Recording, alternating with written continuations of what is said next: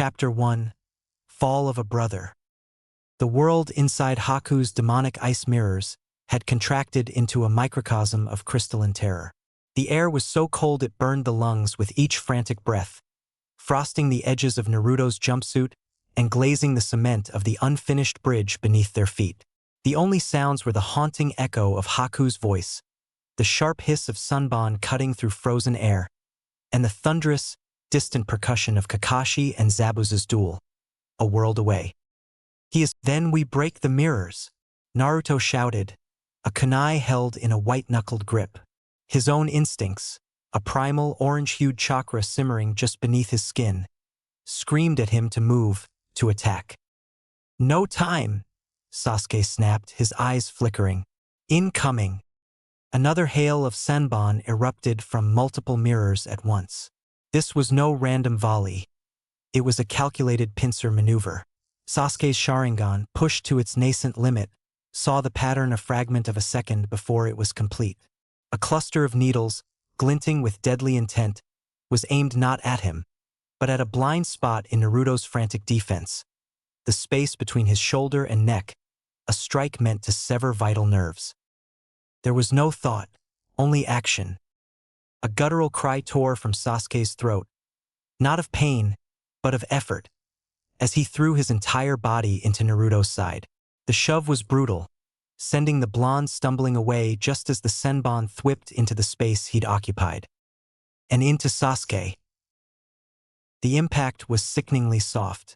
Two of the slender needles found their mark, burying themselves deep in the side of Sasuke's neck, perilously close to his carotid artery and spine. He didn't scream. A choked gasp escaped him, his eyes widening in shock before the Sharingan flickered and died, leaving only the dark, depthless onyx of the Uchiha. His legs buckled, and he collapsed to the cold cement with a heavy, final sound. Sasuke! Naruto's roar was raw, tearing from a place of pure, unadulterated terror. He scrambled to his friend's side, his hands hovering, unsure where to touch. The Senbon looked like vile, metallic feathers sprouting from his neck. Sasuke's face was pale, his breathing shallow and wet. Haku's form solidified in a mirror before them, the ANBU mask betraying no emotion. He moved on instinct to protect you. The mellifluous voice held a note of genuine, sorrowful surprise, a beautiful yet tragic loyalty. He will not feel the next one, I promise. Inside Naruto, something shattered. The careful, fragile dam holding back the bilious, red-hued chakra of the Nine Tails cracked. A surge of corrosive, alien energy flooded his system, hotter than any fireball jutsu. His vision tinged red at the edges. But before the fox could fully take the wheel, Sasuke's hand shot up, trembling violently, and clamped around Naruto's wrist. The grip was shockingly strong. And Naruto. Sasuke's voice was a wet whisper, bubbles of blood forming at the corner of his lips. His dark eyes, glazed with pain, found Naruto's panicked blue ones.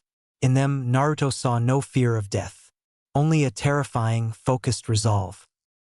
With his other hand, Sasuke moved. It wasn't a gesture of pain or weakness. It was deliberate, precise, a final jutsu. His fingers wrapped around the two Senbon protruding from his neck.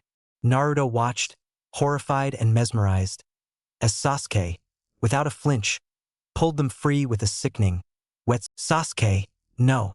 Stop moving. We need to. Shut up, Dobe, Sasuke wheezed, a ghost of his old smirk twisting his bloodied lips. His eyes locked onto Naruto's with an intensity that pinned him in place. Listen, my life is over. I can feel it. The spine, the artery, it's done. Don't say that. We'll get Kakashi-sensei, we'll... There's no time. The force of the whisper was a command. Sasuke's hand, slick with his own blood, came up. In it, the two blood-tipped Senbon gleamed. My dream dies with me, but yours doesn't have to. Naruto's mind, fogged with panic and the fox's rage, couldn't parse the words. What are you? Sasuke's last reserve of strength was a Uchiha strength, born of a will forged in the fires of genocide. In one fluid, brutal motion, he brought his hands up, not to attack an enemy, but to bestow a legacy. He plunged the two senbon into Naruto's eyes. There was a moment of blinding, white-hot agony, a sensation of liquid heat and popping pressure, and then nothing. The world, Sasuke's bloody, determined face, the glittering ice mirrors, the gray sky, vanished into an absolute, impenetrable blackness. Naruto screamed, a sound of pure, physical and psychological torment, clawing at his face. His hands came away wet, but not just with his tears. "I'm sorry for this." Sasuke's voice was closer now, a dying breath against his ear.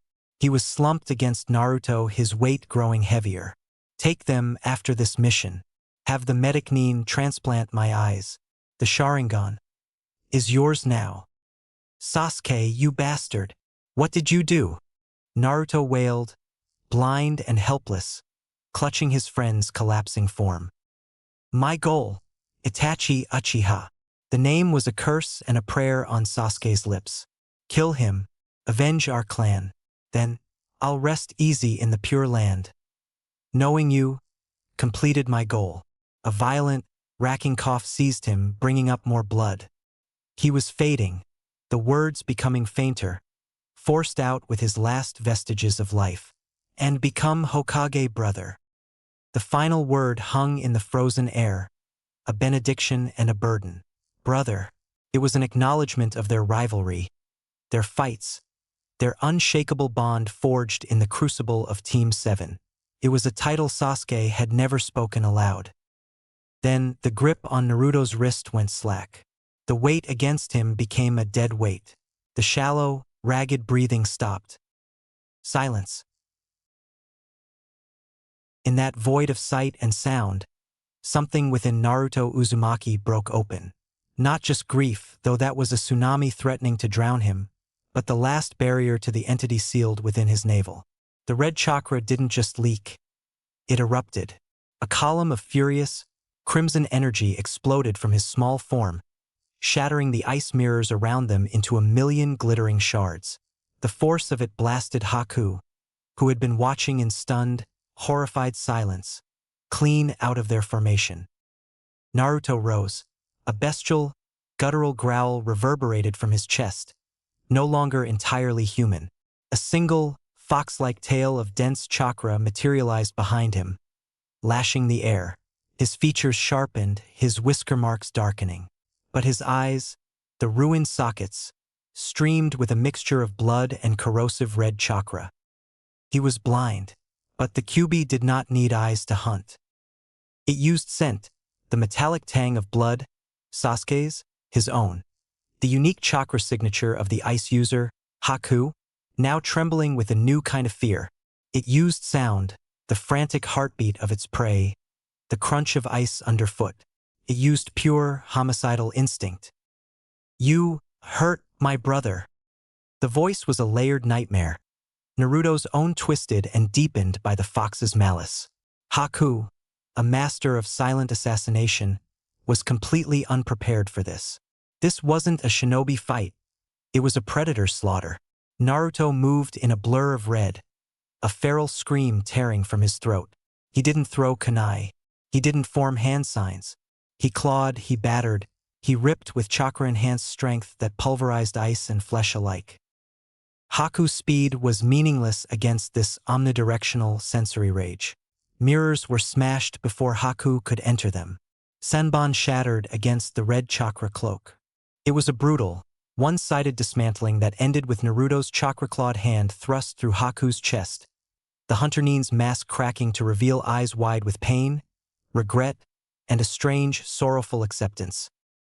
As Haku's life faded, whispering apologies to Zabuza, the red chakra around Naruto receded like a tide, leaving him kneeling on the bloody, ice-strewn cement, blind, empty, and hollow.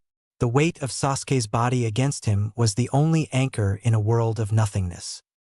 Across the bridge, the battle had reached its climax. Kakashi Hatake, his own Sharingan whirling, had seen the crimson explosion of chakra, had felt its vile, overwhelming hatred. A cold dread, colder than any of Haku's ice, had seized his heart. Naruto, Sasuke. But he could not afford to look. Not with Zabuza Momochi, the demon of the hidden mist, bearing down on him with the full fury of a man who had just watched his own weapon, his sole companion, fall. It was the grief in Zabuza's roar, a mirror to the one he knew was tearing at Naruto, that gave Kakashi the final, grim opening. As Zabuza charged, no longer a calculating mercenary but a grieving beast, Kakashi performed the Chidori. The sound of 1,000 birds screeching filled the air, a dissonant elegy. He met Zabuza's final, desperate charge head-on, the lightning cutter piercing the Mist-Nin's heart. Zabuza fell, his last breaths used not to curse his killer, but to ask Kakashi to take him to Haku's side. As the mist began to thin, stained pink with the setting sun and the blood of the fallen, Kakashi turned and ran, his heart hammering against his ribs.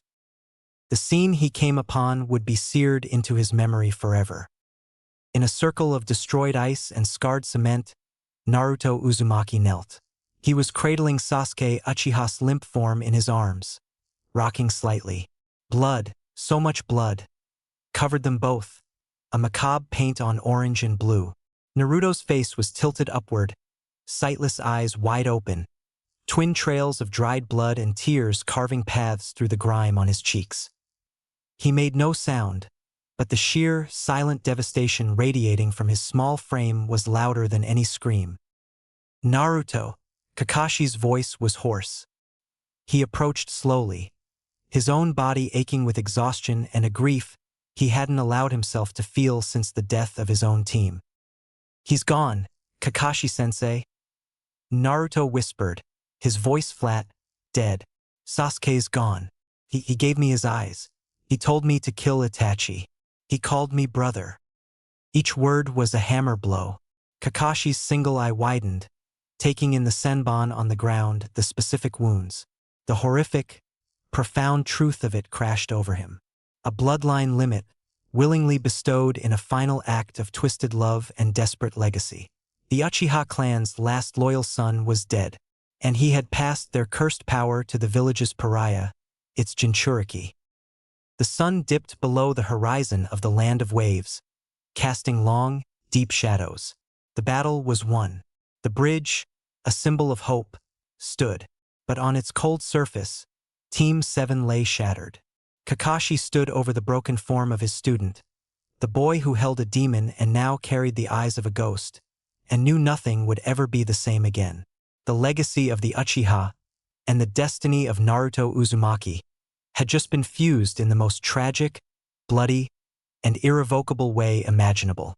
A new life, born from the fall of a brother, began in that moment of utter darkness. The world came back to Kakashi in a horrifying, overlapping echo. The metallic scent of blood, so thick in the air of the bridge, transposed itself over the phantom smell of rain-slicked stone from a night 17 years past.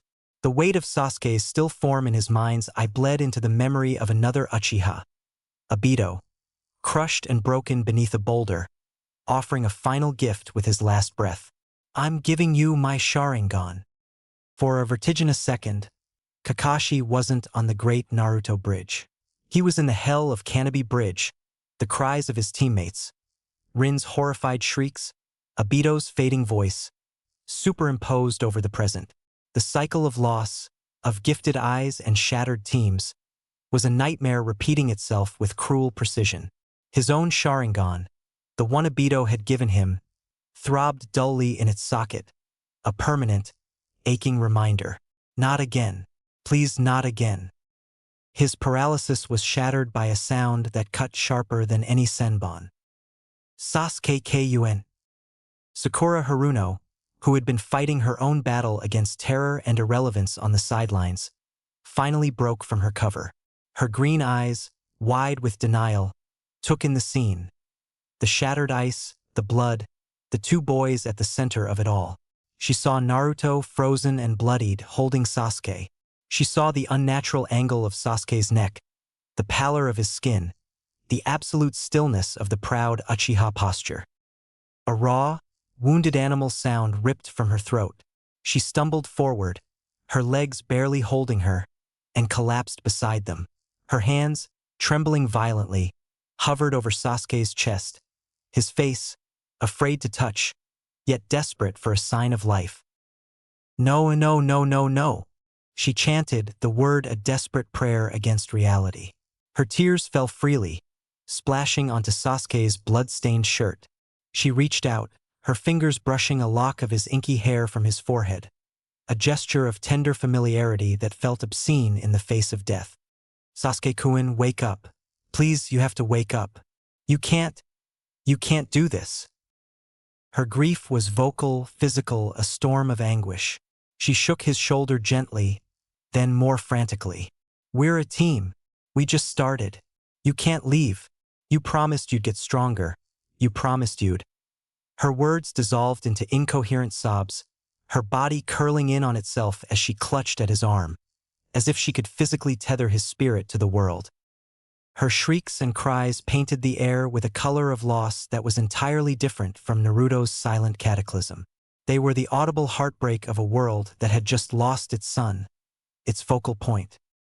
And Naruto, just inches away, heard it all from within his absolute darkness.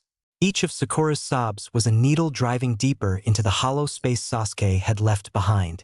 He could feel the vibration of her grief through the cold cement. But he was frozen, encased in a shell of shock and a new, terrifying sensory deprivation. The only person whose voice had ever carried a thread of acknowledgement, not of the demon but of Naruto, was gone. Their rivalry, their grudging respect, their unspoken bond forged in 1,000 shared glances and synchronized moves during training. It had been the closest thing to brotherhood he'd ever known. A bond fought for, not given. And he hadn't even seen it end. That was the cruelest cut.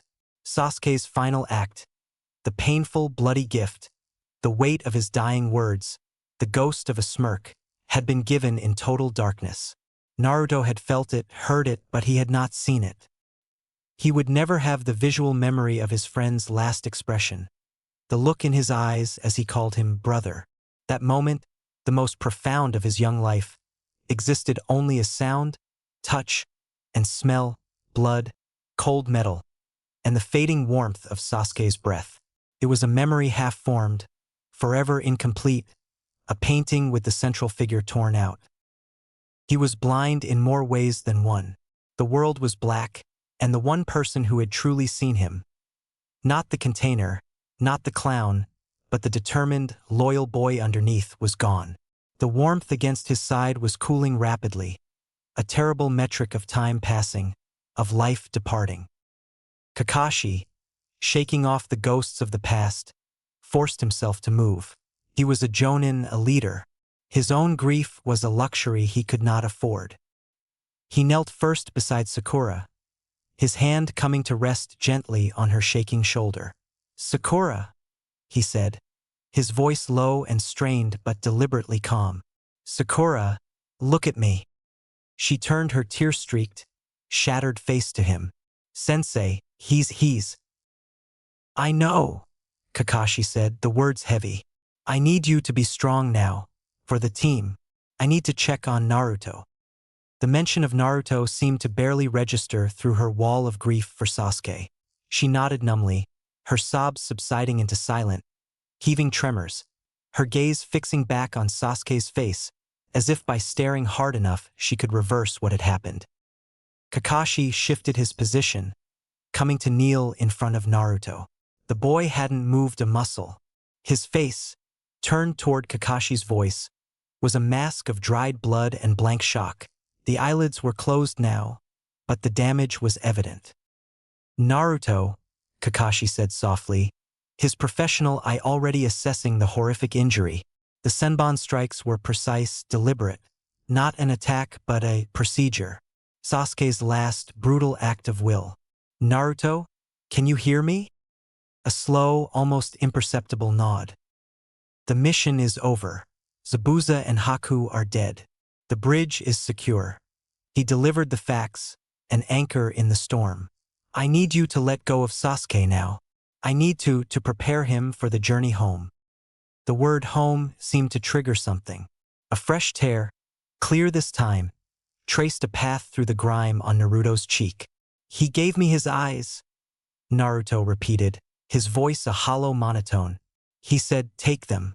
Kill Itachi. Become Hokage. A shuddering breath. He called me brother. I know, Kakashi said, his own heart constricting. The legacy, the burden was immense, and it was now irrevocably Naruto's to carry. We will honor his will, Naruto. But right now, I need you to trust me. I need to take care of both of you. With infinite gentleness, Kakashi pried Naruto's stiff, blood-caked fingers from Sasuke's jacket. He then carefully gathered Sasuke's body into his arms, arranging the limbs with a somber respect. The Uchiha boy felt tragically small, the weight of his ambition and hatred gone, leaving only the fragile shell of a 13-year-old.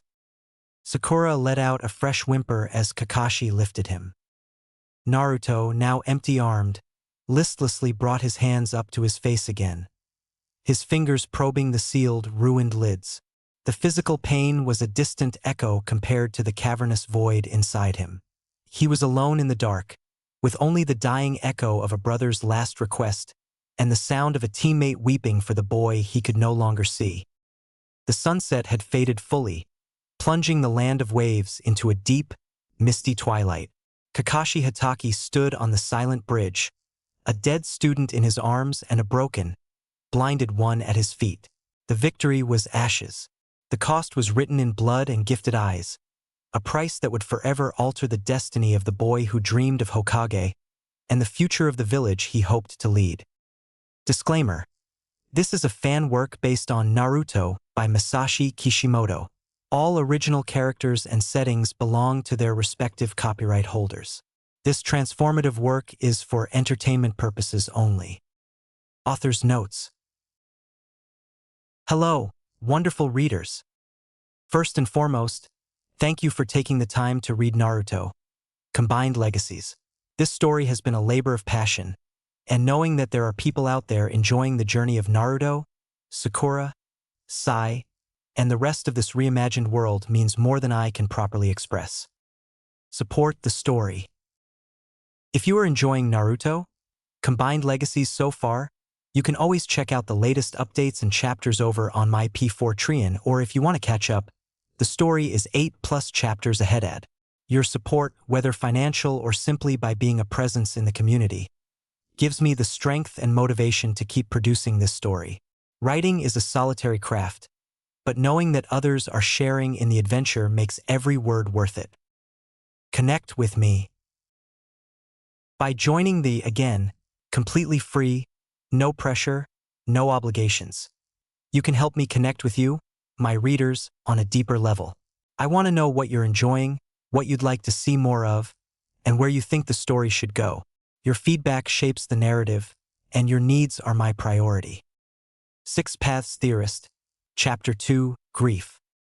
The return to Konoha was a journey made in a shroud of grim silence. Kakashi had handled the aftermath on the bridge with a chilling, efficient calm that spoke of a man too acquainted with death. He had spoken to Tazuna and the villagers, his single visible eye flat and unreadable, arranging for the bridge's completion, a bittersweet monument to the blood spilled for its foundation.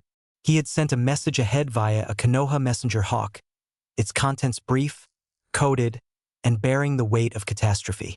The bodies of Zabuza and Haku were given a mercenary's pyre on the edge of the mist. Their story was over. For Naruto and Sakura, the voyage was a blur of sensory fragments and emotional numbness.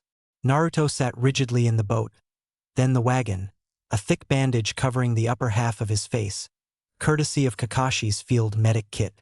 The world was reduced to sounds. The lap of water, the creak of wagon wheels, the low murmur of Kakashi's voice giving terse instructions. And beneath it all, a constant, deafening echo. Asterisk brother. Kill Itachi. Become Hokage. Asterisk the words were a mantra of obligation and loss, playing on a loop in the dark theater of his mind. Sakura, meanwhile, was trapped in a prison of her own thoughts. She watched Naruto's unnaturally still form, the usual vibrant energy utterly extinguished.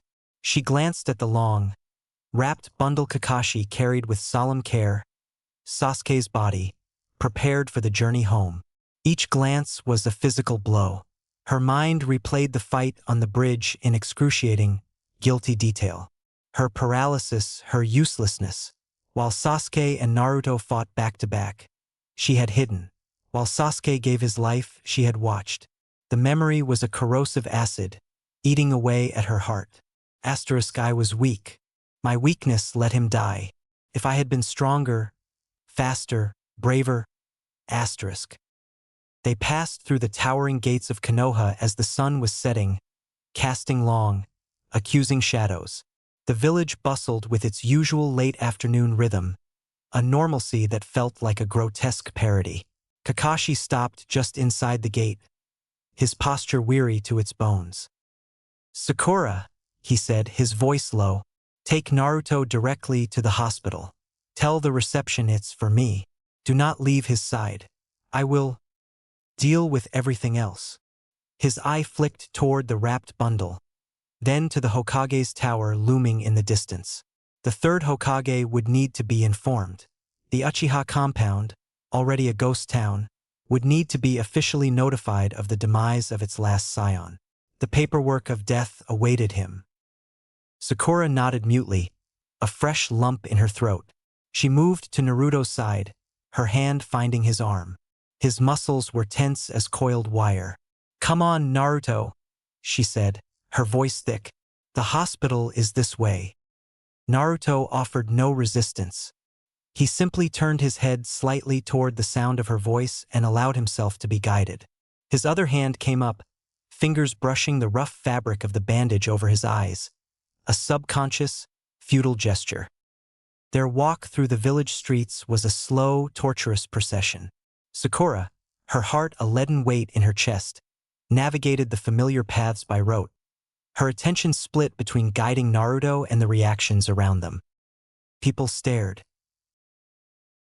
Two genin, one clearly injured and blindfolded, the other with eyes red raw from crying and clothes still stained with dirt and dried blood, were an unusual sight. Whispers trailed in their wake like poisonous vines. "Isn't that Team 7's girl? And that boy? Looks like they got into real trouble. A C-rank gone wrong, I heard. The Uchiha brat isn't with them. Odd. That blindfold. What happened to his eyes?" Naruto, in his darkness, was spared the visual judgment, but he was hyper-aware of the whispers, the sudden silences as they passed, the faint clicks of shutters closing. The village's ambient hostility, usually a background noise he shouted over, was now a palpable, smothering blanket. He tightened his grip on Sakura's arm. Sakura felt each glance like a physical prick. Her grief was private, a sacred, terrible thing, and it felt profaned by these curious, pitying, or indifferent stares. The guilt and sorrow within her began to curdle into something sharper, more volatile. They turned a corner into a market street, the smell of produce and fish thick in the air. A woman in an apron, arranging cabbages at a stall, looked up as they passed. Her eyes, hard and familiar with the village's unspoken prejudices, landed on Naruto's headband and his distinctive spiky blonde hair beneath the bandage. Her lips twisted into a familiar scowl of disapproval. She didn't speak loudly, but in the relative quiet of the street, her muttered words carried like a dart. "Serves that demon brat right, bringing his curse on others. Poor Uchiha boy, probably dead because of him." Naruto, his world defined by echoes, didn't catch the specific words, only the venomous tone. He flinched minutely. Sakura, however, heard them with crystalline, devastating clarity. Every ounce of her guilt, her grief, her fury at her own weakness, and her shattered adoration for Sasuke coalesced into a white-hot point of rage. The woman's words weren't just an insult to Naruto. They were a blasphemy against Sasuke's sacrifice, a reduction of his final, profound act to the village's stupid, hateful narrative. Time seemed to slow. Her analytical mind, usually calculating chakra points or tactical advantages, shut down. Her body moved on pure, unadulterated instinct. Before she even knew what she was doing, Sakura had released Naruto's arm, spun on her heel, and crossed the short distance to the stall. Her open palm connected with the woman's cheek with a crack that echoed off the cobblestones. It wasn't a girl's slap. It was a shinobi's strike, driven by grief and enhanced by a surge of chakra she didn't know she could summon. The woman didn't just stumble. She was lifted off her feet and thrown backwards into her own stall. The wooden frame splintered. Baskets of vegetables, tomatoes, eggplants, carrots, exploded under the impact, pulp and juice and shredded wood flying everywhere. The woman lay sprawled in the wreckage, stunned, one side of her face already blooming an angry red. The market fell dead silent. All eyes were on the pink-haired genin, who stood trembling, not with fear, but with unleashed terrifying fury. Her fists were clenched, her breathing ragged. She didn't say a word. She didn't justify, didn't explain. She simply turned her back on the wreckage and the stunned onlookers, walked back to where Naruto stood, confused and off balance, and took his arm again, her grip firm. What was that, Sakura-chan? Naruto asked, his head tilted. Nothing, she said, her voice chillingly calm, a stark contrast to the tempest in her eyes. A rotten vegetable fell. Let's keep going. She guided him forward, stepping over a rolling, bruised tomato. The crowd parted for them now, but this time the stares were different, wider, tinged with shock and a new, wary fear. The incident was a footnote, a burst of violence quickly buried under the market's murmurs, but it etched itself into Sakura's soul. It wasn't just about defending Naruto. It was the first visceral manifestation of a new, brutal truth. The world that had taken Sasuke was a cruel, unforgiving place. Politeness and book smarts were worthless. Only strength mattered. Strength to protect what remained. Strength to avenge what was lost. Her weakness had allowed Sasuke to die. She would never, ever be weak again. She continued their journey, the phantom sensation of the slap still buzzing in her palm, the image of the crushed vegetables mirroring the crushed future of their team. The hospital's sterile, white facade loomed ahead, a gateway to another kind of ordeal. Behind them, in the vibrant, uncaring life of the village, the echoes of a brother's last wish and the first crack in Kunoichi's old self faded into the gathering dusk.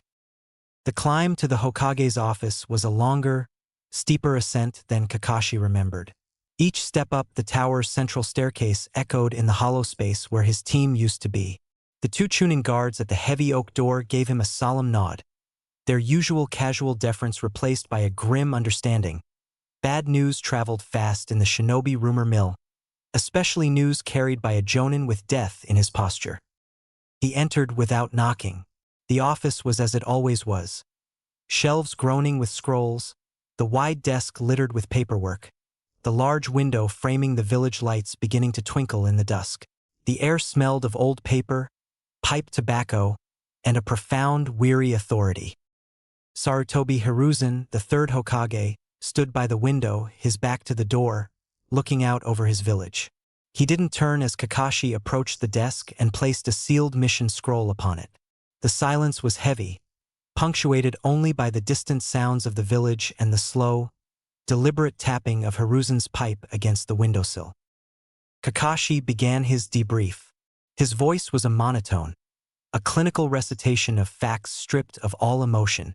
The false C-rank, the demon brothers, the mist, Zabuza Momochi, the Hunter-nin Haku, the trap on the bridge.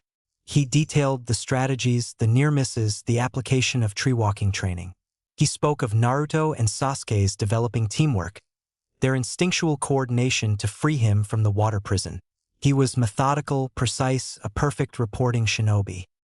Then he reached the climax on the bridge. His voice, for the first time, faltered ever so slightly. He described the demonic ice mirrors, Haku's senbon, Sasuke's push, the fatal wounds, and then the part that made his own gifted eye ache with phantom pain. Sasuke's final, conscious act, the removal of the senbon, the brutal, willing transfer, the last words, *kill Itachi. Become Hokage, brother. Asterisk he finished with the Kyuubi's eruption, Haku's death, Zabuza's end, and the silent, shattered tableau he had found. He fell silent. The only sound was the faint scratch of Hiruzen's pen as he took a few notes on a corner of a report, his face unreadable. Finally, the Hokage sighed. It was a deep, weary exhalation that seemed to come from the very foundations of the village. He set his pipe down and closed his eyes, the lines on his face deepening into canyons of regret and burden. He wasn't going to rant at Kakashi. There was no point. Genin died on missions. It was the tragic arithmetic of the shinobi world, a cost factored into every deployment order he signed. Kakashi was a jonin of the highest caliber. He knew the risks and he had done everything a commander could. A lecture on failure would be a hypocrisy of the highest order, a disrespect to the dead and the grieving. The failure, Hiruzen knew in his old bones, was systemic, historical. It lay in the choices that led to the Uchiha massacre, in the creation of a Jinchuriki who was hated, in a village that bred orphans and then sent them out to die for its walls.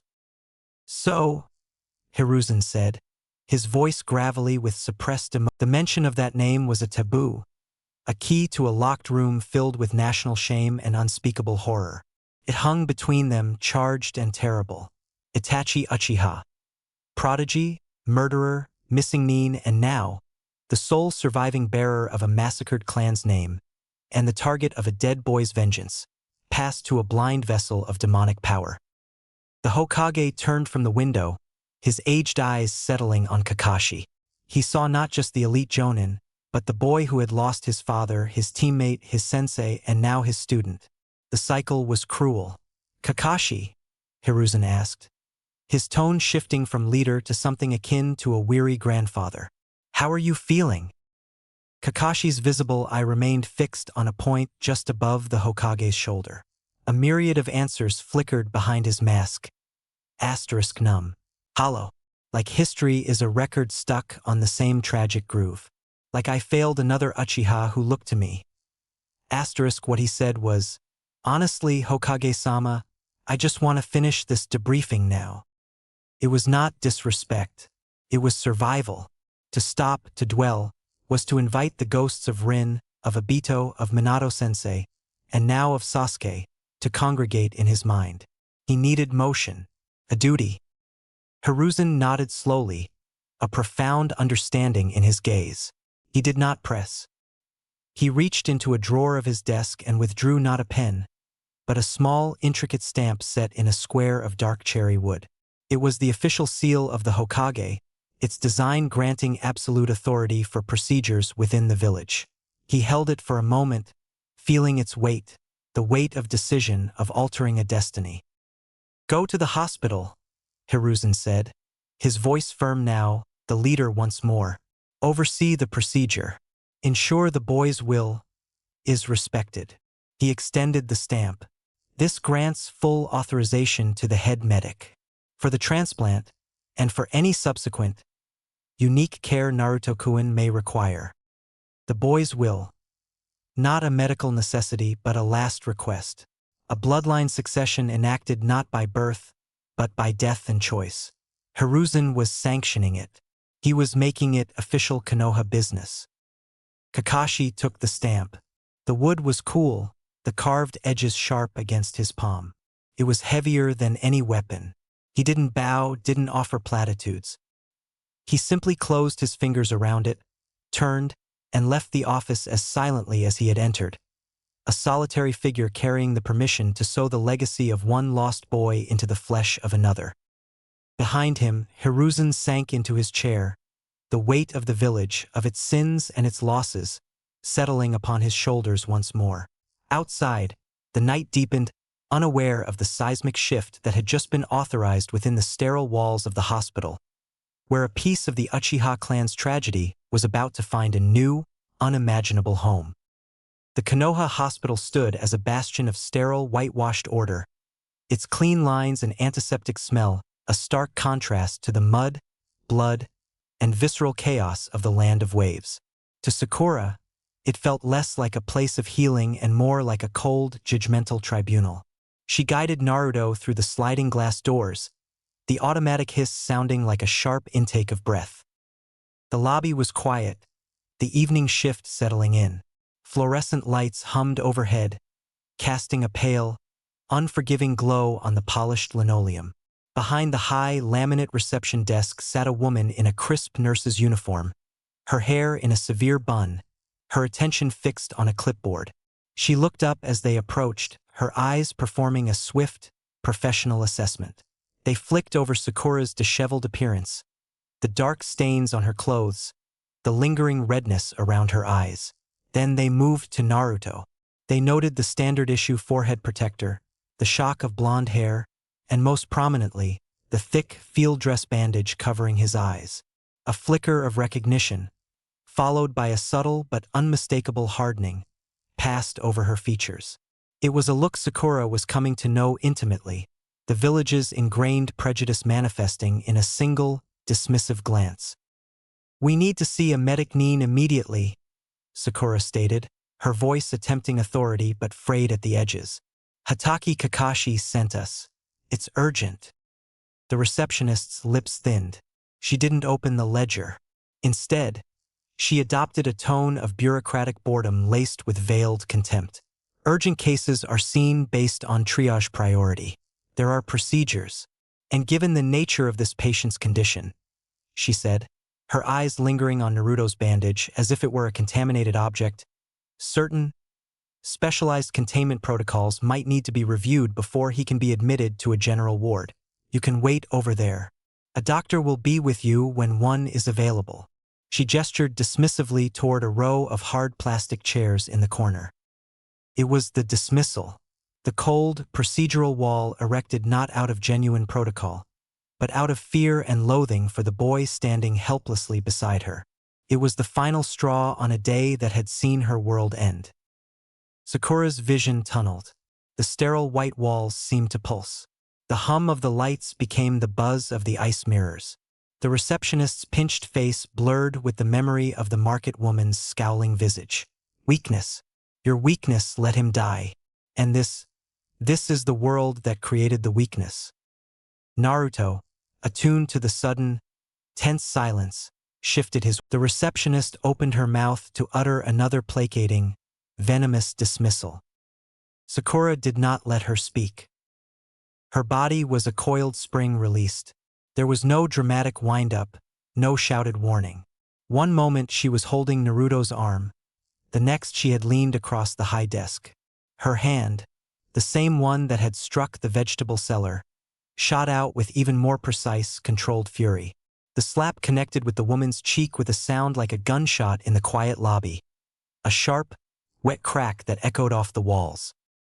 The force was not enough to send her flying, but it was brutal. The woman's head snapped to the side, her bun coming undone, strands of hair whipping across her stunned face. Her clipboard clattered to the floor, paper scattering.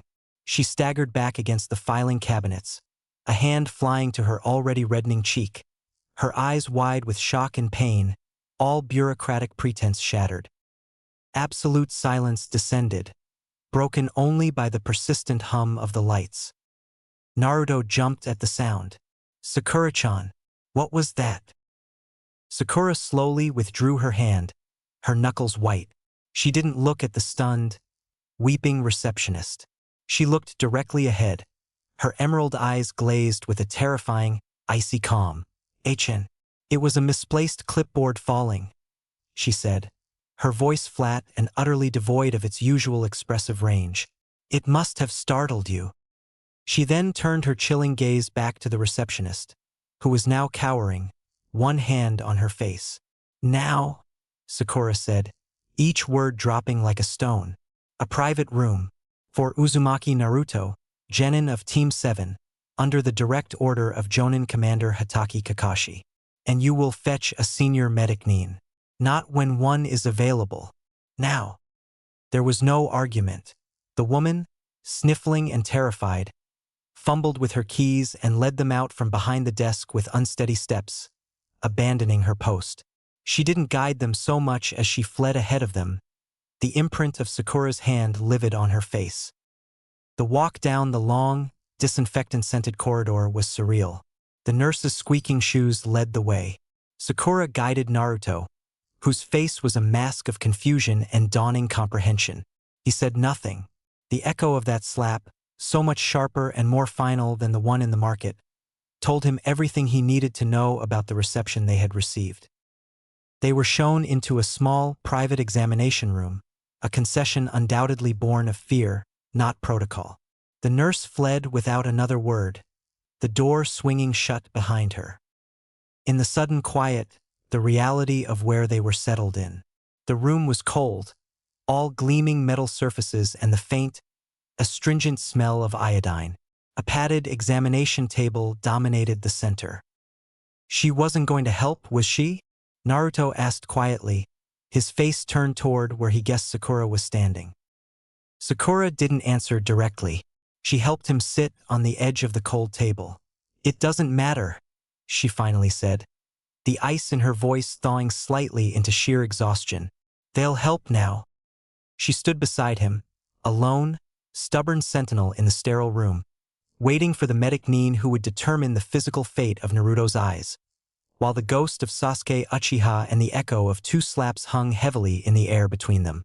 The hospital, a place of healing, had become the next battlefield, and Sakura had just drawn a very clear, very violent line in the sand. The climb to the Hokage's office was a longer, steeper ascent than Kakashi remembered. Each step up the tower's central staircase echoed in the hollow space where his team used to be. The 2 Chunin guards at the heavy oak door gave him a solemn nod, their usual casual deference replaced by a grim understanding. Bad news traveled fast in the shinobi rumor mill, especially news carried by a jonin with death in his posture. He entered without knocking. The office was as it always was. Shelves groaning with scrolls, the wide desk littered with paperwork, the large window framing the village lights beginning to twinkle in the dusk. The air smelled of old paper, pipe tobacco, and a profound, weary authority. Sarutobi Hiruzen, the 3rd Hokage, stood by the window, his back to the door, looking out over his village. He didn't turn as Kakashi approached the desk and placed a sealed mission scroll upon it. The silence was heavy, punctuated only by the distant sounds of the village and the slow, deliberate tapping of Hiruzen's pipe against the windowsill. Kakashi began his debrief. His voice was a monotone, a clinical recitation of facts stripped of all emotion. The false C-rank, the demon brothers, the mist, Zabuza Momochi, the hunter Nin Haku, the trap on the bridge. He detailed the strategies, the near misses, the application of tree-walking training. He spoke of Naruto and Sasuke's developing teamwork, their instinctual coordination to free him from the water prison. He was methodical, precise, a perfect reporting shinobi. Then he reached the climax on the bridge. His voice, for the first time, faltered ever so slightly. He described the demonic ice mirrors, Haku's senbon, Sasuke's push, the fatal wounds, and then the part that made his own gifted eye ache with phantom pain. Sasuke's final, conscious act, the removal of the senbon, the brutal, willing transfer, the last words, "Kill Itachi, become Hokage, brother." He finished with the Kyuubi's eruption, Haku's death, Zabuza's end, and the silent, shattered tableau he had found. He fell silent. The only sound was the faint scratch of Hiruzen's pen as he took a few notes on a corner of a report, his face unreadable. Finally, the Hokage sighed. It was a deep, weary exhalation that seemed to come from the very foundations of the village. He set his pipe down and closed his eyes, the lines on his face deepening into canyons of regret and burden. He wasn't going to rant at Kakashi. There was no point. Genin died on missions. It was the tragic arithmetic of the shinobi world, a cost factored into every deployment order he signed. Kakashi was a jonin of the highest caliber. He knew the risks and he had done everything a commander could. A lecture on failure would be a hypocrisy of the highest order, a disrespect to the dead and the grieving. The failure, Hiruzen knew in his old bones, was systemic, historical. It lay in the choices that led to the Uchiha massacre, in the creation of a Jinchuriki who was hated, in a village that bred orphans and then sent them out to die for its walls. So, Hiruzen said, his voice gravelly with suppressed emotion. He opened his eyes, staring at the mission scroll as if it were a funeral notice. The last loyal son of the Uchiha is gone. He paused, the next name a ghost in the room, a specter that haunted both their pasts. Now, only Itachi remains. The mention of that name was a taboo, a key to a locked room filled with national shame and unspeakable horror. It hung between them, charged and terrible. Itachi Uchiha. Prodigy, murderer, missing nin, and now, the sole surviving bearer of a massacred clan's name, and the target of a dead boy's vengeance, passed to a blind vessel of demonic power. The Hokage turned from the window, his aged eyes settling on Kakashi. He saw not just the elite jonin, but the boy who had lost his father, his teammate, his sensei, and now his student. The cycle was cruel. Kakashi? Hiruzen asked, his tone shifting from leader to something akin to a weary grandfather. How are you feeling?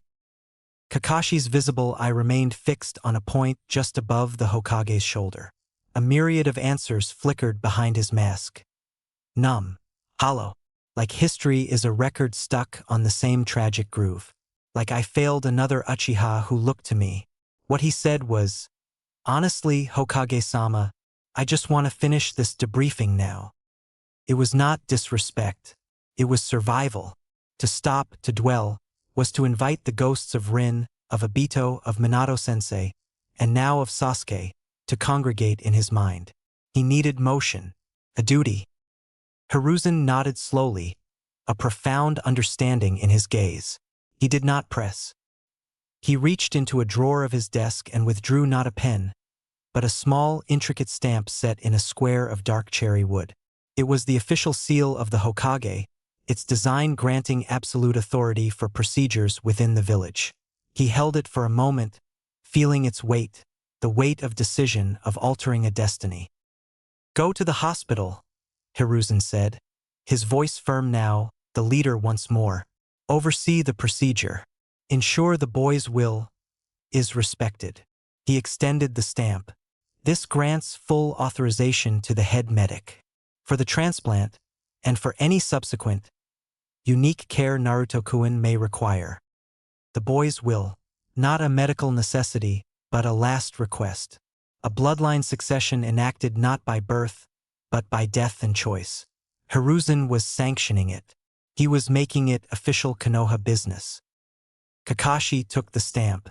The wood was cool, the carved edges sharp against his palm. It was heavier than any weapon. He didn't bow, didn't offer platitudes. He simply closed his fingers around it, turned, and left the office as silently as he had entered. A solitary figure carrying the permission to sow the legacy of one lost boy into the flesh of another. Behind him, Hiruzen sank into his chair, the weight of the village, of its sins and its losses, settling upon his shoulders once more. Outside, the night deepened, unaware of the seismic shift that had just been authorized within the sterile walls of the hospital, where a piece of the Uchiha clan's tragedy was about to find a new, unimaginable home. The hospital corridor outside the surgical suite was a study in sterile, anxious silence. The air, thick with the scent of antiseptic and bleached linens, did little to cleanse the deeper stench of blood and loss that seemed to cling to Kakashi and Sakura. They occupied a small, harshly lit waiting area, a world of vinyl chairs and faded motivational posters about health that felt like a cruel joke. Kakashi leaned against the wall, his arms crossed, his single visible eye fixed on the blank, metallic doors of the operating theater. He had handed the Hokage's seal to the head medic, a stern-faced man with hands that spoke of decades of precise, life-altering work. No questions were asked. The stamp was law. The medic had only nodded, his eyes briefly flickering with a complex emotion, part professional curiosity, part profound unease, before assembling his most trusted team. The Uchiha eyes, preserved in a special chakra-infused solution, were brought from the cold storage of the morgue with a level of ceremony usually reserved for state secrets. Inside that sealed room, under lights brighter than the sun, A procedure of immense delicacy and dark symbolism was underway. What remained of Uzumaki Naruto's ruined eyes, the lenses shattered, the optic nerves severed by the precise, desperate strikes of the senbon, were carefully, respectfully removed. The surgeons worked with a reverence that bordered on dread. They were not just removing damaged tissue. They were excising the last vestige of Naruto's original sight, the blue eyes that had held such defiant, unwavering light. Then came the grafting. The onyx eyes of Uchiha Sasuke, still holding the profound, genetic potential of the Sharingan, dormant but alive within their unique chakra pathways, were lifted from their preservative bath. The connection of the optic nerves was a work of microscopic genius, a fusion of Uzumaki vitality and Uchiha legacy. Chakra threads finer than spider silk were used to stitch the alien organ into the familiar socket, to coax Naruto's formidable life force to accept, to nourish, to claim this final, bloody gift. The procedure was silent, save for the beep of monitors and the soft, clipped commands of the lead surgeon. Proceeded with a smooth, chilling efficiency. There were no complications, no rejections, as if the eyes themselves were waiting for this vessel, as if the will of the donor was guiding the surgeon's hands.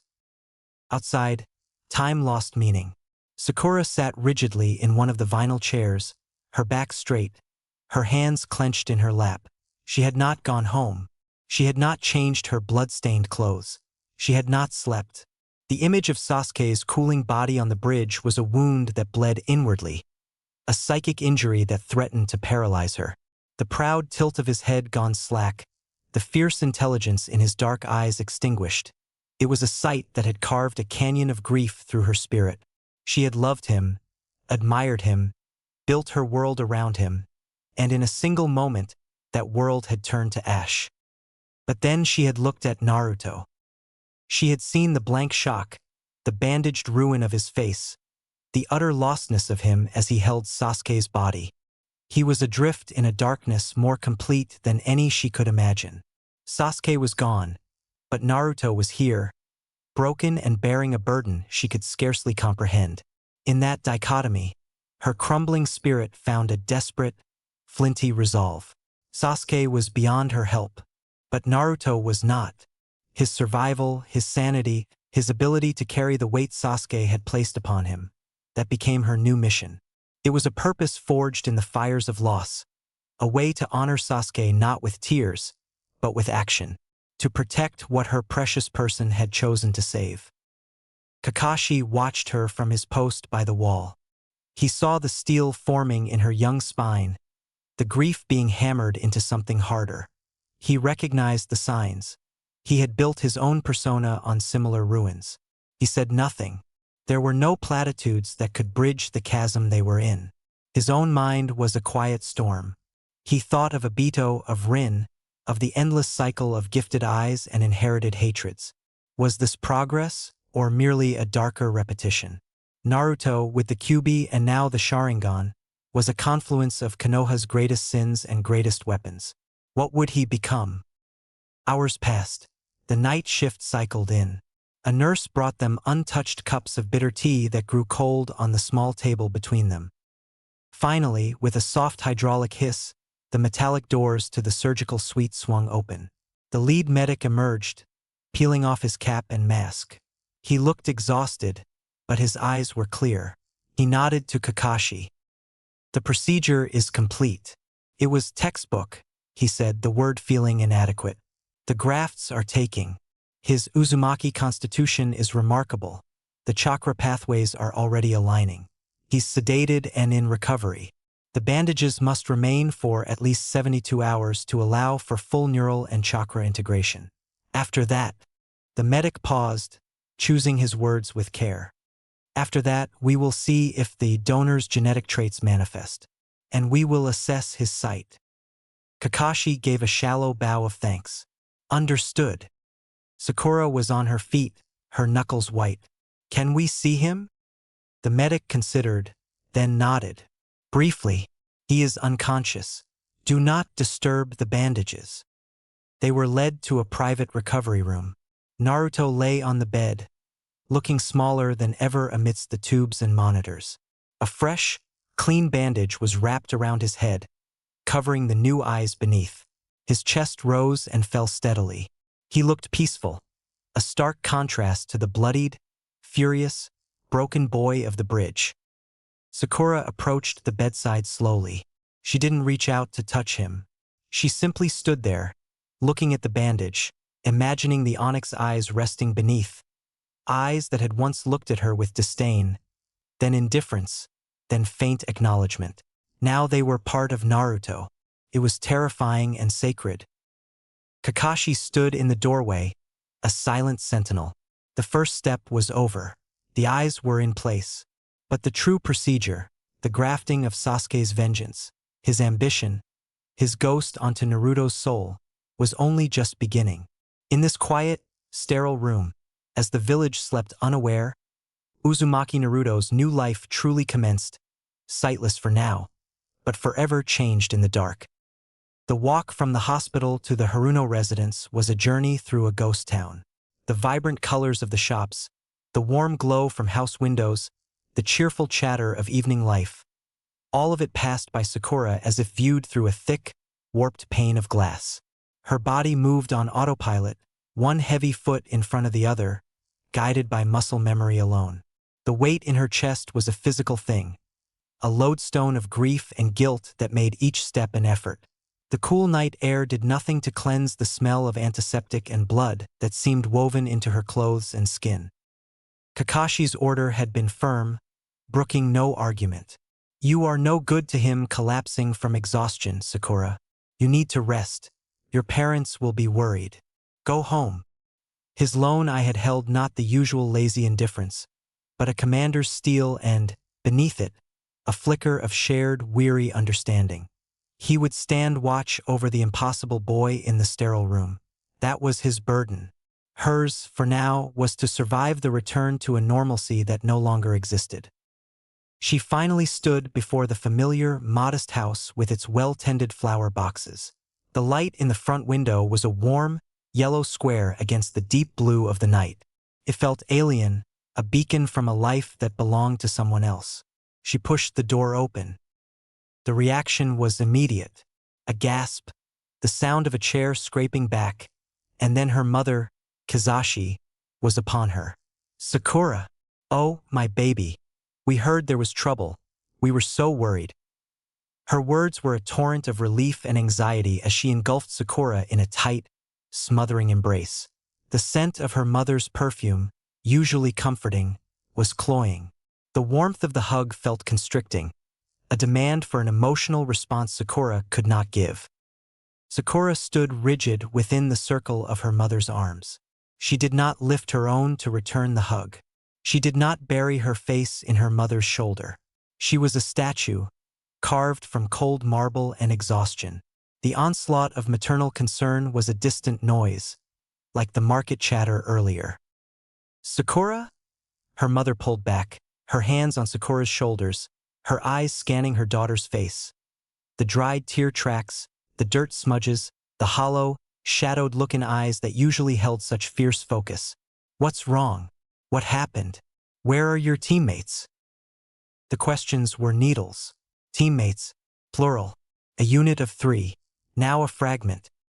"Mother!" Sakura's voice emerged, flat and drained of all resonance. It was a stranger's voice. "Let me go rest." Mabuki Haruno's face crumpled with confusion and heightened worry. "But sweetheart, you need to talk to us. You're hurt. Your clothes are." "Mabuki." The single word from the doorway to the living room was calm, quiet, and carried a finality that halted Sakura's mother mid-sentence. Kizashi Haruno, Sakura's father, stood there. A tall, kind-faced man with the same distinctive shade of pink hair, worn short and practical. His eyes, usually crinkled with quiet humor, were now soft with a deep, painful understanding. He was a civilian clerk in the mission assignment office. He did not see battle, but he saw the returns from them. He saw the faces of jonin submitting reports, the hush that fell when a team came back short. He knew the look his daughter now wore. It was not the look of a child who had scraped a knee. It was the look of someone who had brushed against the absolute finality of the shinobi world. He met his wife's frantic gaze and gave a slow, deliberate shake of his head. It was a communication forged over years of marriage. Not now. This is beyond words. Mabuki searched his face, her own fear battling with her instinct to fix, to comfort. She saw the solemn certainty in his eyes. Her shoulders slumped. The frantic energy left her, replaced by a helpless, aching sorrow. Her hands, still on Sakura's shoulders, loosened their grip and fell away. Released, Sakura did not linger. She did not offer an explanation or a comforting lie. She simply turned and walked towards the staircase. Each step on the wooden stairs a loud, lonely report in the silent house. Her parents stood together in the Genkan, listening to the sound of her door clicking shut upstairs. The warm, safe home they had built felt suddenly fragile, breached by a cold wind from a place they could not follow. Upstairs, Sakura moved through the rituals of cleanliness with a robotic efficiency. She stripped off the stained, torn clothes, dropping them in a heap on the floor, a testament to the day she would never forget. The shower was scalding, but she felt neither its heat nor the cleansing of the water. She scrubbed until her skin was pink, as if she could scour away the memory of blood and ice. Dressed in clean, soft pajamas, she finally stood before her mirror. The girl who looked back was familiar, yet utterly transformed. The eyes were the same shape, the same green, but the light in them was different.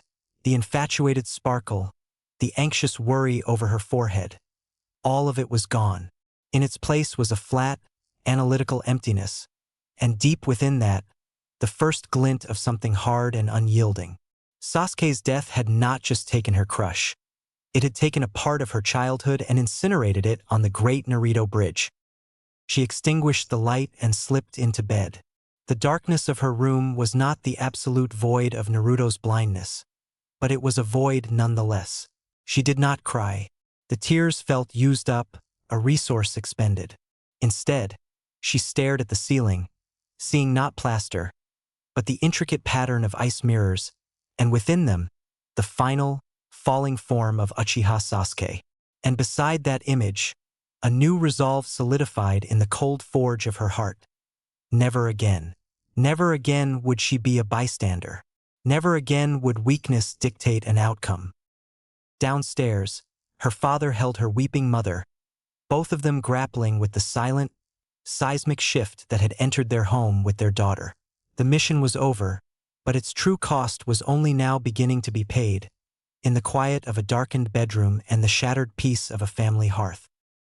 The clean sheets were an alien landscape. The familiar softness of her own pillow felt like a betrayal against her cheek.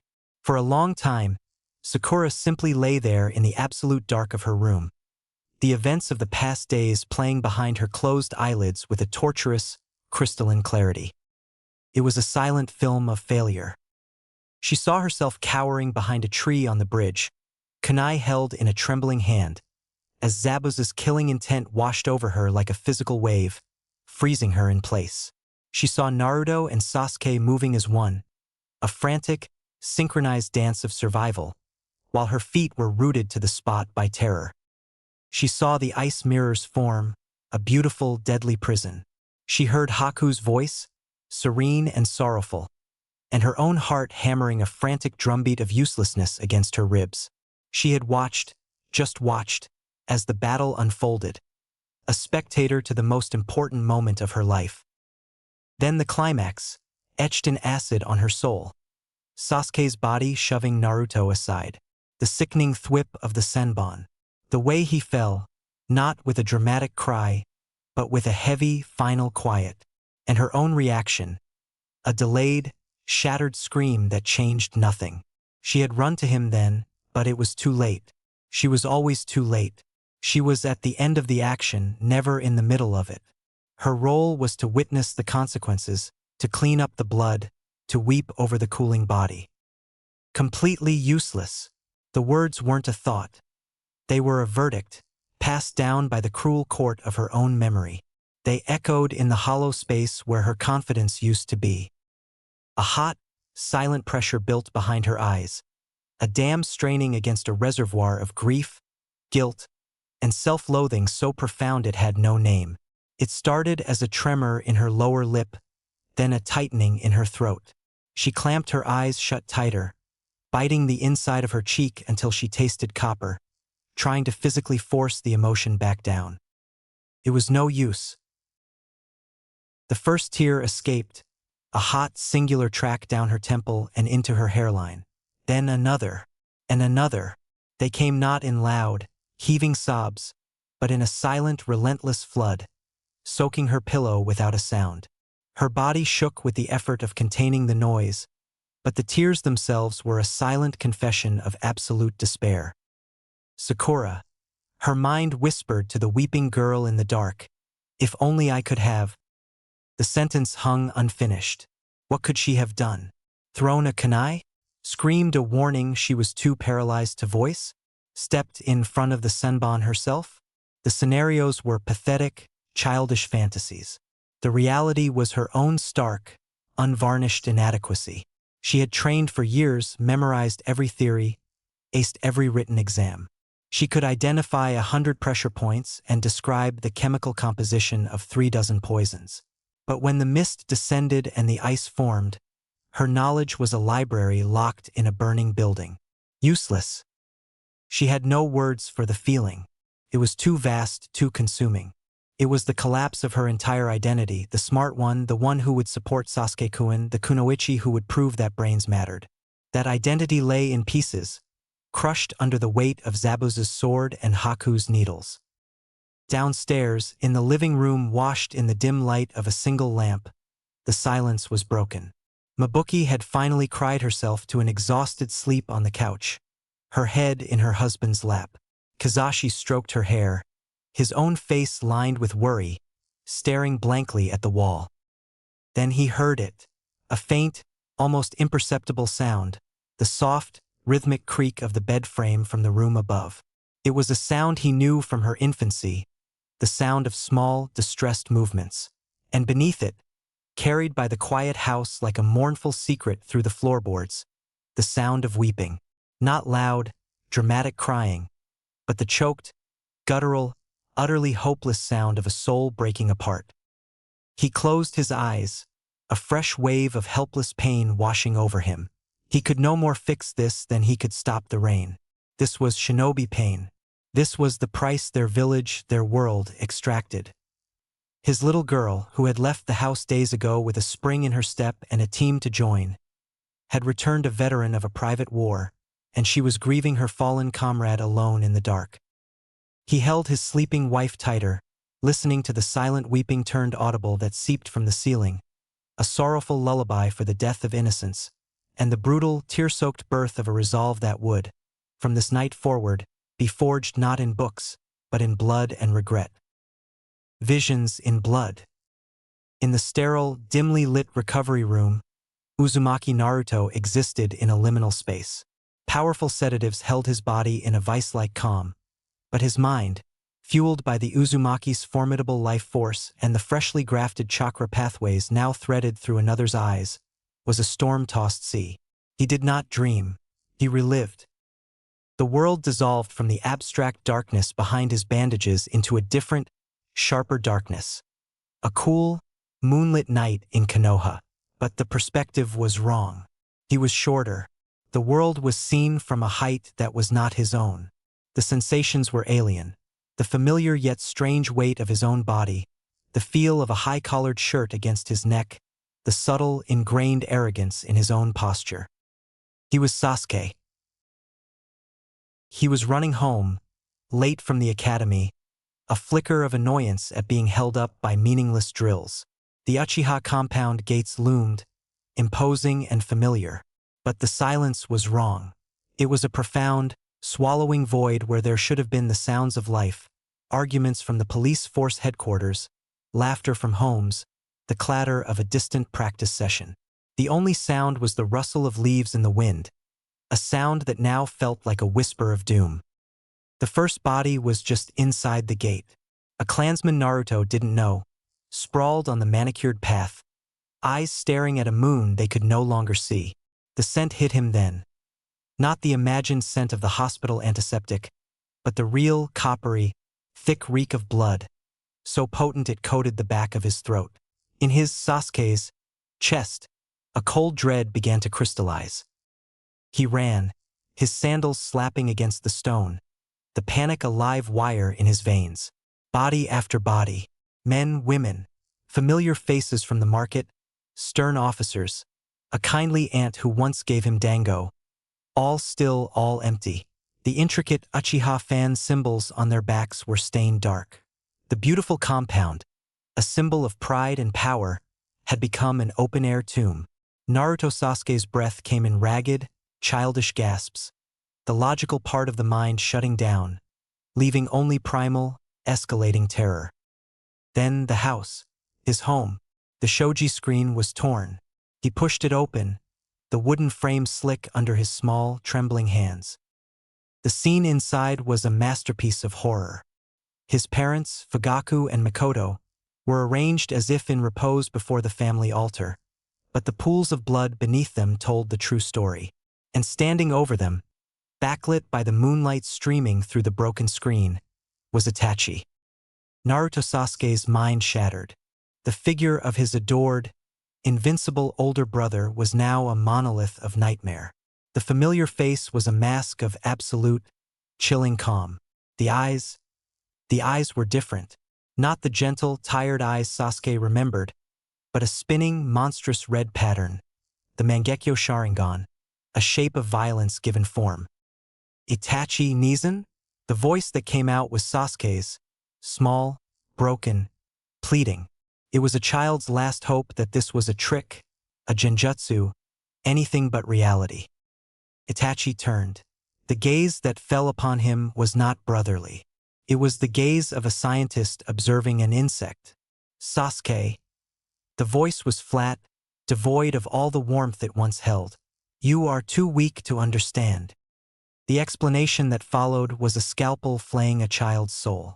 Itachi spoke of the clan's planned coup, of his own role as a double agent, of the test of his own capacity. He spoke of measuring his capacity. The words clinical and horrifying.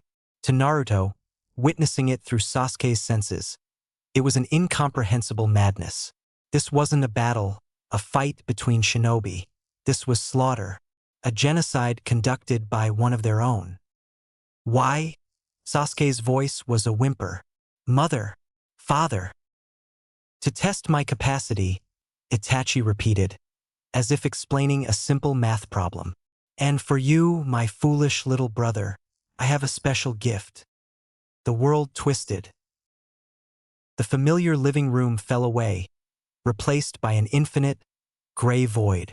The moon hung, massive and blood-red, in a starless sky. Naruto Sasuke was paralyzed, bound to a wooden post. Time lost all meaning. Itachi stood before him, and the killing began. It was the Tsukuyomi. For 72 hours of condensed, subjective torment, Naruto experienced it. Not as an observer, but as Sasuke. He felt the kunai pierce his, Sasuke's, flesh, not once, but thousands upon thousands of times. Each thrust was meticulously executed, each burst of agony unique and exquisite. He saw his parents die again and again, from every angle, each death slower, more detailed than the last. He felt his mind, a child's mind, being systematically shredded, each memory of love and safety overwritten with the image of Itachi's impassive face and the glint of the blade. The pain was not just physical. It was the utter destruction of reality, of trust, of love. It was the absolute, helpless certainty that the person he had loved and admired most in the world was a monster, and that he, Sasuke, was too insignificant, too weak, to even be killed properly, only tortured for the crime of existing. Naruto screamed within the vision, but no sound came out. He raged, the Kyuubi's chakra boiling somewhere in the distant core of his own being, but it was useless here. This was a memory, a psychic wound etched into the very optic nerves now connected to his brain. He was forced to feel every second of Sasuke's despair, his betrayal, his shattered love curdling into all-consuming hatred. The vision finally broke, snapping back to the bloody living room. Sasuke was on his knees, tears and slick trails of terror and madness on his face. And then the finger to the forehead, a mocking, terrible echo of a once gentle gesture. Farewell, Sasuke. The memory fractured into static, then into the screams of a broken boy running endlessly through a compound of the dead, the sound echoing into nothingness. In the hospital bed, Naruto's body went rigid. Under the fresh bandages, his new eyes, Sasuke's eyes, jerked and darted beneath their lids, as if trying to follow the fleeing figure of a traumatized child. A low, agonized moan escaped his lips, a sound that held not just physical pain, but the echo of a mass murder and a mental torture that had just become his inheritance. He had seen it, he had felt it, the cold of the night, the warmth of the blood, the unimaginable pain of the Tsukuyomi, the absolute vacuum where a brother's love had been. Sasuke's last command, kill Itachi, was no longer just a request from a dying friend. It was a mandate seared into Naruto's very consciousness, a debt of vengeance witnessed firsthand. He now understood the scale of the hatred that had fueled Sasuke, the depth of the darkness that had lived behind those onyx eyes. And that darkness was now a part of him, grafted as surely as the corneas and retinas. The vision faded, leaving him trembling in the real darkness of his bandages, the ghost scent of blood and the phantom screams of a clan echoing in the silent room. He finally understood the true weight of the eyes he now carried. They were not just organs of sight. They were repositories of a massacre, windows into a hell that he, Uzumaki Naruto, was now sworn by Brotherhood to avenge. The sterile darkness behind the bandages had become a canvas for visions of blood and betrayal. The phantom screams of a massacred clan had finally faded, leaving in their wake a cold, clear emptiness. Naruto lay still on the hospital bed, the beep of the monitor a steady, mundane counterpoint to the seismic shift within his soul. The echo of Sasuke's pain, the loneliness, the betrayal, the all-consuming hatred, had been a torrent, threatening to drown Naruto's own identity. But Uzumaki Naruto was not made to drown. He was made to endure, to push back, to rise. In the quiet aftermath of the shared nightmare, a new resolve began to crystallize, hard and sharp as a diamond forged under impossible pressure. Brother, the word, now his to claim, echoed in the private theater of his mind. Your pain, it's not similar to mine. Mine was being ignored, hated for something I didn't choose. Yours was, he flinched inwardly from the memory of the Tsukuyomi. Yours was being loved, then having that love used to destroy you. But you were alone, like me. A profound, aching kinship settled over him, deeper than any rivalry or friendship had ever been. They had been mirrors, one reflecting outward rejection, the other inward annihilation. Both alone in crowded rooms, one a village pariah, the other the sole survivor of a family tomb. Unlike me, you left this world early, but I'll make sure your dream is fulfilled. The promise was not a shout. It was a vow, spoken silently into the void, with the weight of a blood oath. It anchored him. Sasuke's ambition, vengeance against Itachi, was now a compass point in Naruto's world. His own dream, to become Hokage, to be acknowledged by all, was not discarded. It was fused with it, creating a new, harder path. To become Hokage and avenge Sasuke. To protect the village that birthed them both and destroy the monster it had created in Itachi. The contradictions would tear a lesser person apart. For Naruto, they became the twin pillars of his purpose. A strange, dry calm washed over him. The tears he had shed on the bridge, the silent weeping in the wagon, they felt like the last vestiges of a softer self. That boy, the one who cried and shouted and begged for attention, had died with Sasuke on that bridge. From now on, he thought, the resolution ironclad. No more crying. Not until I achieve my dream, and your ambition. The path forward was terrifyingly clear. The playful rivalries, the lazy days, the goofing off to get a reaction. All of that was a luxury of the past, a memory of a boy who still had time. He had no time now. He had a brother's ghost to appease and a demon's power to master. I'll have to get stronger. Stop fooling around. The self-assessment was brutally honest. His fights in Wave had been a mess of instinct and borrowed power. That wouldn't suffice. Not against what he paused. A faint, ghostly impression of Sasuke's perpetual scoff flickering in his mind. All right, he mentally conceded to the memory. You never called him sensei. A sound escaped him. A short, dry breath of air that was the ghost of a chuckle. It held no humor, only a stark acknowledgement of their differences. Even in this, Sasuke's pride was a lesson. Respect had to be earned, not given with a title. Force Kakashi-sensei to train me. Really train me. No more basic tree walking while he reads his stupid book. I need to learn. Everything. But relying solely on Kakashi was another form of weakness. Sasuke's strength had been self-forged in the fires of his hatred, honed in the Uchiha training grounds long before Team 7. And I will also develop my own skills further, Naruto vowed. The Kyuubi's chakra was a wild, deadly river within him. He had tasted its power, felt it shatter ice and rend flesh. He could no longer fear it or let it control him in moments of panic. He had to master it, to channel it, to make it his own. Just as he would have to master the strange, dormant potential now resting in his eye sockets. He lay in the dark, no longer a patient, but a strategist. The playful, orange-clad genin was gone. In his place was a vessel of determination, holding a demon's fury and a brother's cold, onyx-eyed legacy.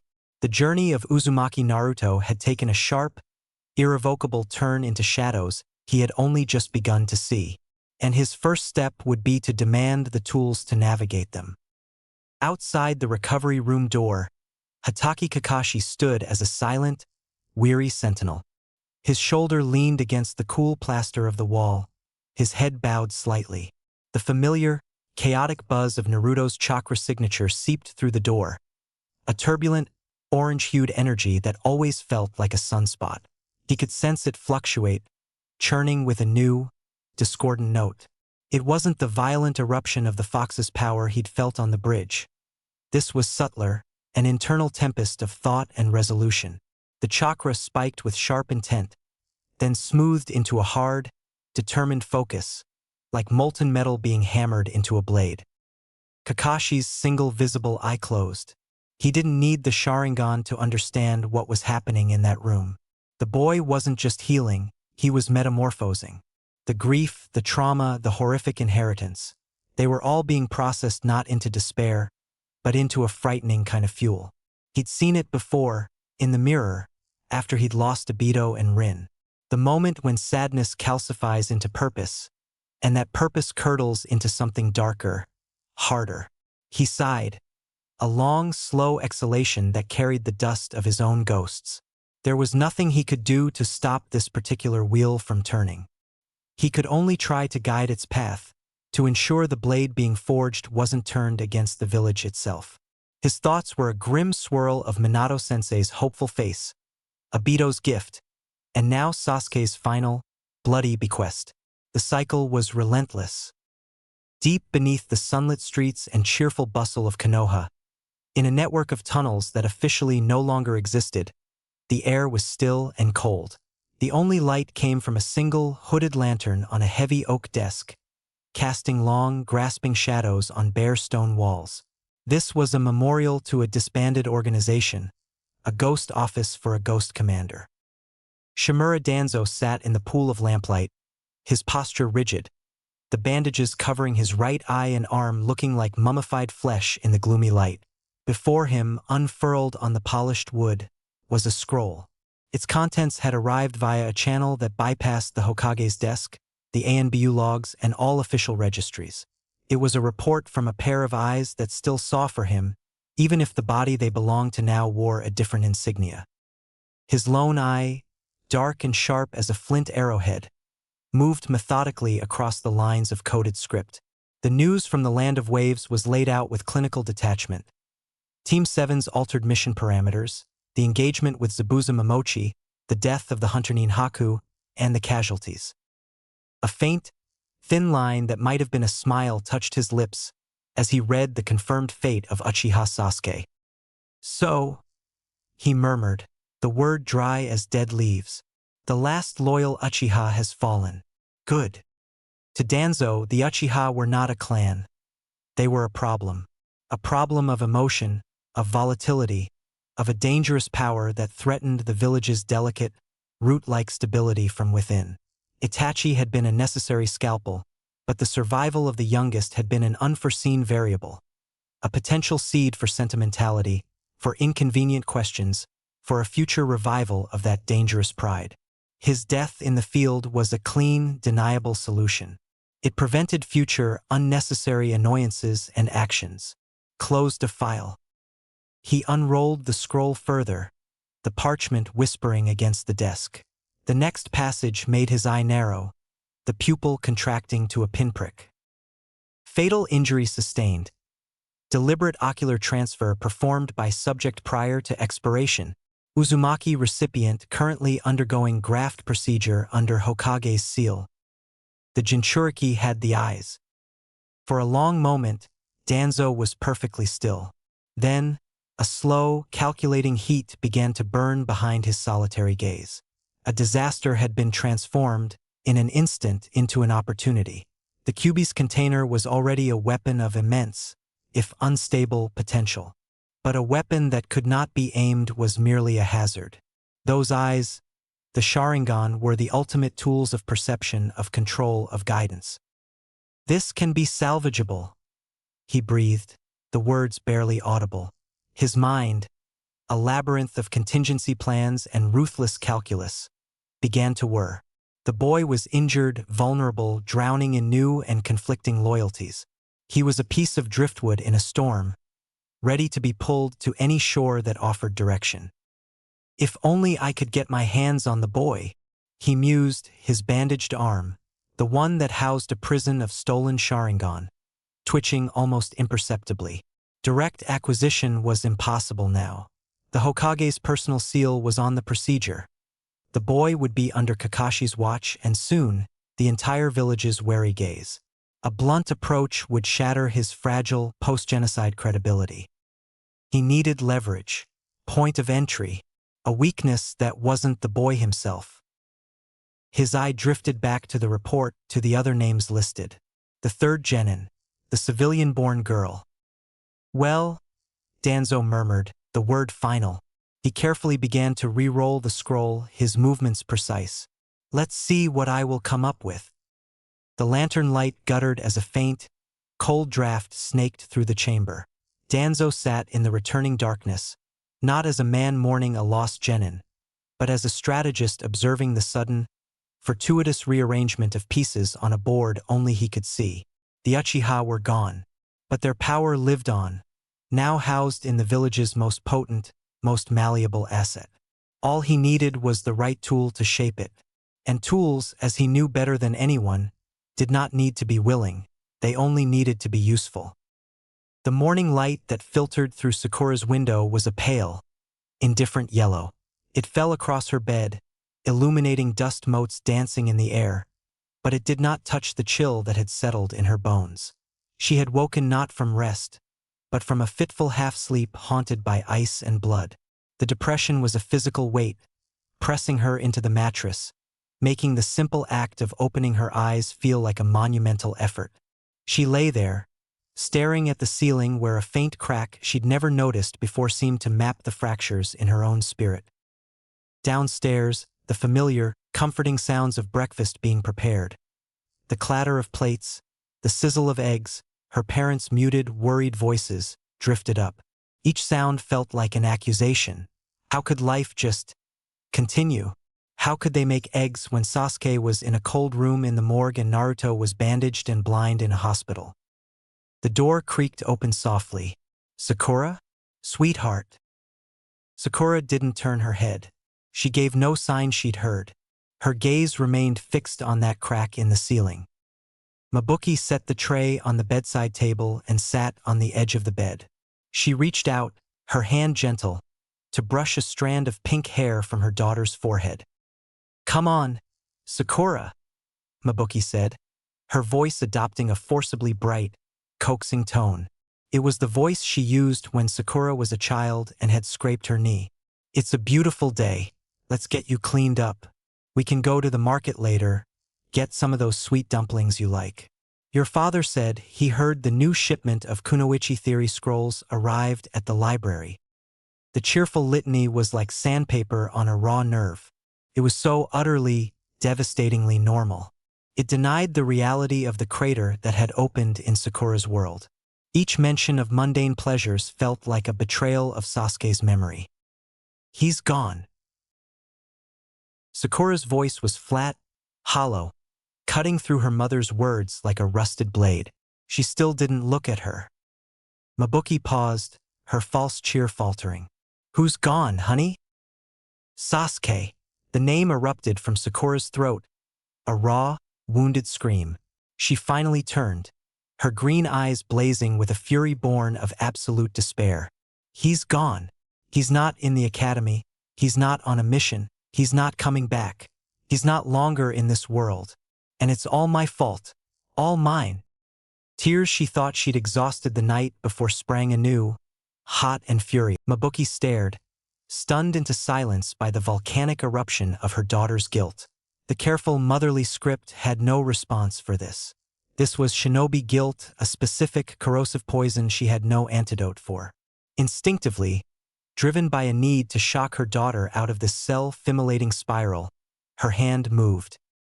It wasn't a harsh strike, but it wasn't gentle either. A firm, sharp slap across Sakura's cheek, the sound startlingly loud in the quiet room. Sakura's tirade cut off, her head snapping to the side. She blinked, the physical sensation a bizarre anchor in the storm of her emotions. Then, instead of pulling away, Mabuki surged forward and wrapped her arms around her daughter in a bone-crushing hug. She pulled Sakura's head against her shoulder, one hand cradling the back of her head. "Stop it," she whispered, her own voice breaking. "Just stop it, my brave, foolish girl." The dam broke. Sakura's rigid body went limp. The angry, shouted tears dissolved into deep, shuddering, soul-racking sobs. She cried into her mother's shoulder, the sound muffled by the fabric, all the horror, the fear, the crushing guilt finally finding an outlet that wasn't rage. Her mother held her, rocking slightly, saying nothing, just being an anchor in the tempest. When the worst of the storm had passed into hiccuping silence, Mabuki spoke, her lips against Sakura's hair. "I can't understand your pain," she admitted, her voice thick. "I'm not a kunoichi. I've never held a kunai or faced an enemy who wanted to kill me. But all I know, with every piece of my mother's heart, is that you couldn't have done nothing that day. You survived. That is doing something. You came home to us. That is everything." The door, which had been left ajar, pushed open further. Kizashi stood there, his quiet presence filling the doorway. He had heard everything. His kind eyes held an ocean of sorrow for his daughter. "And there's nothing you could have predicted," he added, his voice a low, steady rumble. He entered the room, standing beside the bed. "You are a genin, Sakura. On your first mission outside the walls, you faced a missing nin from the Seven Swordsmen. The Hokage himself didn't predict that. Your Jonin sensei was caught off guard. To expect you, a 13-year-old girl, to have changed that outcome. It's not guilt, my dear. It's a cruelty you are inflicting on yourself." Sakura pulled back slightly from her mother's embrace, her face blotchy and exhausted. The words of her parents, logical and loving, lapped against the walls of her conviction but couldn't quite breach them. The image of her own paralysis was too strong. "I think," she whispered, her voice hoarse from crying, "I think I will quit. I'm not cut out for this. I'll just get someone else killed." Kazashi's expression didn't change, but his gaze sharpened. He reached out, not to hug her, but to gently grasp her mother's shoulder, pulling Mabuki back to give Sakura space. He looked directly into his daughter's devastated eyes. "No," he said, the words simple and firm, devoid of anger but full of a newfound steel. "What about your other teammate?" Sakura blinked, Naruto's bandaged face swimming into her mind's eye. Don't take the cowardly way out, Kazashi continued. And I am not saying wanting to be safe, to leave a life of danger, is a cowardly thing. It is a wise, human thing. But you are not running towards safety, Sakura. You are running from your failure. And if you run now, you leave him alone. He let the image of Naruto, blind and burdened, hang in the air between them. You could prevent your other teammate from having the same fate. Or you could ensure he faces it alone. The choice is yours. His words were a different kind of slap, one of cold, hard truth. They reframed her decision not as an escape, but as the abandonment. It shifted the axis of her guilt from the past to the future. He stepped back, taking Mabuki's hand. We will let you decide. We are your parents.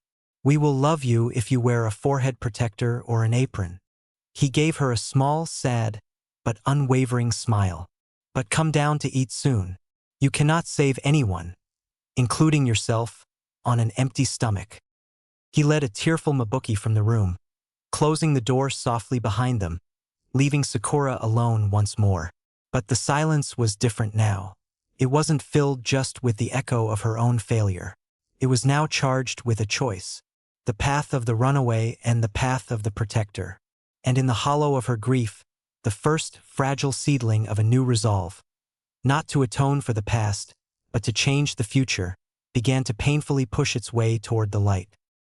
The silence after her parents left was no longer a vacuum of despair. It was a charged space, humming with the echo of her father's words. You could prevent your other teammate from having the same fate. They echoed, then merged with another, older memory.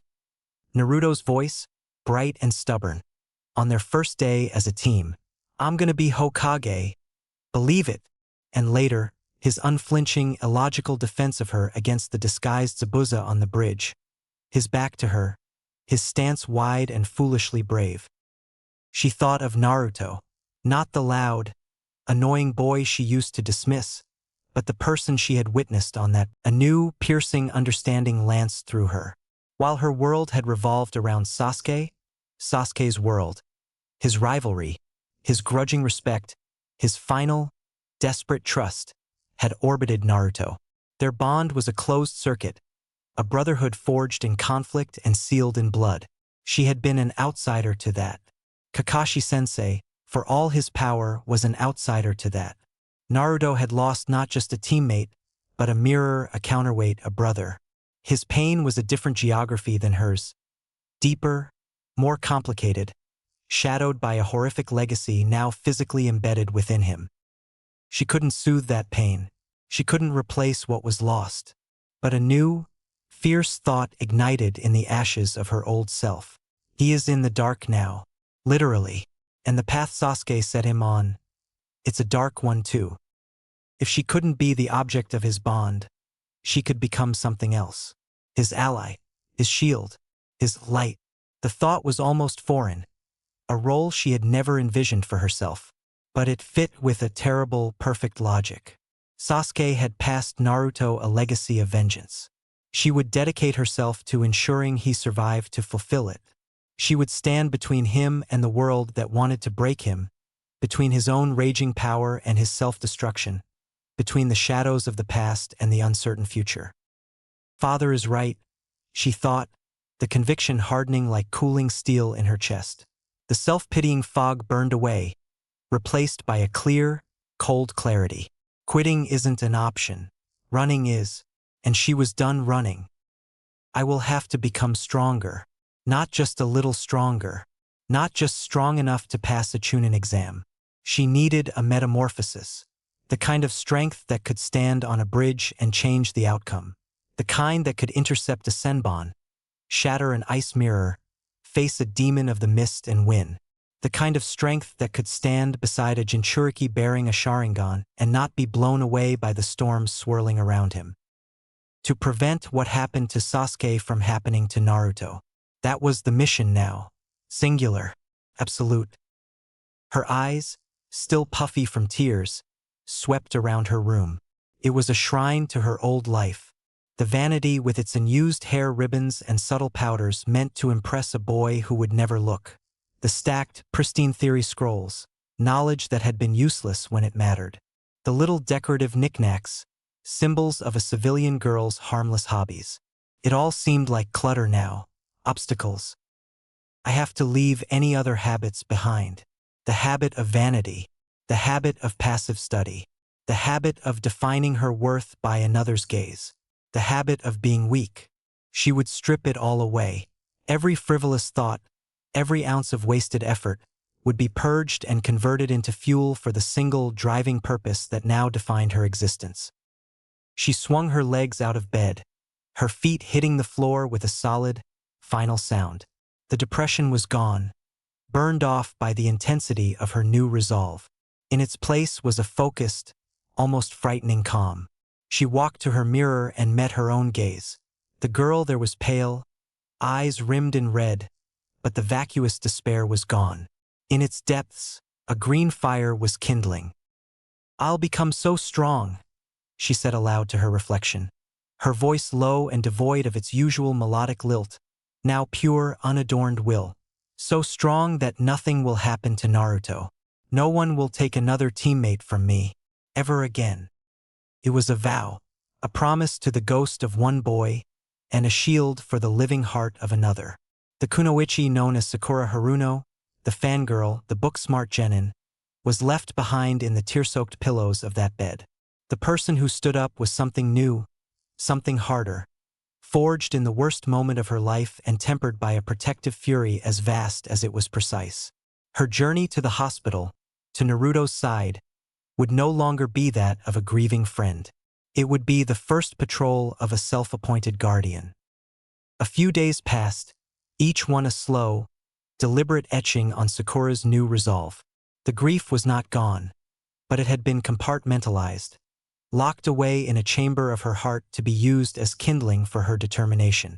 She had spent the time in a furious, silent routine, grueling physical conditioning in her backyard until her muscles screamed, meditation to quell the lingering panic, and ruthless study of medical texts she'd borrowed from the library. No longer for grades, but for the cold, practical knowledge of how to keep a body alive under trauma. The walk to the hospital that afternoon felt like crossing a border into a past life. The sun was high, casting sharp shadows, a stark contrast to the misty gloom of wave that still clung to her memory. Her pace was measured, her face a careful mask of composure. She had received the terse message from Kakashi. "Naruto's grafts have integrated. Bandage removal this afternoon." She had not visited since that first night. It wasn't neglect. She had needed to armor herself first, to ensure that when she faced him again, she wouldn't see just the broken boy, but the comrade she had sworn to protect. She found Kakashi already in the room, leaning against the far wall with his usual feigned nonchalance, though the tension around his visible eye betrayed him. Naruto sat upright on the edge of the bed, dressed in a clean hospital gown, his spiky hair somehow defying even the sterile environment. The thick bandages were still wrapped around his head, a stark white crown. Sakura took her place beside Kakashi, her hands clasped tightly in front of her. The doctor, the same stern-faced man from the surgery, entered with a quiet efficiency. "I will start removing the bandages now," he stated, his voice devoid of bedside manner, all business. Naruto gave a single, firm nod. He had spent days in a world of touch, sound, and memory. The absolute darkness had been his canvas for the nightmares of the Uchiha compound and the grim forge of his new vows. Now, he was about to be reborn into the world of light, to see it through lenses that were not his own. "I hope it went well." Kakashi's thought was a silent whisper in his own mind, a rare prayer from a man accustomed to worst-case scenarios. He remembered the violent red of the Kyuubi's chakra, the dormant potential of the Uchiha eyes. The fusion was an unprecedented alchemy. With practiced, gentle movements, the doctor began unwinding the gauze. Layer after layer fell away, revealing the pale skin of Naruto's face, the faint, healed marks where the senbon had struck. Finally, the last pad came free. Naruto's eyelids remained shut, long lashes casting shadows on his cheeks. You can open them now, the doctor instructed, stepping back slightly. Collective breath was held. Sakura's nails dug into her palms. Kakashi's eye narrowed to a slit. Slowly, Naruto opened his eyes, and the world saw onyx. Deep, dark, fathomless onyx. The color of a starless night sky, of polished river stones. There was no hint of scarlet, no telltale tomo, not even a faint red tinge. They were Sasuke's eyes in their resting state, perfectly, completely. Kakashi's visible eye widened a fraction. A silent shockwave passed through him. What? Sasuke had awakened the Sharingan, the two-tomo, during the fight on the bridge. He had seen it himself. The dojutsu should have been active, ingrained in the chakra pathways of the eyes themselves. The transplant should have transferred that potential, that awakened state. This was a biological impossibility. It was as if the eyes had been reset, their traumatic awakening erased, returning to their pristine pre-Uchiha massacre state. A cold suspicion began to coil in his gut. Was it the overwhelming influence of the Kyuubi's chakra during the integration? Or something about Naruto's own biology rejecting the Uchiha's curse? Sakura's voice, quiet but steady, cut through his spiraling thoughts. How do you feel? The doctor, also masking his professional surprise, cleared his throat. Yes, how do you feel? Can you see? Naruto blinked. Once, twice, a rapid series of flutters as his brain processed the sudden influx of visual data after days of void. The world rushed in, the sterile white of the walls, the concerned face of the pink-haired girl, the slouched form of his sensei by the wall, the dust motes dancing in a sunbeam. It was overwhelmingly bright, achingly detailed, and it was all filtered through a familiar, yet deeply alien perspective. The color palette felt subtly different, contrasts sharper. It was Sasuke's visual acuity, now his. Yes, he said, his voice slightly rough from disuse. I can see clearly. Sakura let out a breath she hadn't realized she was holding. A small sigh of profound relief. The eyes worked. He wasn't blind. That was the first, most crucial victory. Kakashi gave a slow nod. That's good. The words were simple, but the weight behind them was immense. Okay, let's have a few tests, the doctor said, his manner returning to clinical efficiency. He left and returned shortly with an eye chart, not of simple letters, but of complex kanji in varying sizes and fonts. A test designed for shinobi who needed to read scrolls and maps at a glance. Read the smallest line you can distinguish, the doctor instructed. Naruto's new eyes scanned the chart. He read them off not just correctly, but with a speed and ease that hinted at a perception beyond normal. He aced the session. The graphs were not just taking. They were thriving, offering visual precision that was, frankly, elite. Satisfied, the doctor made notes and finally nodded. You are discharged. Avoid strenuous chakra use for the remainder of the week. Report any pain, blurred vision, or unusual visual phenomena immediately. Once the doctor was gone, Naruto shifted on the bed. Can you guys wait outside? I need to change. They both nodded and filed out quietly, giving him privacy. In the hallway, the silence between Kakashi and Sakura was heavy with unspoken questions. Kakashi's mind raced through the implications of the dormant Sharingan. Sakura simply felt a fierce, protective gladness. He could see. That was enough for now. A few minutes later, the door opened. Naruto emerged, clad in his familiar bright orange jumpsuit. The vibrant color seemed even more stark against the hospital's whites, and his face, now unobscured, looked older, the set of his jaw firmer, the new darkness of his gaze adding a layer of solemnity to his features. Kakashi looked at them both, his student and his complicated new charge. Now that you're both here, he said as they began walking toward the ward's exit, the sound of their footsteps echoing. I can tell you that from this day, you have 2 weeks off duty. Medical leave. Use it to heal. He didn't elaborate. He didn't offer training, or platitudes, or explanations. The message was clear. The village was giving them time to process the unprocessable, to come to terms with the new realities of their bodies and their team. With a final, inscrutable glance that lingered on Naruto's eyes, Kakashi turned down a separate corridor and was gone, leaving the two genins standing alone in the bustling hospital lobby, blinking in the afternoon light, one seeing the world through a fallen brother's eyes, the other sworn to protect the one who now held them. The afternoon sunlight outside the hospital felt different on Naruto's skin, warmer, more real, after the controlled climate of the recovery room. But as they stepped onto the bustling street, a new kind of tension replaced the sterile quiet. The village moved around them, a river of normalcy they were no longer a part of. Sakura walked beside him, her steps measured. The composure she'd built over the past days felt fragile here, in the open. The need to speak, to confess the guilt that had been festering, became overwhelming. "Naruto," she began, her voice tentative, I've been wondering, that day on the bridge, if I had been more useful, if I hadn't just frozen. Things could have been different. Maybe Sasuke-kun." Naruto didn't let her finish. He stopped walking and turned to face her, his new onyx eyes meeting hers with an intensity that was startlingly familiar, yet carried none of Sasuke's cold dismissal. "Sakura-chan," he said, his voice lower, more grounded than its usual boisterous pitch. "It's not really your fault, and you're not wondering on those lines alone."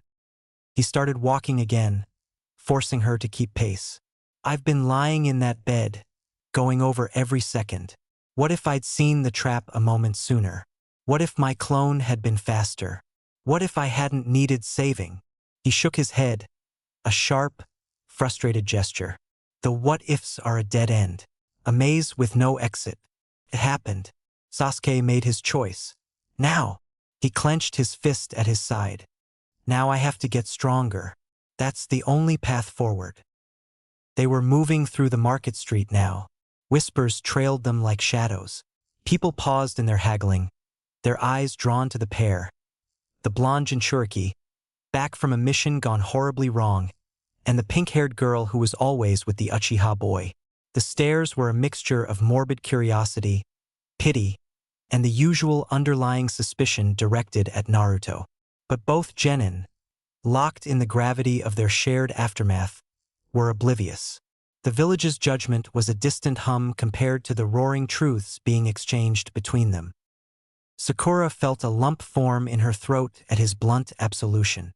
It didn't erase her guilt, but it reframed it. It was a burden they shared, not hers alone to carry. "Naruto," she breathed, his name carrying a new weight of respect. "I have to achieve a certain new goal of mine," Naruto continued, his gaze fixed on some point in the middle distance, seeing not the vegetable stalls, but a future shaped by blood and brotherhood. "And for that, I have to get stronger. A lot stronger." This was her opening. The resolve she had forged in her room solidified into words.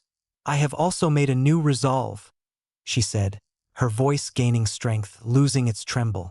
"To get stronger, to support your goal, and to protect your dream of being Hokage." Hokage. The word sparked a complex reaction within him. It was his dream, his son. But it was no longer the simple, shining ideal of a lonely boy seeking validation. Now it was intertwined with darker threads. "I don't just want to be Hokage only," he thought, the vision crystallizing with terrifying clarity as he walked. "I want to become powerful.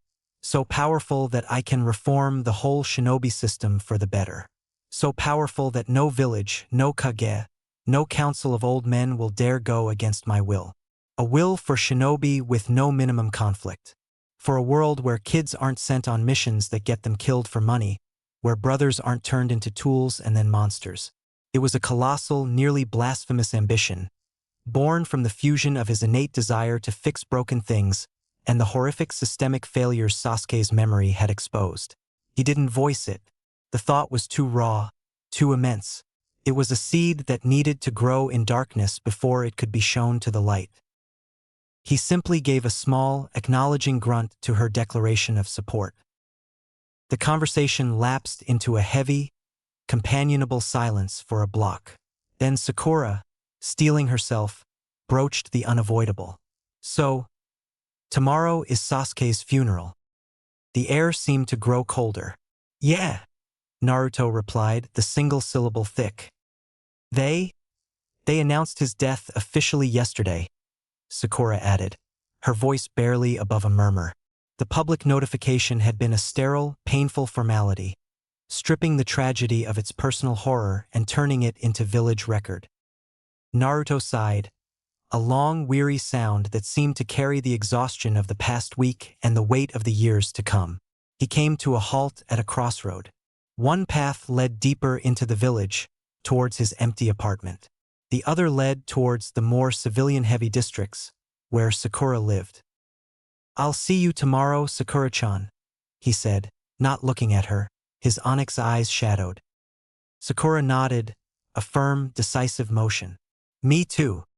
No goodbye. No take care. Just a mutual acknowledgement of the grim pilgrimage they would make together the next day." They parted ways at the crossroads, two figures moving in different directions, each carrying a piece of the same shattered legacy, each now bound by a silent, ironclad pact to forge something new from the ruins, one to fulfill a vengeful promise and build a new world from atop the Hokage's seat, the other to become the unbreakable shield that would ensure he lived to see it. The village's whispers faded behind them, unimportant. The real conversation, the one that would define their lives, had already been held in the quiet space between their words. The silence in Naruto's apartment after the funeral was a living thing.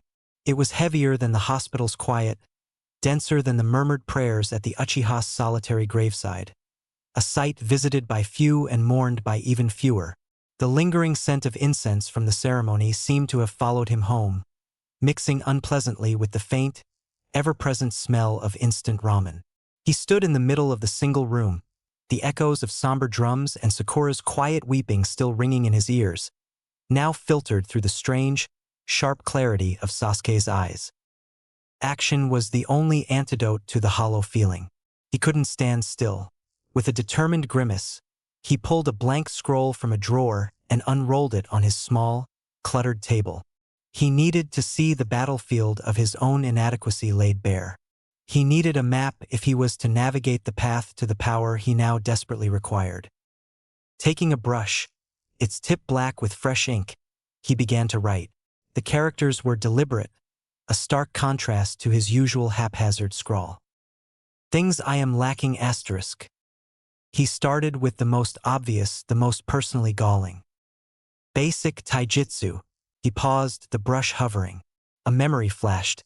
Sasuke moving with fluid, economical grace during their bell test, effortlessly dodging his clumsy charges. "I know I am lacking in it," he muttered aloud, the sound too loud in the empty room. "Even though I tried to hide it with tricks and clones, Sasuke always beat me in it." He wrote it down. The admission stung, but truth was the first step. Genjutsu. He scowled at the word.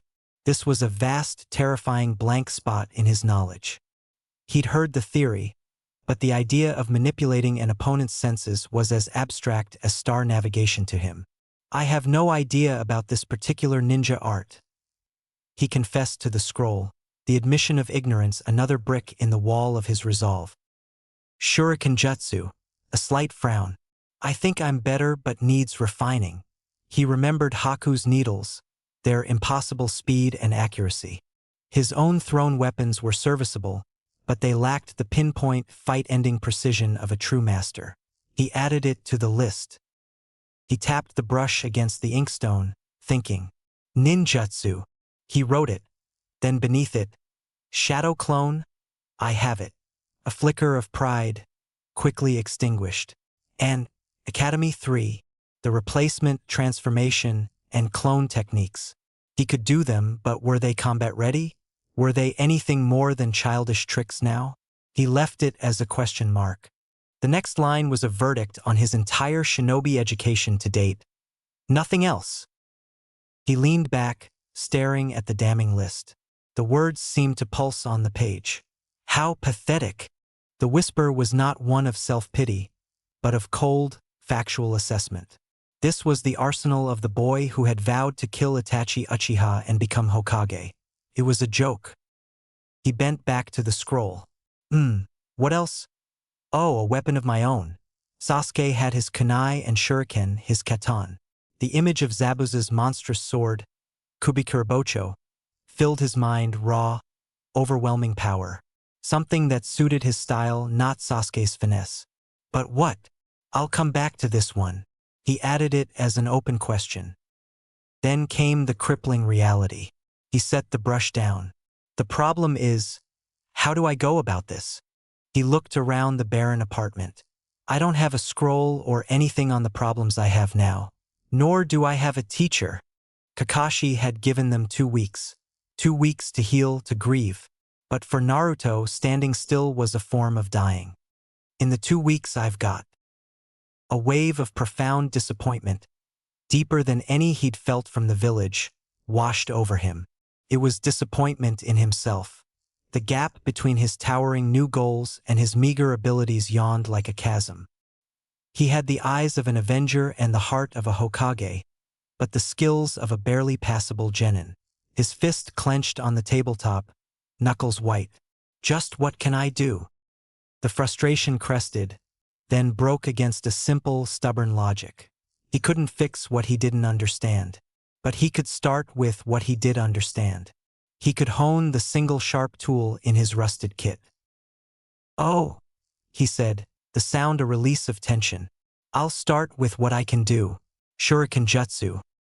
Decision made, the oppressive stagnation shattered. He stood up so quickly the chair scraped back. He rolled the scroll tightly, a blueprint for his future transformation, and placed it carefully in a drawer. The act of planning had been the first training. He moved to his room, the funeral's black attire feeling like a shroud. He shed it, exchanging it for his familiar orange pants. He pulled on a simple, dark shirt but left the bright orange jacket hanging in the closet. The vibrant color felt wrong, a costume for a cheerful boy who no longer existed. He attached his weapons pouch to his leg, the weight of the kunai and shuriken inside a comforting promise of work to be done. Without a backward glance at the silent, lonely apartment, Uzumaki Naruto stepped out into the twilight. His destination was clear, Training Ground 7, the place where Team 7 had begun. It was a haunted ground now, forever marked by Sasuke's disdain, Sakura's disinterest, and Kakashi's indifference. But it was also his ground. And tonight, he would begin the long, arduous process of forging the pathetic list on that scroll into the skills of a legend.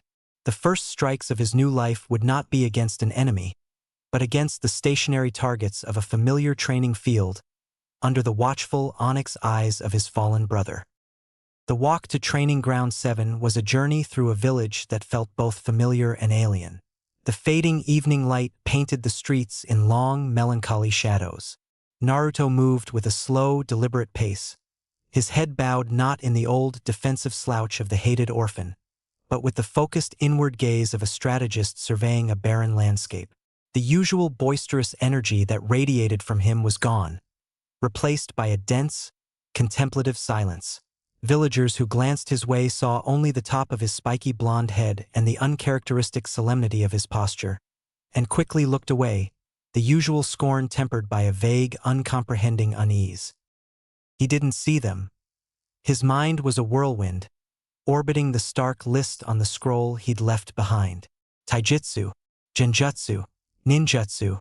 The words were like empty slots, and he had nothing to fill them with. The memory of Sasuke's effortless skill in each of these areas was a silent, mocking critique. But beneath the self-reproach, a stubborn fire was being banked. He would fill those slots. He would forge the tools himself if he had to. The familiar wooden arch marking Training Ground 7 came into view. The clearing was empty, bathed in the deep blue of approaching night. The log where they'd once sat tied up, the tree where Kakashi had lounged reading. They were just set pieces now in a play that had ended in tragedy. The air here was different from his apartment. It was charged with memory, both bitter and motivational. He walked to the center of the clearing, the grass rustling softly under his feet. With a quiet sigh, He knelt and unbuckled his weapon's pouch, setting it on the ground with a soft thump. The sound was a starting pistol. His new eyes, their onyx depths taking in the dimming light with preternatural clarity, scanned the edge of the clearing. He selected a tall, broad-trunked tree, its bark scarred from past, less focused training sessions. From his pouch he pulled a single kunai. Not to throw yet. He approached the tree and, with careful, measured strokes, began to carve. The blade bit into the wood, sending curls of pale sapwood to the ground. He didn't carve a bullseye or a simple circle. He carved 3 lines, forming a rudimentary inverted triangle, the simplest representation of a head and torso. Then, within that triangle, he etched 2 smaller circles for eyes and a slash for a mouth. It was a basic, faceless human silhouette. But to Naruto, it wasn't just a target. In the gloom, the simplistic face seemed to watch him. It was every enemy who had ever looked down on him. It was the sneering visage of Mizuki, the impassive mask of Haku, the cold, superior gaze of others. It was a stand-in for the monumental challenges ahead. He stepped back, 20 paces, his boots scraping on the dirt. The distance was respectful, challenging. The figure was a dark smudge against the darker bark. He reached into his pouch, his fingers closing around the cool, ridged metal of a standard-issue shuriken. He hefted it, feeling its balanced weight. This was step 1. Refinement. Control. He could spam 1,000 shadow clones, but that was brute force. Sasuke's attacks had been surgical. Naruto needed to be both a hurricane and a scalpel. He took a deep breath, the cool evening air filling his lungs. His world narrowed to the line between his hand and the faceless head on the tree. The profound disappointment, the grief, the towering ambition. He funneled it all into this single, simple act. His arm drew back, muscles coiling not with wild energy, but with a focused, unfamiliar precision. For the first time in his life, Uzumaki Naruto was not throwing a shuriken to be loud or to annoy. He was throwing it to change something, to carve a new path, one precise strike at a time. The shuriken left his fingers with a sharp hiss, a silver blur cutting through the twilight. It struck the tree with a solid thunk, a hand's breadth left of the carved head. He didn't curse. He didn't shout. His new, dark eyes merely observed the point of impact, calculating the correction. He reached for another shuriken. The night deepened around him, but in Training Ground 7, the quiet, repetitive thunk of metal on wood became a determined heartbeat, the sound of a legacy being honed in the dark. The repetitive thunk of shuriken against wood had slowed to a discouraged stop. Naruto sat slumped at the base of a tree, his back against the rough bark, staring up at the full moon as it climbed the velvet sky. Its cold, sterile light did nothing to illuminate the path forward, only highlighting the vast gulf between his determination and his skill. The makeshift target on the distant tree was peppered with marks, but few were clustered in the vital areas he'd carved. A profound, weary disappointment settled in his bones, heavier than any fatigue. He had vowed to change, to become a weapon, and on his first night he'd barely managed to sharpen the point of a pin. His new eyes, perfect in their sight, felt like a mockery. He saw his failure with excruciating clarity. Exhaustion, both physical and emotional, finally overwhelmed his stubborn will. His head nodded, his chin touching his chest, and the moonlit clearing blurred into darkness. But it was not true sleep. It was a descent into a space that was neither dream nor reality, a liminal world built from shared chakra and lingering will. The darkness behind his eyelids resolved into a featureless gray plane, under the same cold moonlight. "You really are trying, Dobe?"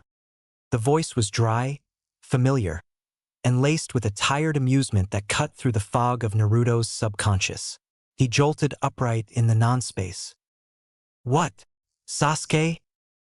Before him, not as a solid body but as a shimmering, translucent figure woven from pale blue chakra, stood Uchiha Sasuke. His arms were crossed, his expression the usual aloof mask, but his eyes held a faint, sad clarity. "Yes," the spectral Sasuke said, "but this form, It's only the leftover chakra in my eyes. My consciousness imprinted by my final act.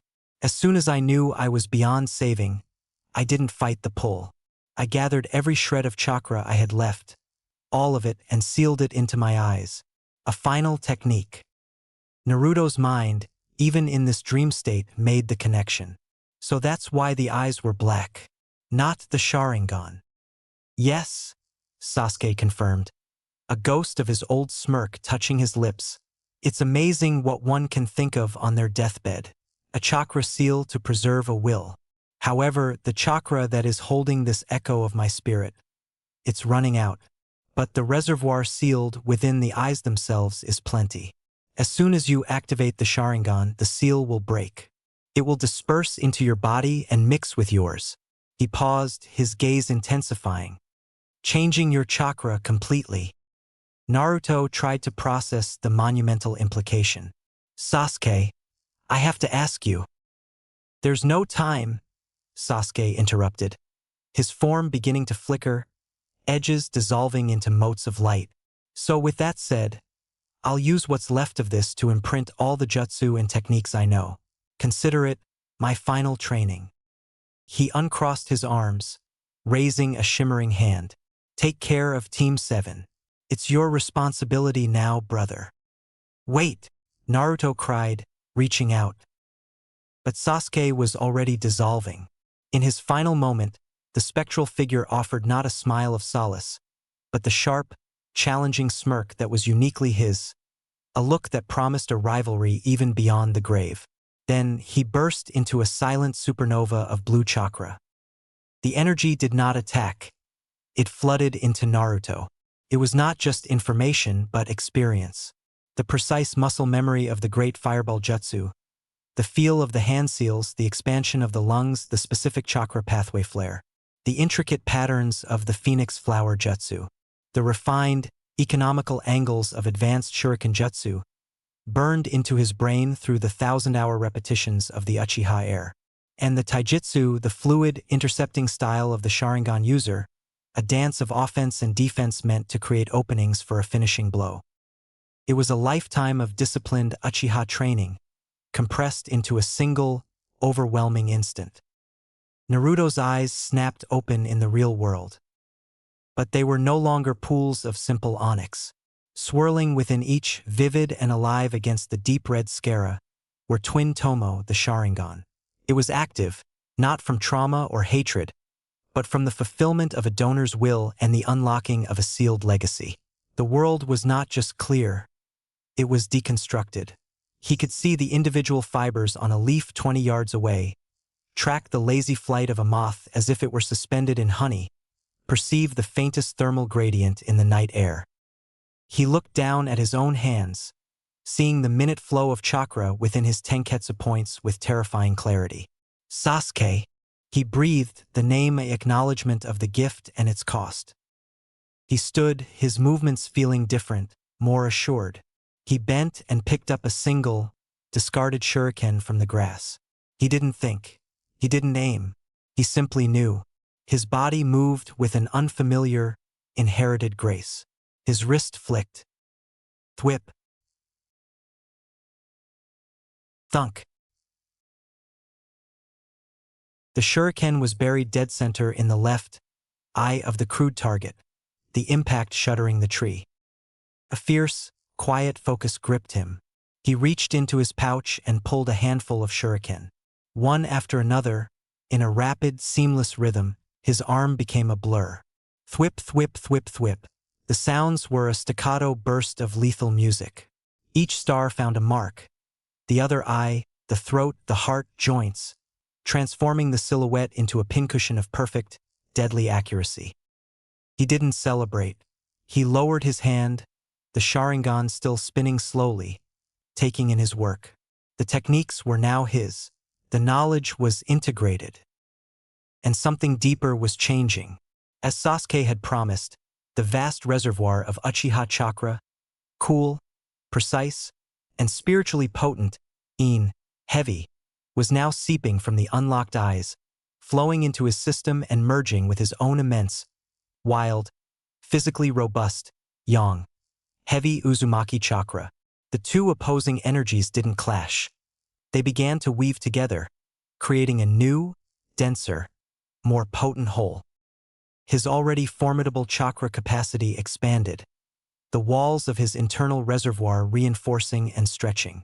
The signature of his chakra, once a blazing, orange-hued beacon of pure life force, began to shift.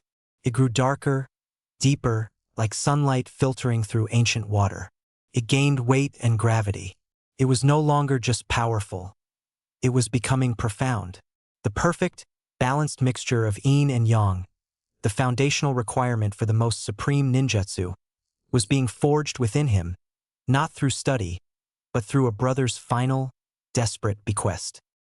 Under the moonlight, Uzumaki Naruto stood alone, his Sharingan casting the world in shades of red and hyper-detail. He was no longer just a boy with a demon and a dream. He was now the inheritor of a massacre, the bearer of a bloodline, and the vessel of a chakra transformation that would alter the very nature of his power. The path ahead remained shrouded, but for the first time, he could truly see the first few steps. And they were etched in the perfect, deadly pattern of shuriken on a tree. The sight of the perfectly struck target was not a triumph, but a confirmation. The power was there, sleeping in his muscles, etched into his neural pathways, swirling in his newly awakened eyes. It was a borrowed strength, an inherited will, and Naruto understood instinctively that to truly make it his own, he had to break it in, to sweat and bleed for it until it responded to his spirit, not just Sasuke's memory. He looked at his hands, then at the dozens of shadow clones still milling about the training ground from his earlier, frustrated attempts at shuriken practice. A new, more dangerous idea formed. He couldn't just practice with the new knowledge, he had to be tested against it. He gathered his chakra, the newly dense and potent energy flowing with a startlingly smooth control. With a series of sharp pops, the clearing filled with copies of himself. 20, 30, then 50 Narutos stood in the moonlit grass, all looking at the original with expectant, identical faces. "All right, listen up," the original Naruto called out, his voice carrying a new, commanding edge. The red gleam of the Sharingan made his expression severe. "You're all coming at me, taijutsu only, no weapons. And," he added the most crucial rule, "you will not use the Sharingan. You fight with what we knew yesterday. Got it?"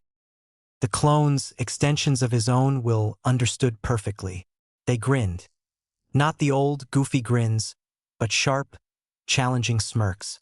They were his past self, his unrefined brawling spirit, and they were now the perfect sparring partners to test the refined, deadly art now residing within him. The original Naruto took a deep breath, centering himself. He didn't adopt his usual wild, hands out, center of gravity low stance.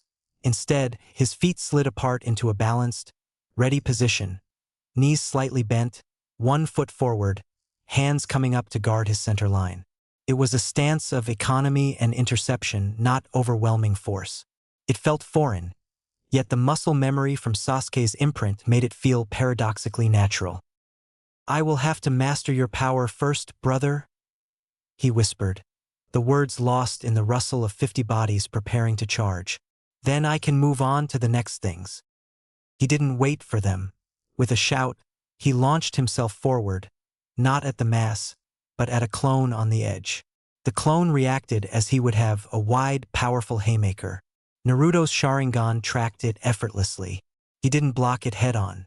He shifted his weight a fraction, his own hand coming up to slap the punch aside at the wrist, deflecting its force, while his other hand shot forward in a straight, piston-like jab to the clone's solar plexus. Poof! The clone vanished in a cloud of smoke. The movement had been clean, efficient, using the clone's own momentum against it. Two more were on him immediately. He ducked under a high kick, sensing rather than fully seeing the low sweep that followed. But they kept coming, a wave of orange and determination. He was soon surrounded. Punches and kicks came from all angles. The Sharingan spun, processing it all, showing him the trajectories like glowing lines in the air. But knowing the path and his body being able to walk it were two different things. A fist he deflected grazed his cheek. A kick he dodged clipped his thigh. He was fast, but he wasn't perfect. The clones were him. They were unpredictable, stubborn, and fought with the chaotic, never-say-die spirit he was famous for. They didn't fight like Sasuke, they fought like Naruto. And fighting himself was the hardest battle of all. He grunted, taking a solid hit to the shoulder that numbed his arm. He responded not with a roar, but with a gritted teeth focus. He began to chain movements, a parry into a wrist lock, a disarm into a throwing technique he'd never consciously learned. He was a sculptor, and the clones were the raw marble, being chipped away with increasingly precise blows. Sweat poured down his face, mixing with the dirt. His breath came in ragged gasps, but his Sharingan never wavered, and his movements, while growing fatigued, grew less imitation and more integration. He started to blend the new style with his own innate tendencies, adding a burst of unexpected, wild aggression after a series of precise blocks, using a clone as a springboard in a move that was pure acrobatic Naruto, but landing in Sasuke's poised stance.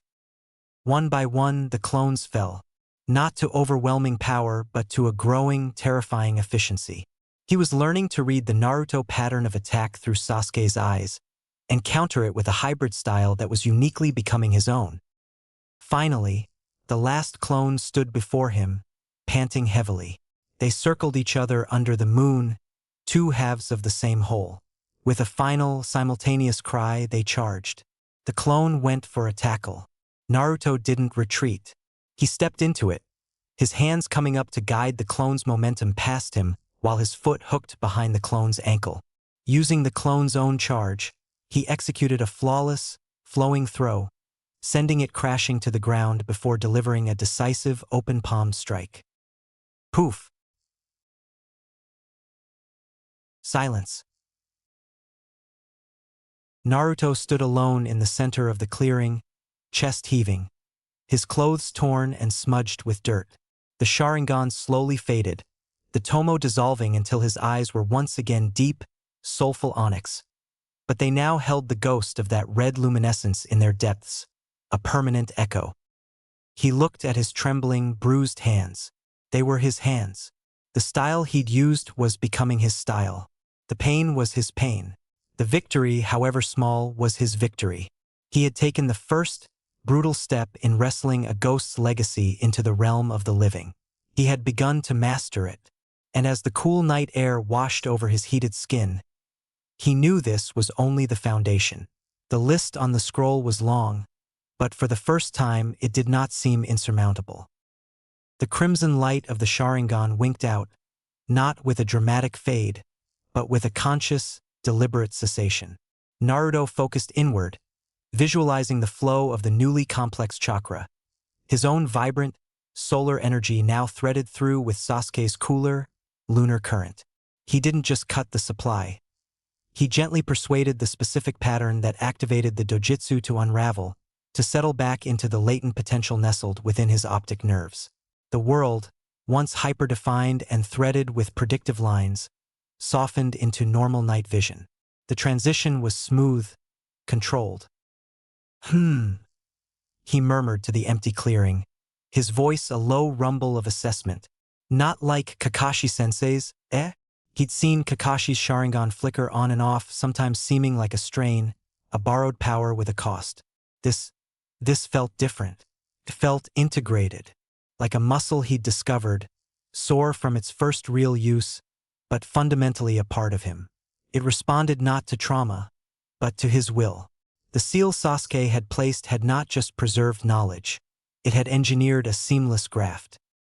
The profound exhaustion of the night's work settled into his bones, a good, clean ache that spoke of progress rather than despair.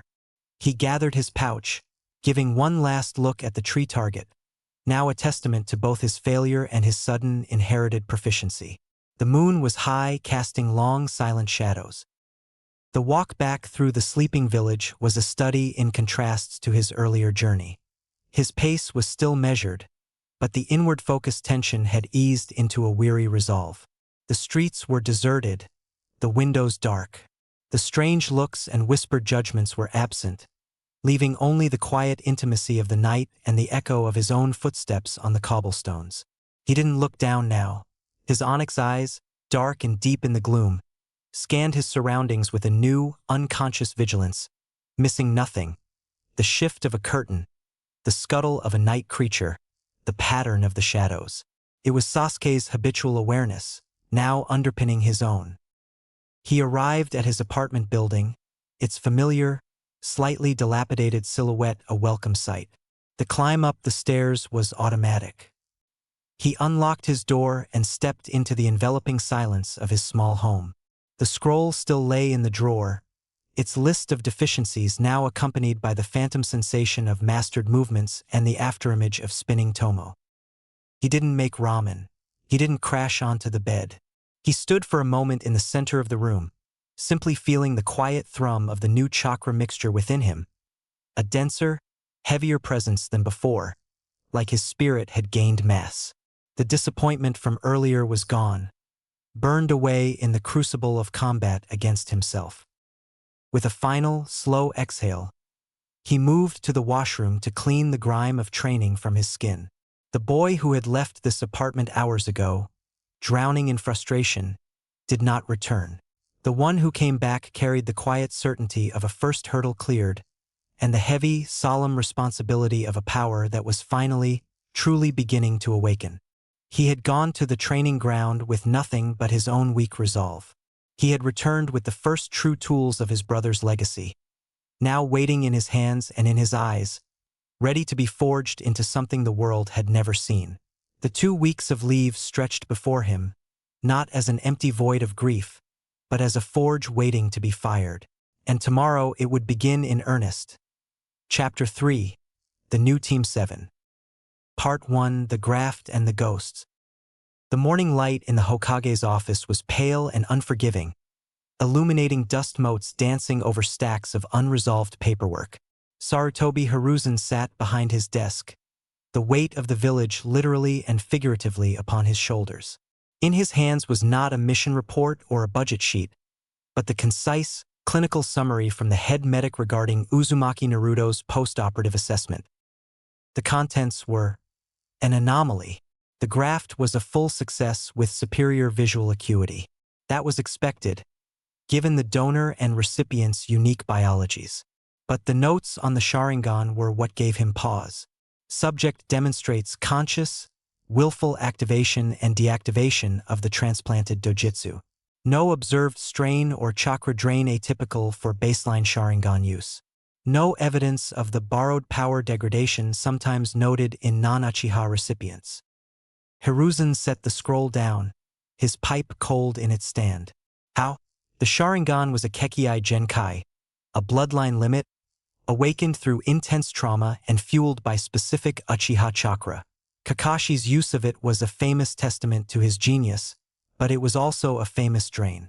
For Naruto to wield it with such apparent, instinctive control, it defied established understanding. Was it the influence of the Kyuubi's boundless chakra stabilizing it? Or was it something in the nature of Sasuke's final, willing sacrifice, a seal that had not just transferred organs, but had rewritten the rules of the transfer itself? It was a curious and potentially monumental thing. A sharp, precise knock at the door interrupted his musings. He didn't need the chakra signature to know who it represented. The timing was too perfect, the rhythm too controlled. "Enter," Hiruzen said, his voice weary before the conversation even began. The door opened to admit the village elders, Hamura Mitokado and Koharu Utatane. Their expressions were as they always were, pinched with a permanent concern that bordered on disapproval. But today, there was a glint of purpose in their eyes that made Hiruzen's heart sink. Could his day not get better, just once in a while? It was a question he asked himself more and more these days. "Hokage-sama," Koharu began, dispensing with pleasantries. "We have reviewed the status of Team 7. The loss of the Uchiha is regrettable, but it leaves a critical gap in the team's composition and ranking potential. A 3-man cell is a foundational unit. It cannot remain a 2-man cell indefinitely." Hamura nodded, stepping forward. To that end, we have a candidate to fill the vacancy. An exceptional talent from the ancillary training programs. He gestured to the doorway. A boy stepped inside. He was perhaps Naruto and Sakura's age, with jet black hair styled in an impeccable, sharp cut, and pale, almost unervingly smooth skin. His eyes were dark, and his lips were curved into a pleasant, unwavering smile that didn't touch the emptiness in his gaze.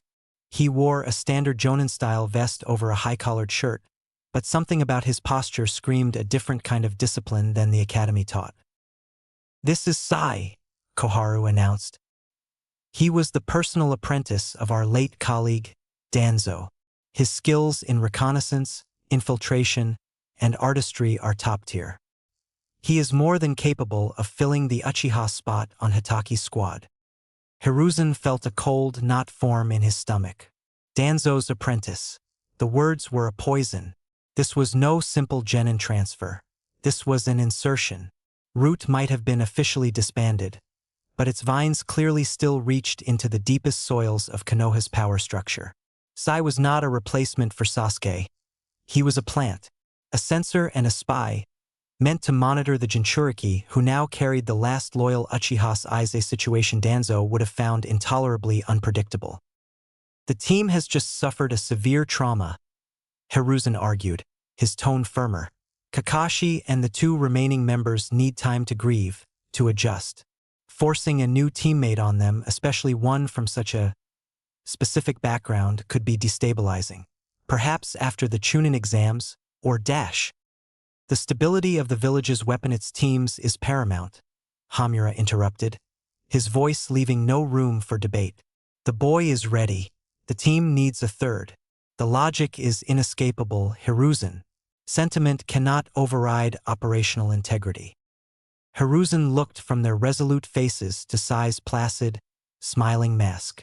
He saw the trap. They had moved quickly, using the official tragedy to push their agenda. To argue further would be to openly accuse them of ulterior motives with no proof, to shatter the already fragile consensus of the village leadership. In matters of overt village security, the council's will could override even the Hokage's hesitation. He felt the fight drain out of him, replaced by a familiar, heavy resignation. He had lost too many battles in these very rooms. "Fine," he conceded, the word tasting of ash. "I will let Kakashi know. He will assess the new candidate." It was the only concession he could wrestle, allowing Kakashi, at least, to be the gatekeeper. "Very good," Koharu said, a note of finality in her voice.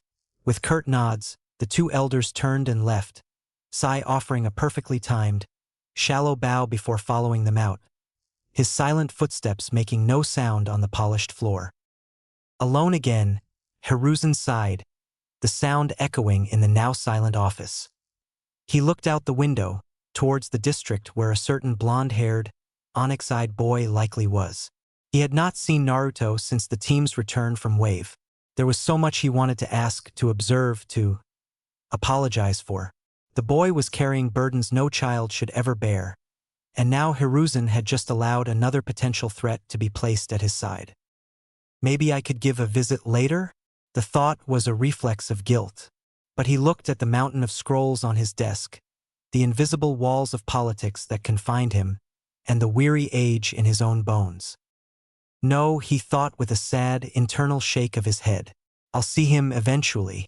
The affairs of the village and its shadows would ensure that their paths would cross again, likely under less than pleasant circumstances. He had allowed the new piece to be placed on the board.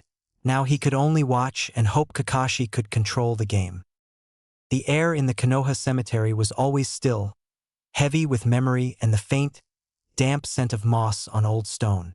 Kakashi Hitaki stood before a specific, unassuming monument, his usual slouch absent, his posture straight as a kunai. The name etched into the black rock *** Uchiha Obito ** seemed to pulse in the late afternoon light. His single visible eye was not fixed on the engraving, but on the middle distance, seeing a different bridge, a different mist, a different sacrifice. The memory played with crystal, gut-wrenching clarity.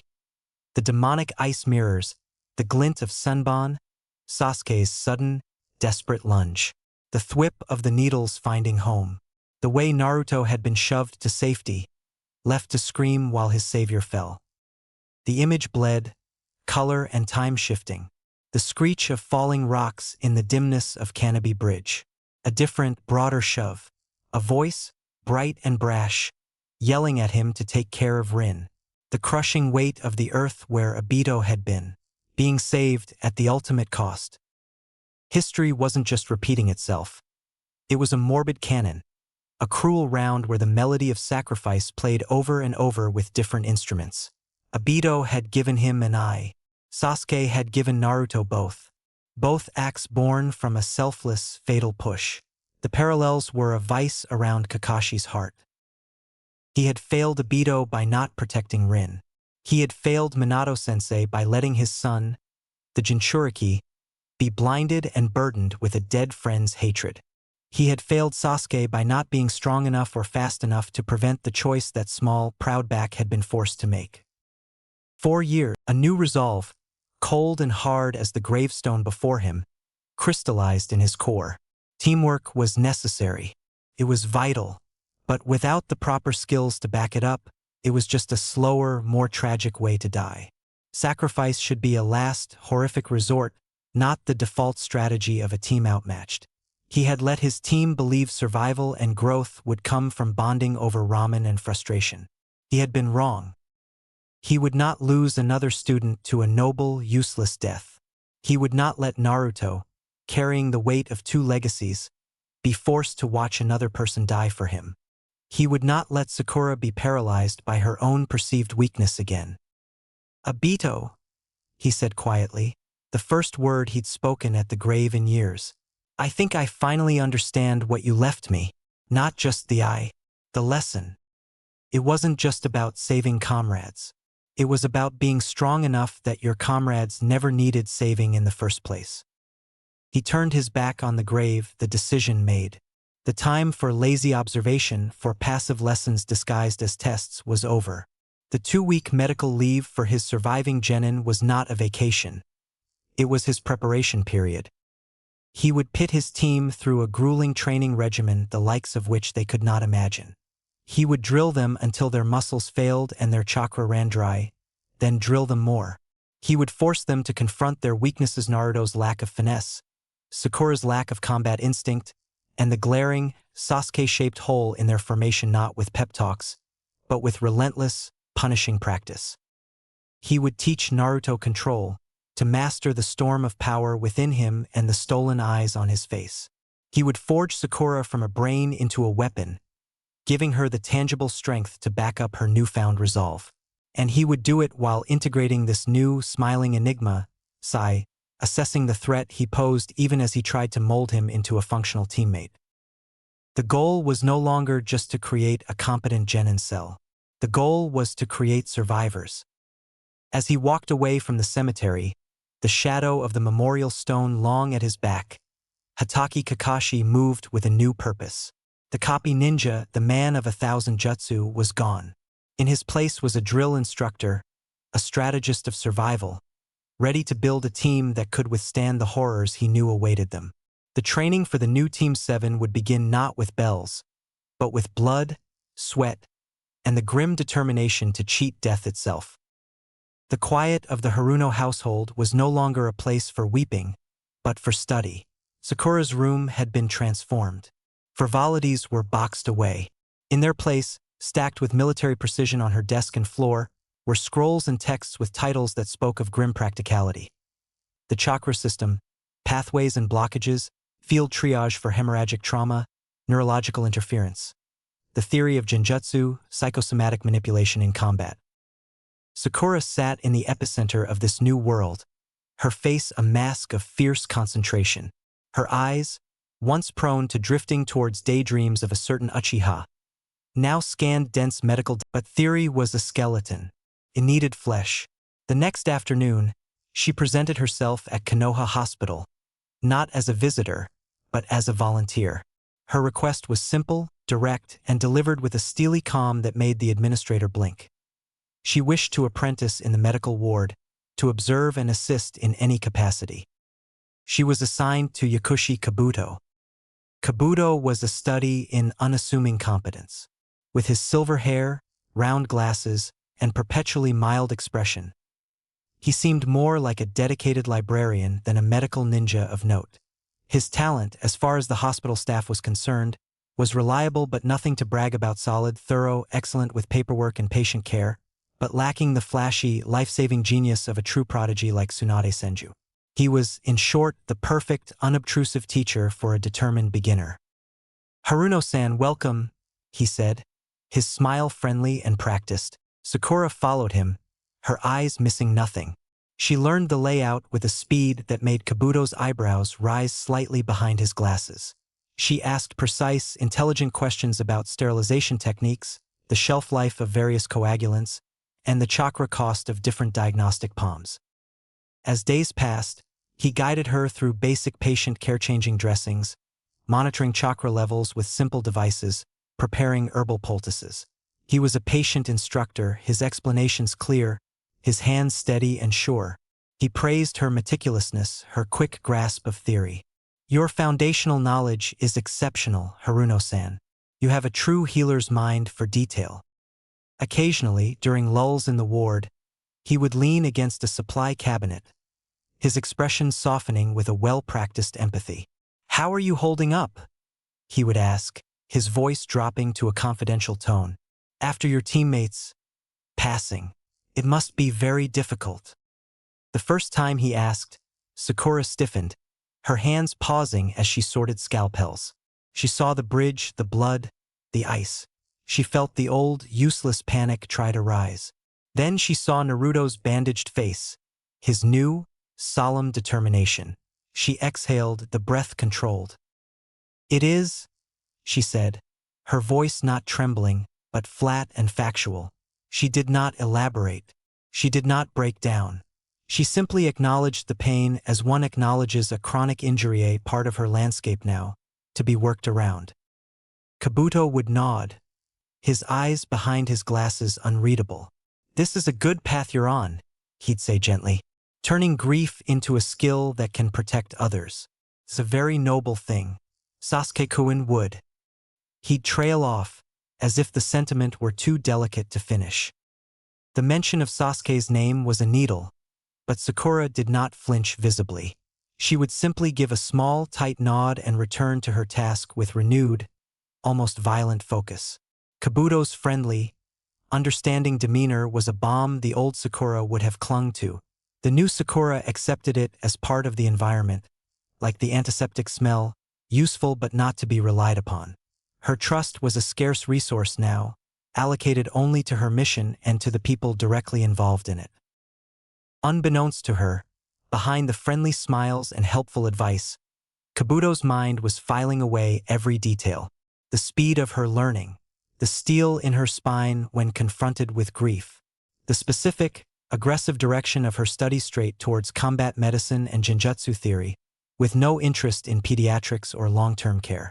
He noted her loyalty to the remaining teammate, the way her resolve seemed to orbit around Uzumaki Naruto's well-being.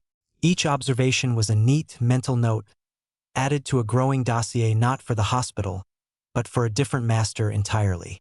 He was helping her build her skills, all the while carefully mapping the architecture of her new, fortified heart.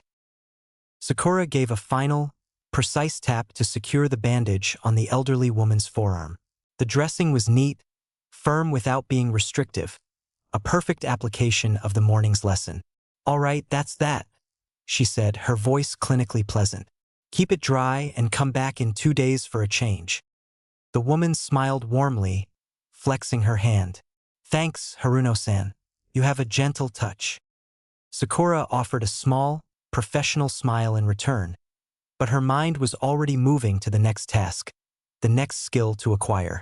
As the patient left the examination room, Kabuto entered, leaning against the doorframe with his characteristic, mild expression.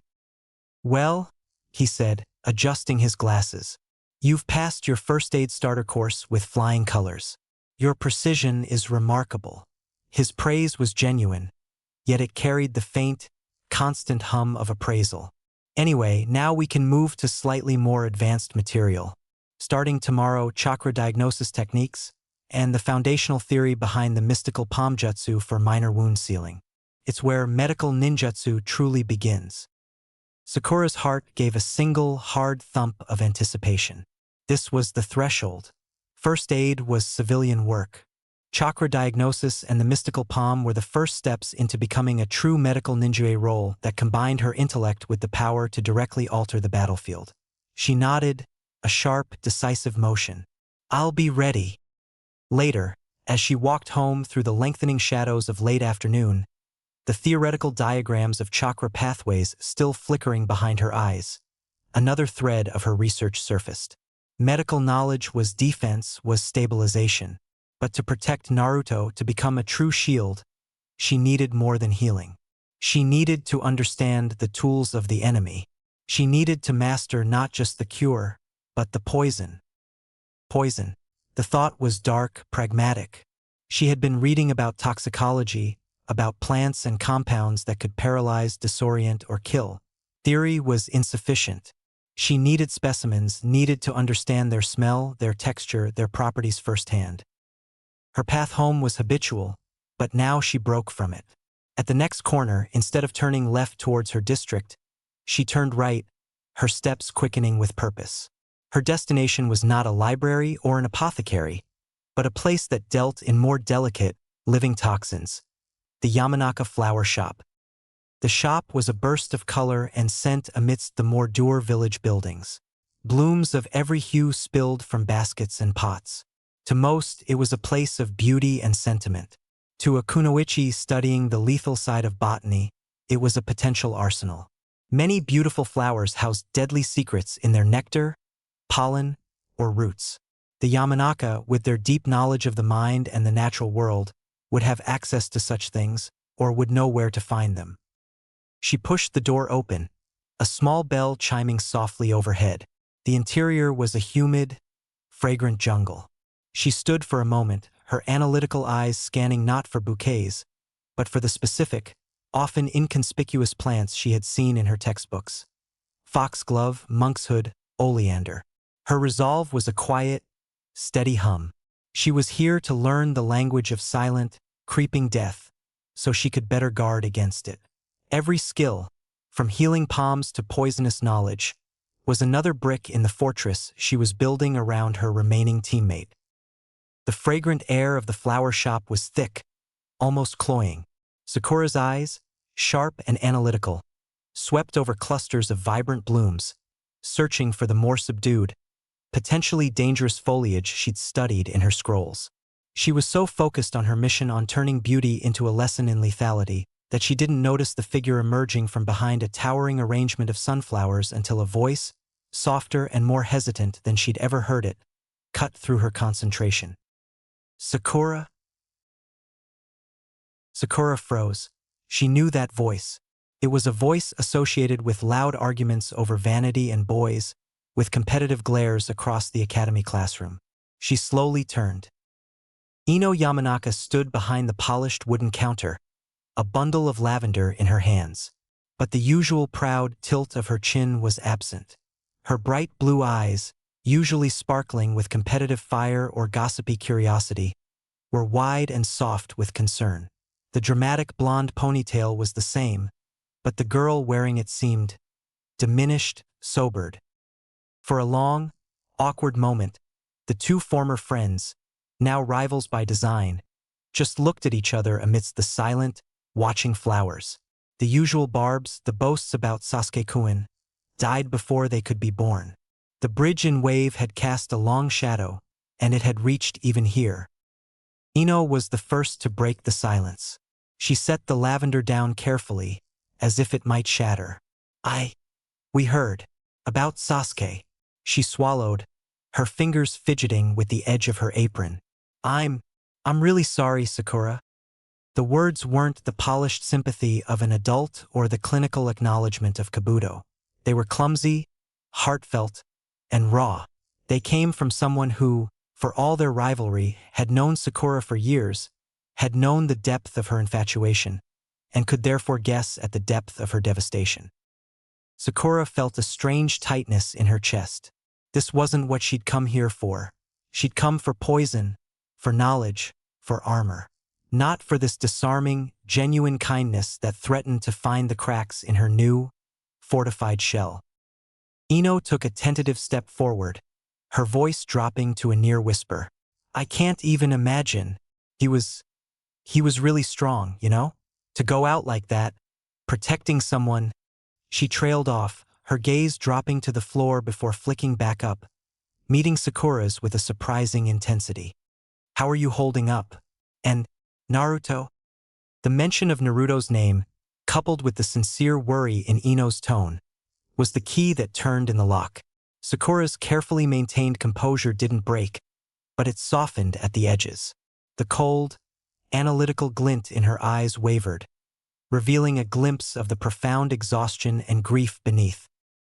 I'm managing, Sakura said, the words feeling inadequate.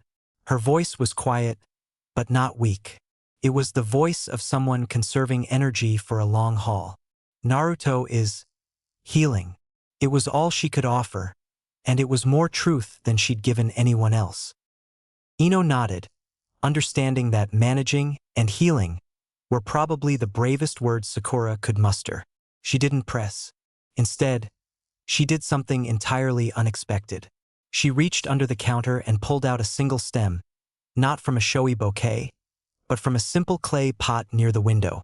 It was a sprig of rosemary, its needle-like leaves a resilient green, its scent clean and sharp, known for remembrance and clarity.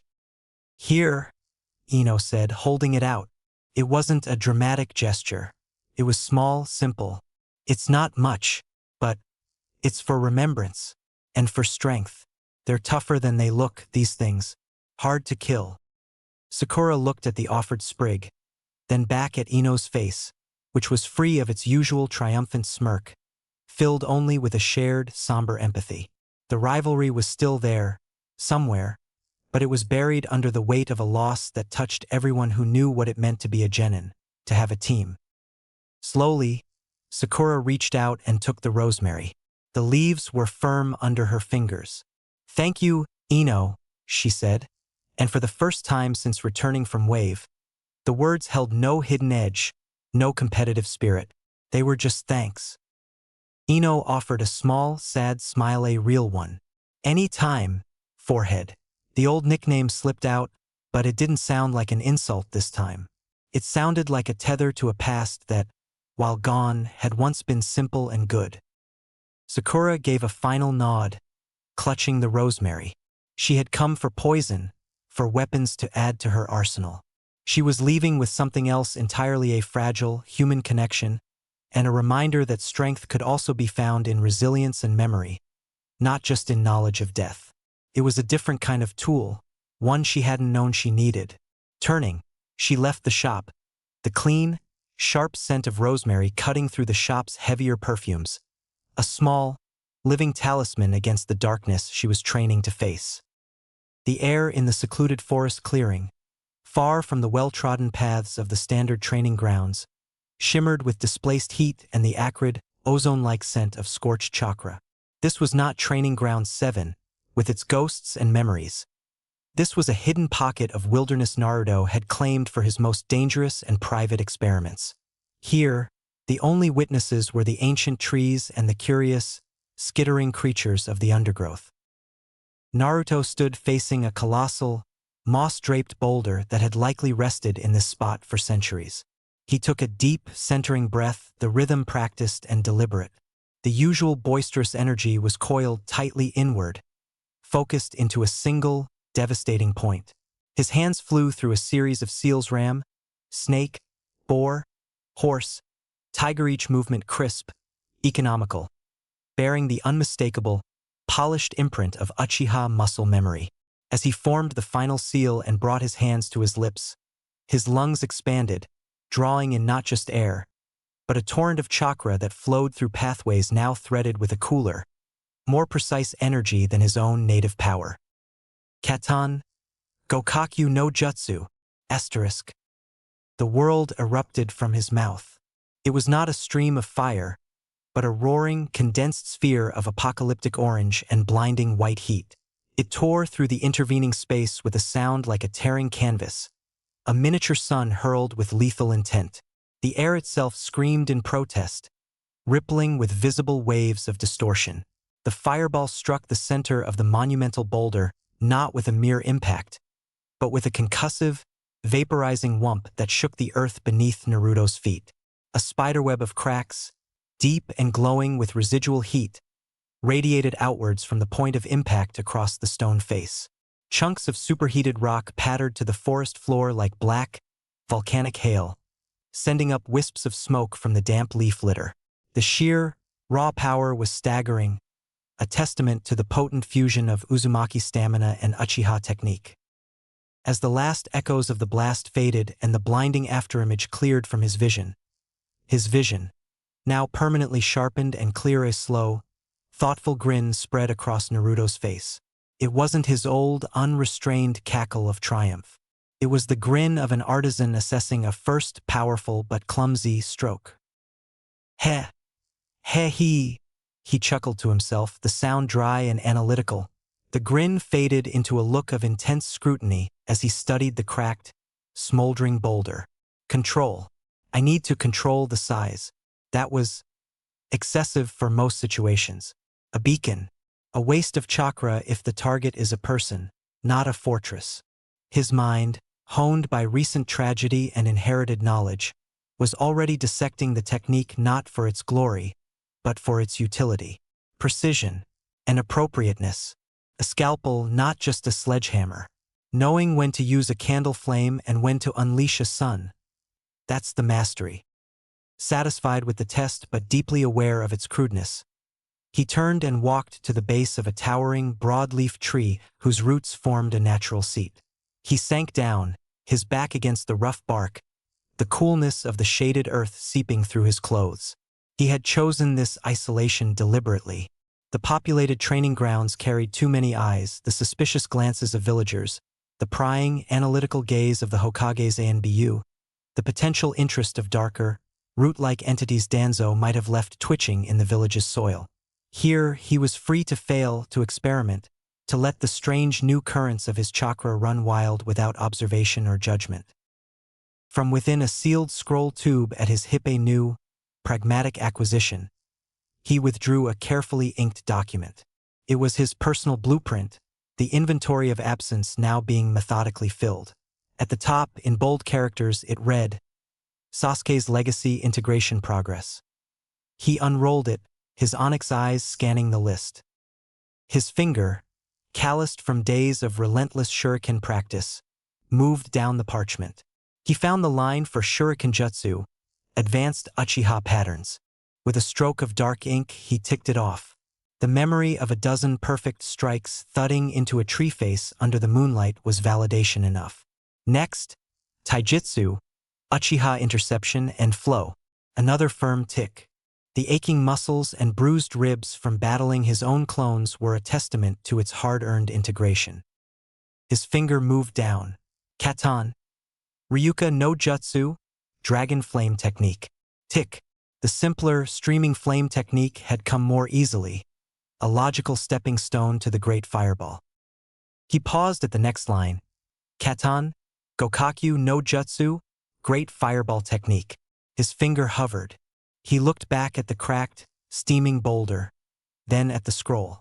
He did not tick it off. Mastery was not about replication. It was about refinement, about ownership. He could perform it, yes, with terrifying power, but he could not yet wield it with the surgical precision its donor had eventually achieved. It remained a borrowed club, not a forged sword. He left it blank, a silent promise to the brother whose standards he now inwardly upheld. Setting the scroll on his knees, he steepled his fingers, resting his chin on them. The forest sounds, the chirp of insects, the rustle of leaves filled the thoughtful silence. He mused aloud, his voice a low rumble that blended with the ambient life of the woods. I am better off asking Kakashi-sensei, not just about training, but about the eyes. His own hands came up, fingers brushing his eyelids, feeling the potent, dormant power beneath. All the abilities of the Sharingan that he knows. What he's learned from a lifetime of using one. The copy function, the predictive sight, its limits, its drains. Kakashi was no Uchiha, but he was the world's foremost expert on wielding their power as an outsider. That knowledge was now a critical strategic resource. His introspection turned inward. For now, I think I am lacking in chakra control. At least that's how I see it. The realization was profound. For years, his problem had been having too much chakra, a raging river he could barely dam. Now, with Sasuke's refined, heavy chakra woven into his own, the river had become a deeper, more powerful sea, controlling the immense, dense energy for delicate work, for the precision he craved, for the eventual mastery of the mystical palm technique Sakura was studying, for the flawless execution of advanced genjutsu he knew he must one day face and employ was the new monumental hurdle. The shadow clone technique was a brute force splitting of the whole. What he needed was the ability to spin threads of chakra as fine as spider silk. He looked back at the scroll, at the remaining unticked items, the uncharted territories of his inheritance. His finger traced the next lines. Katan, Hosenka no Jutsu, Phoenix Flower Technique. The technique of multiple homing fireballs. It required not just power, but an exquisite, divided control he did not yet possess. And below it, the line that gave him a particular grim pause. It was not a jutsu name, but a category, written in Sasuke's own, sharp script, echoed in Naruto's hand. Sharingan, Evolution, and Mangekyo. He stared at the words. They were a cliff edge, a potential abyss.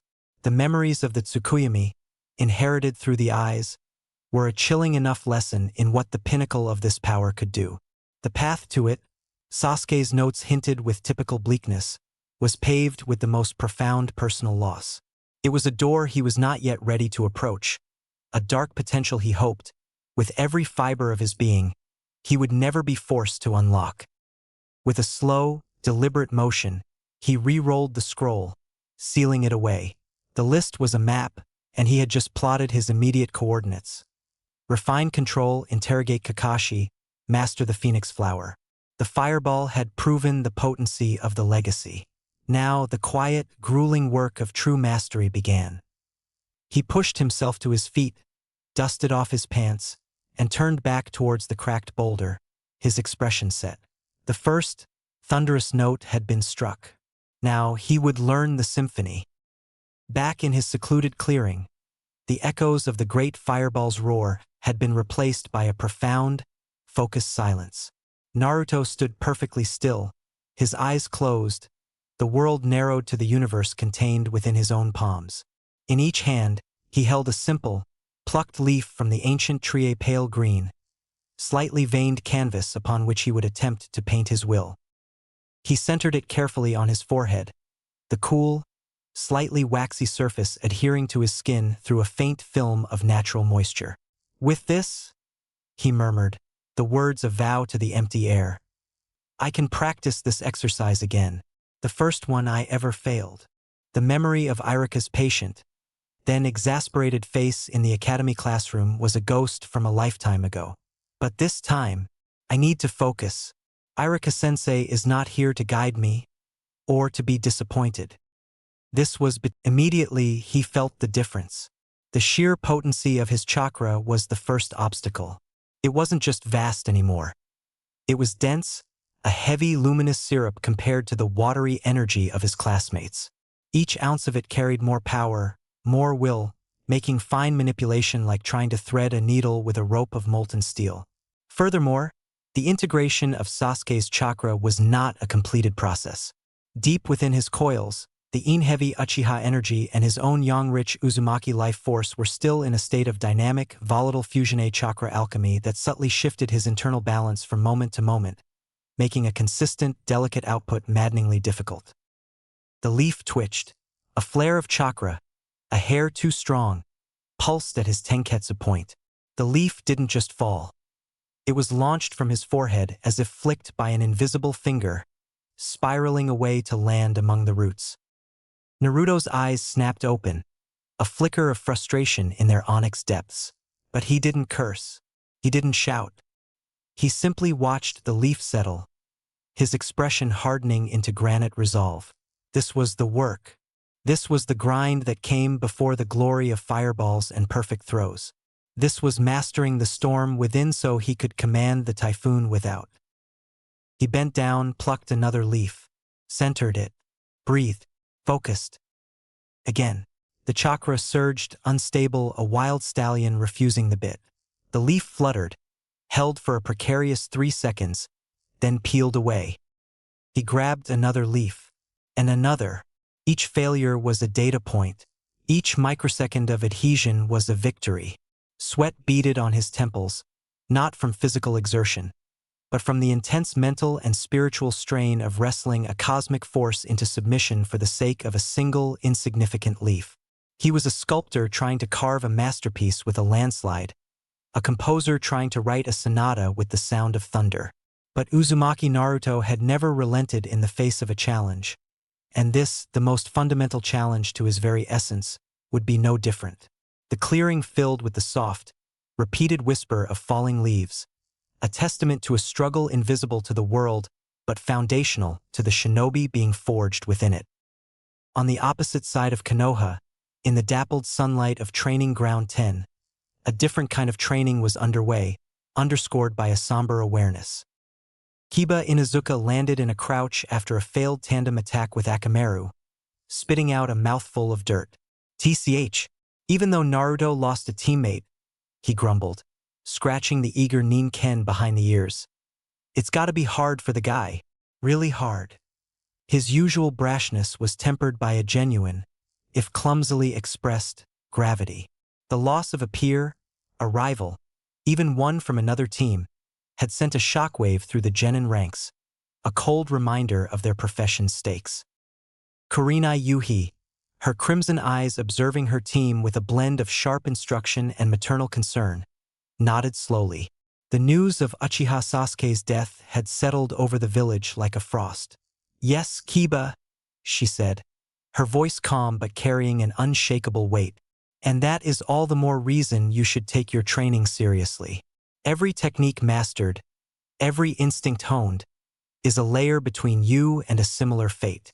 Her gaze, gentle but unwavering, shifted to the shyest member of her squad, including you, Hinata. Hyuga Hinata, who had been practicing her gentle step twin lion fists against a training post, flinched as if struck. Her lavender eyes, capable of seeing the chakra network of a target a kilometer away, instantly dropped to her own feet. The mention of Naruto's name, coupled with the tragedy, sent her usual storm of anxious affection spiraling into a deeper maelstrom of empathetic pain and fear. Her fingers tangled together. "Why yes, Kurenai-sensei," she whispered, her voice so faint it was almost lost in the rustle of leaves. From the shade of a nearby tree, Shino Aburame adjusted his glasses, the faint hum of his Kakachu colonies a constant backdrop to his speech. "A precise analysis," he intoned, his voice devoid of inflection but full of logic. "The statistical probability of mission fatalities decreases exponentially with unit competency and synergistic coordination. As the most logical member of this team, I have to agree with Kurenai-sensei's assessment. Emotional acknowledgement of a tragedy must be sublimated into practical preventative action." Kiba rounded on him, indignation flaring. "Hey, I am taking my training seriously. I'm just saying, it's rough is all. Don't act like you're the only one who gets it, you bug-eyed weirdo." Akamaru let out a supportive rough.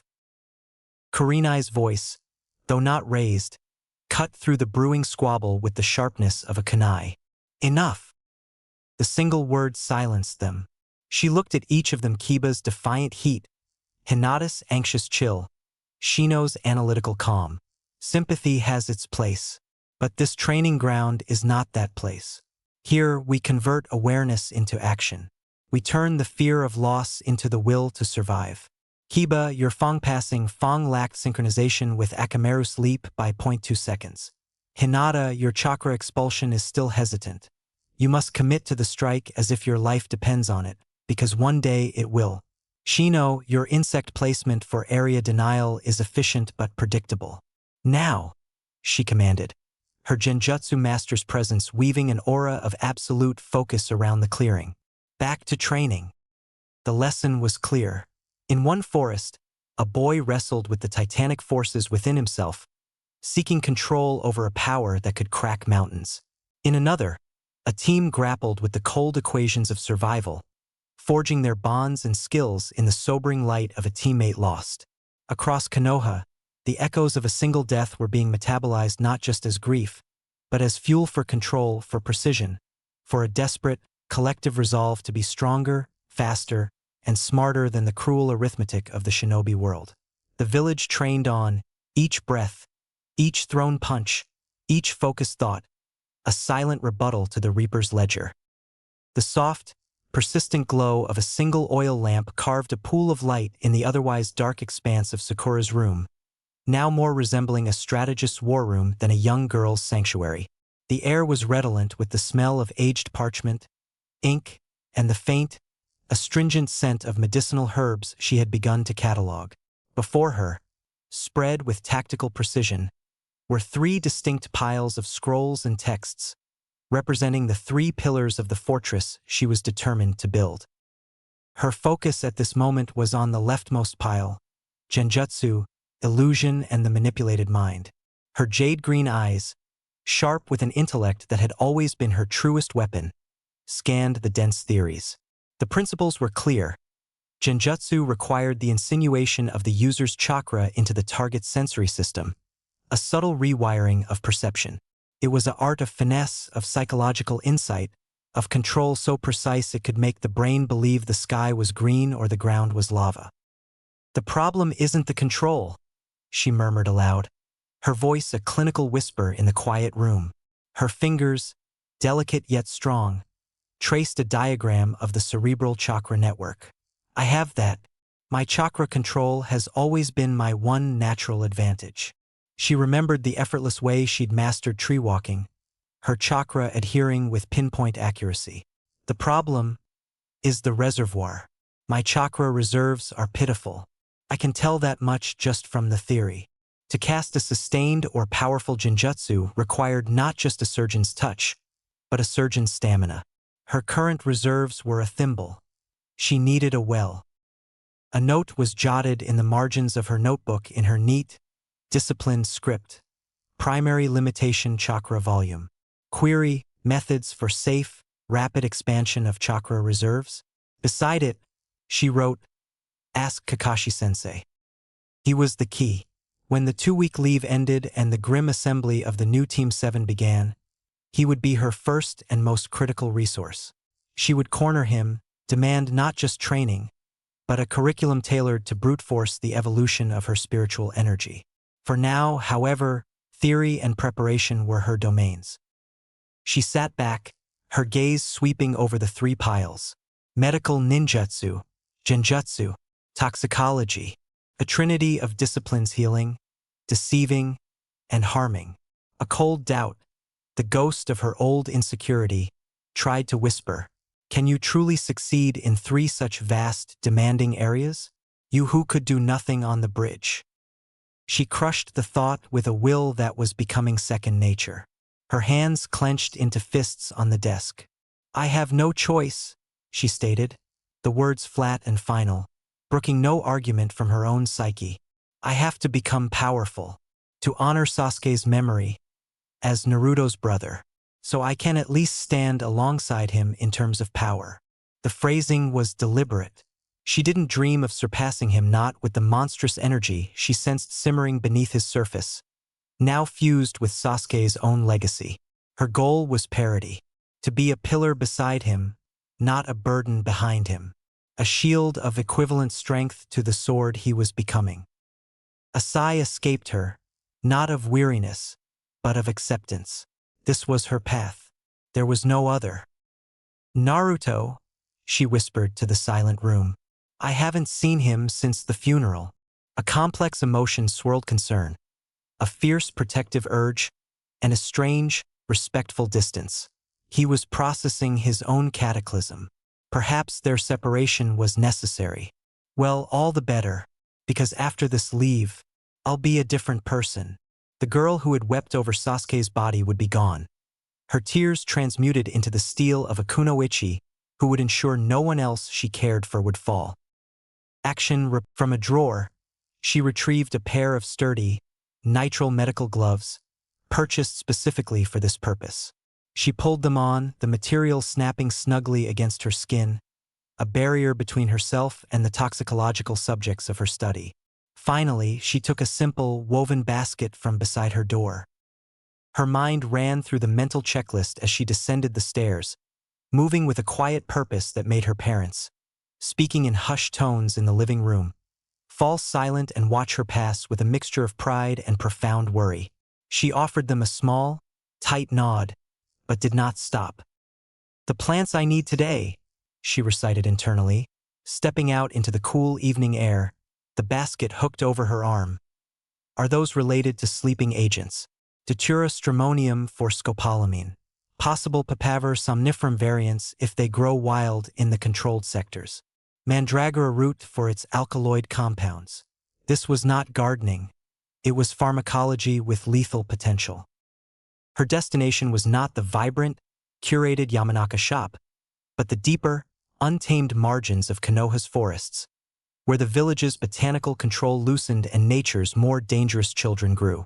She moved with a new awareness, her senses attuned not to beauty, but to utility and threat. Every rustle in the bushes, the scent of damp earth and decaying leaves, the pattern of moonlight through the canopy all were data points in her new reality. Sakura Haruno was no longer just studying to be a kunoichi. She was methodically, ruthlessly, building herself into one, piece by calculated piece, from the scalpels of medical knowledge to the poisons that could grace their edges. The forest awaited, a living library of silent, sleeping death, and she was its newest and most determined student. For days, a mere 96 hours stood between the grim solitude of convalescent leave and the unknown crucible of the reformed Team 7. For Uzumaki Naruto, these were not days of rest, but of relentless, almost violent self-immolation in the fires of his new power. The secluded clearing bore the scars of his dedication. The great boulder was now a shattered monolith, its central mass vaporized, leaving only a ring of cracked, blackened stone. The surrounding trees were pockmarked with thousands of perfectly placed shuriken wounds, and the earth was churned to mud from countless hours of taijutsu drills. Now, in the deep indigo hour before dawn, he stood at the center of a hurricane of his own making. The air was thick with the smell of ozone, scorched earth, and the peculiar scent of dispelling shadow clones. He was breathing heavily, not with exhaustion, but with the controlled, deep rhythm of a warrior in the eye of the storm.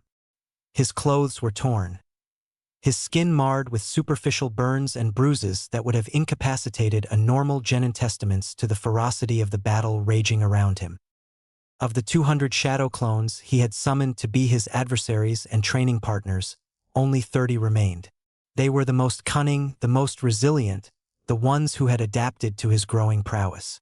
But the true terror of the exercise was the schism he had engineered among them.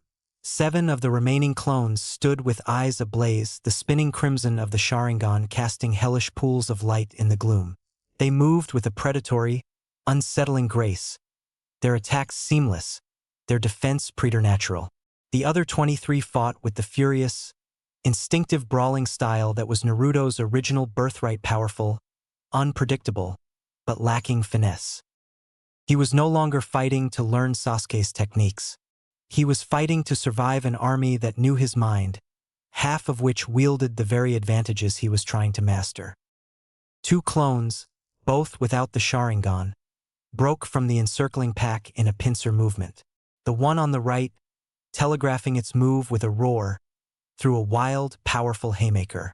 Naruto's own Sharingan active and whirling with 2 tomo saw the kinetic pathway of the punch before the clone's shoulder even fully tensed. He didn't block it. Instead, he took a micro-step inward, his left hand shooting up to intercept and guide the massive fist harmlessly past his head. In the same fluid motion, his awareness, hyper-expanded by the dojutsu, detected the faintest displacement of air behind him. The second clone, having used its comrade's frontal assault as a distraction, was lunging for a tackle at his kidneys. Naruto didn't turn. His right hand snapped backwards like a viper, his fingers clamping onto the charging clone's wrist. Using the clone's own momentum, he pivoted on his heel with brutal efficiency, yanking the clone off its feet and swinging it in a wide, screaming arc into the path of the first, off-balance attacker. Poof poof. Asterisk. Two clones vanished in a single, concussive cloud of smoke. But the trap had been a diversion. The clone on his left, momentarily obscured by the dispersing smoke, tried to dart to a new angle. Naruto's Sharingan cut through the visual chaos, tracking the blur of orange. He didn't chase. He dropped into a low roll backwards, putting precious distance between himself and the tightening ring of adversaries. Even as his body tumbled, his hands were a blur, weaving seals with a speed and certainty that would have made a Uchiha elder nod in approval. Snake, dragon, rabbit, boar, tiger. He came out of the roll onto one knee, fingers already at his lips. Asterisk Keton. Ryuka no Jutsu. Asterisk. This was not the fireball of days past. This was a concentrated, searing lance of blue-white flame, hotter and more focused, shaped by improved chakra control and the intuitive understanding of fire nature now baked into his being. It tore through the gloom like a vengeful spirit, not exploding, but piercing. It bisected the scrambling group of non-Sharingan clones with surgical precision. The infernal heat didn't just dispel them. It seemed to vaporize them mid-stride, reducing their number by more than half in a single, devastating breath. Naruto rose from his kneeling position, his Sharingan scanning the suddenly sparse field. The carnage of dispelled clones left wisps of chakra smoke curling in the air. From this haze, one of the remaining non-Sharingan clones, seeing its brothers eradicated, let out a raw, wordless cry of fury and charged, abandoning all strategy for pure, emotional rage. Naruto didn't move. His expression was calm, almost detached. His hand dropped to his pouch, drew a single kunai, and threw it in one uninterruptible motion. There was no wind-up, no wasted effort. The blade flew straight and true, embedding itself with a sickening thunk directly in the center of the charging clone's forehead. It vanished, the kunai clattering to the churned earth. Then he moved. What followed was not a fight, but a harvest. Against the remaining non-Sharingan clones, he was a god of war. He flowed between them, his taijutsu a brutal synthesis of Uchiha interception and Uzumaki relentless force. A disarming parry broke a wrist, a heel kick shattered a knee, a palm strike to the sternum burst a clone like a soap bubble. Against the 7 Sharingan-wielding clones, the battle became a chilling, silent ballet of precognition and counter-prediction. It was a high-speed chess game where every move was seen 3 steps ahead. He baited one into overextending, shattered its guard with a feint it perceived but couldn't react to in time, and dispelled it with a chop to the neck. He used their own shared knowledge against them, exploiting the milliseconds of delay as they processed his intentions through the same visual filter he possessed. One by one, they fell. The last Sharingan clone met his gaze, its identical red eyes locking with his. They charged simultaneously, a mirror image broken. Their kunai met in a shower of sparks. For a second, they were frozen, strain identical on both faces. Then Naruto, drawing on the deep, dense well of his fused chakra, pushed. His blade inched forward, past the clone's guard, and tapped its chest. Poof! Silence, absolute and total, descended upon the clearing. The first gray light of dawn began to bleed into the sky. Naruto stood alone amidst the dissipating smoke, his Sharingan slowly fading, leaving his onyx eyes dark and depthless. He was bruised, bleeding from a dozen minor cuts, his chakra reserves significantly depleted but still burning with a formidable, steady flame. The clearing was a wasteland. The 200 clones were gone. He had not just survived the onslaught. He had orchestrated it, controlled it, and ultimately dominated it. The power Sasuke had given him was no longer a borrowed suit of armor. It was the steel of his own bones, the fire in his own blood. He had almost mastered it. In 4 days, the world would see not the grieving, blind boy who left the hospital, but a weapon meticulously honed in secret, ready for whatever new hell his sensei, his village, or his brother's ghost had in store for him. He took a final, deep breath of the smoke-tinged air, sheathed his kunai, and turned towards the creeping dawn. The self-forged blade was sharp. Now it awaited a worthy whetstone. Chapter 3, Part 2. Under the bruising light of the newly risen sun, Naruto sat on the shattered stump of what had once been a training post, the only sound the rough pull of his breath settling back into a steady rhythm. He uncorked a canteen, the water within warm from proximity to his exertions, and drank deeply, the liquid a tangible metric of his physical toll. The clearing around him was a testament to a week of self-annihilation and rebirth, a scorched, pitted, and churned monument to his will.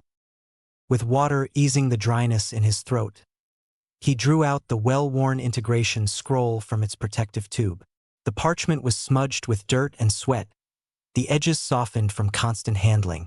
His eyes, now their customary deep onyx but holding a harder, more focused light, scanned the final entry under Sasuke's legacy integration progress. Taijutsu, Uchiha interception, and flow mastery synthesis. His finger, nail cracked and rimmed with grime, found the small box beside it. He didn't tick it with a flourish. He pressed the tip of his thumb into the ink pad of a compact seal ink well he carried and stamped a firm, dark circle in the space. It was less a checkmark and more a seal of finality, an official closure. It was done. The core of Sasuke's combat prowess, the taijutsu, the shuriken art, the fire nature techniques, had been broken down, internalized, and reforged with the relentless, overwhelming pressure of his own Uzumaki spirit. The power was no longer Sasuke's. It was his own, a new alloy unique to him. He re-rolled the scroll, its purpose fulfilled. A chapter had ended. He sat for a long moment, the sudden quiet in his mind as notable as the silence in the clearing. The driving, desperate need to assimilate his brother's gift had been his sole compass for days. Now, with the destination reached, a new question emerged from the stillness. What next? The answer came not as a revelation, but as the logical next step in the armament plan he had sketched out in his sparse apartment. He grunted, pushing himself to his feet with a grunt of sore muscles. I think it's time to go grab that weapon I ordered. The thought had been germinating since he first acknowledged his lack of a dedicated armament. He hadn't wanted a sword like Zabuza's, that required 2 hands, and his fighting style was evolving into something that demanded a free hand for seals, for grappling, for the unpredictable. He had visited a discreet, non-affiliated blacksmith on the village's industrial edge 2 days prior, a man known for custom work and no questions. He'd paid with a significant portion of his mission savings and sketched a design that blended brutal pragmatism with a hint of his own developing philosophy. It was time to see if the forge had kept its promise.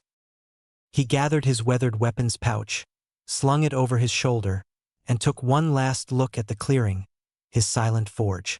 Then he turned and melted into the trees, heading not for home, but for the soot-stained alleyways of the artisans' district, a young man on a mission to collect a tool forged for the wars to come.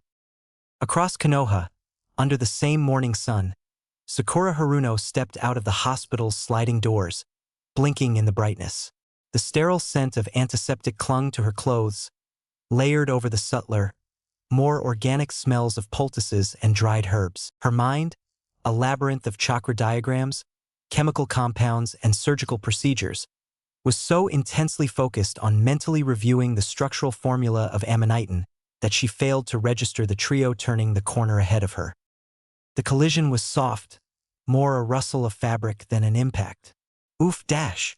She stumbled back a step, her analytical reverie shattered. Sakura? Sakura looked up, her green eyes refocusing from an internal world of molecules to the concerned face of Ino Yamanaka.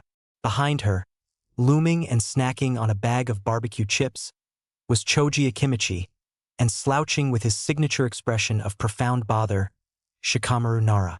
Team 10 in all its familiar, casual cohesion. A flicker of something, the ghost of her old social self tried to surface. It was quickly compartmentalized. "Oh, Ino," she said, her voice flat, polite, devoid of its former competitive vibrancy. She gave a cursory glance to the boys. "Good day, everyone." The greeting was delivered with the efficiency of a status report. Without pausing for the banter, the gossip, or the shared inertia that usually characterized their interactions, she sidestepped them with a swift, purposeful motion and continued down the street, her steps quick and directed towards the library's stone facade.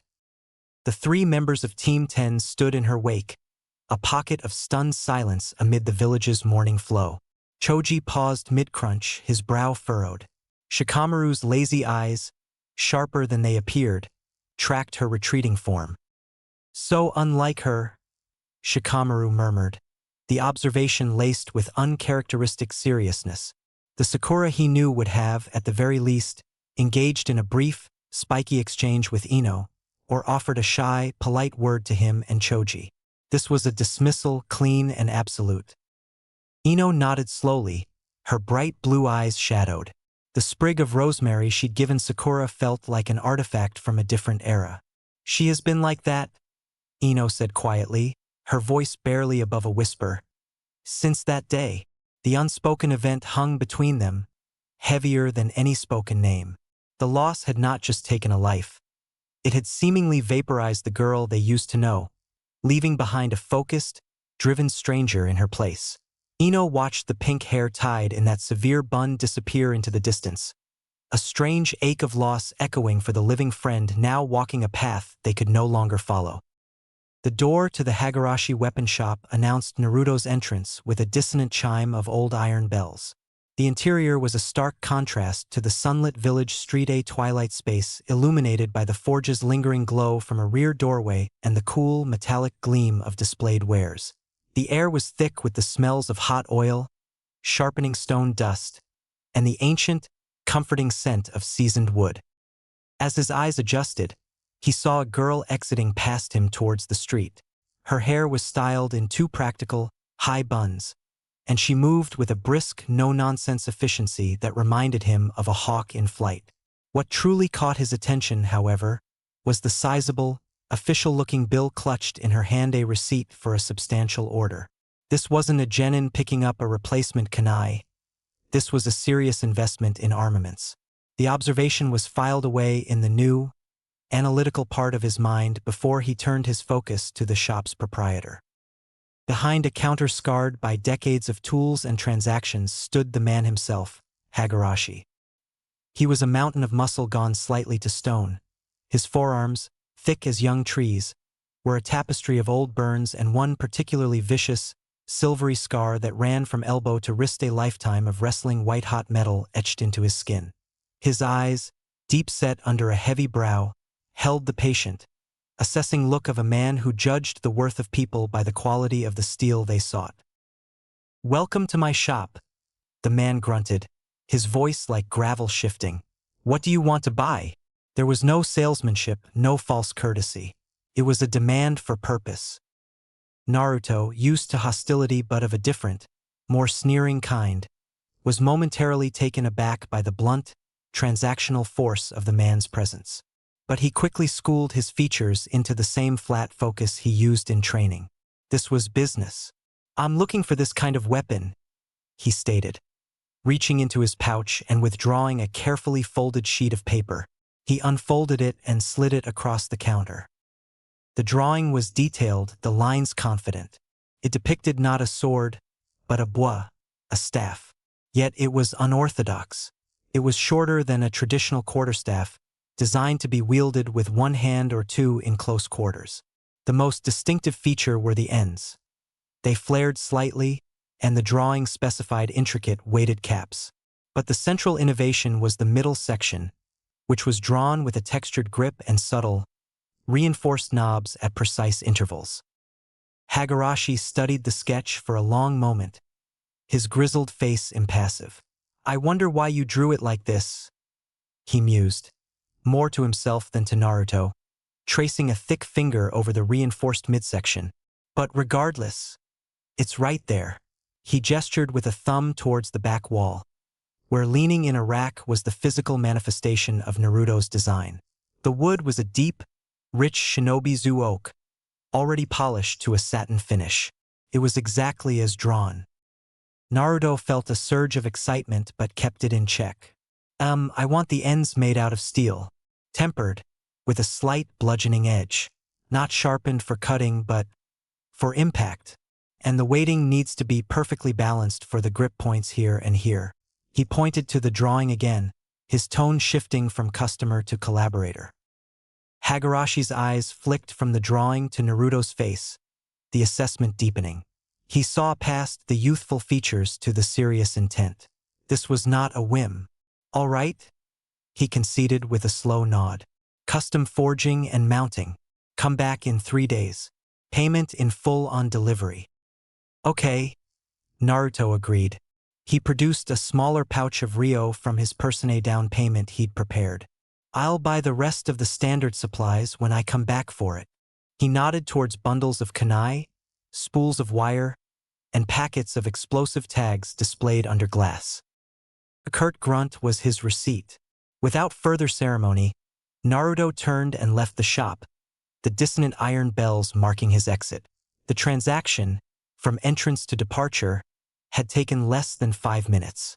It was efficient, stark, and satisfying. He headed home through the midday crowds, his mind already leaping ahead. Now with that, he thought, the image of the custom bow clear in his mind, I will start training in it. A versatile weapon.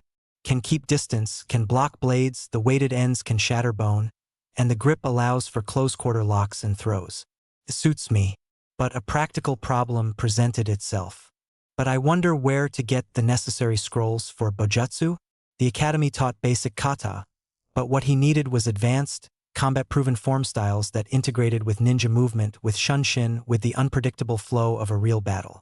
The village library might have historical treatises, but not the gritty, effective battlefield manuals he required. Perhaps Kakashi-sensei, once training resumed, would have resources. Or perhaps the answer lay in the same isolation that had served him so far. He would have to deconstruct the weapon's potential himself, use the Sharingan's analytical power to envision its applications, and forge his own style through the same brutal, clone-based trial and error that had mastered Sasuke's legacy. The weapon would be an extension of his body. Its art would be an extension of his will. The search for scrolls was a valid path, but the resolve to write his own was already igniting within him. He walked on, the anticipation for the 3-day wait already transforming into plans for the first swing. For days later, the sun rose over Training Ground 7, painting the familiar clearing in a light that felt both old and new. Kakashi Hatake stood at its center, not lounging against a tree with his book, but upright, his posture radiating a silent, grim purpose. He felt the absence like a phantom limb, the cool, arrogant presence that should have been standing apart with crossed arms was now a permanent void. What remained of his squad were 2 children who had walked through fire and returned, altered. The first to arrive was Naruto.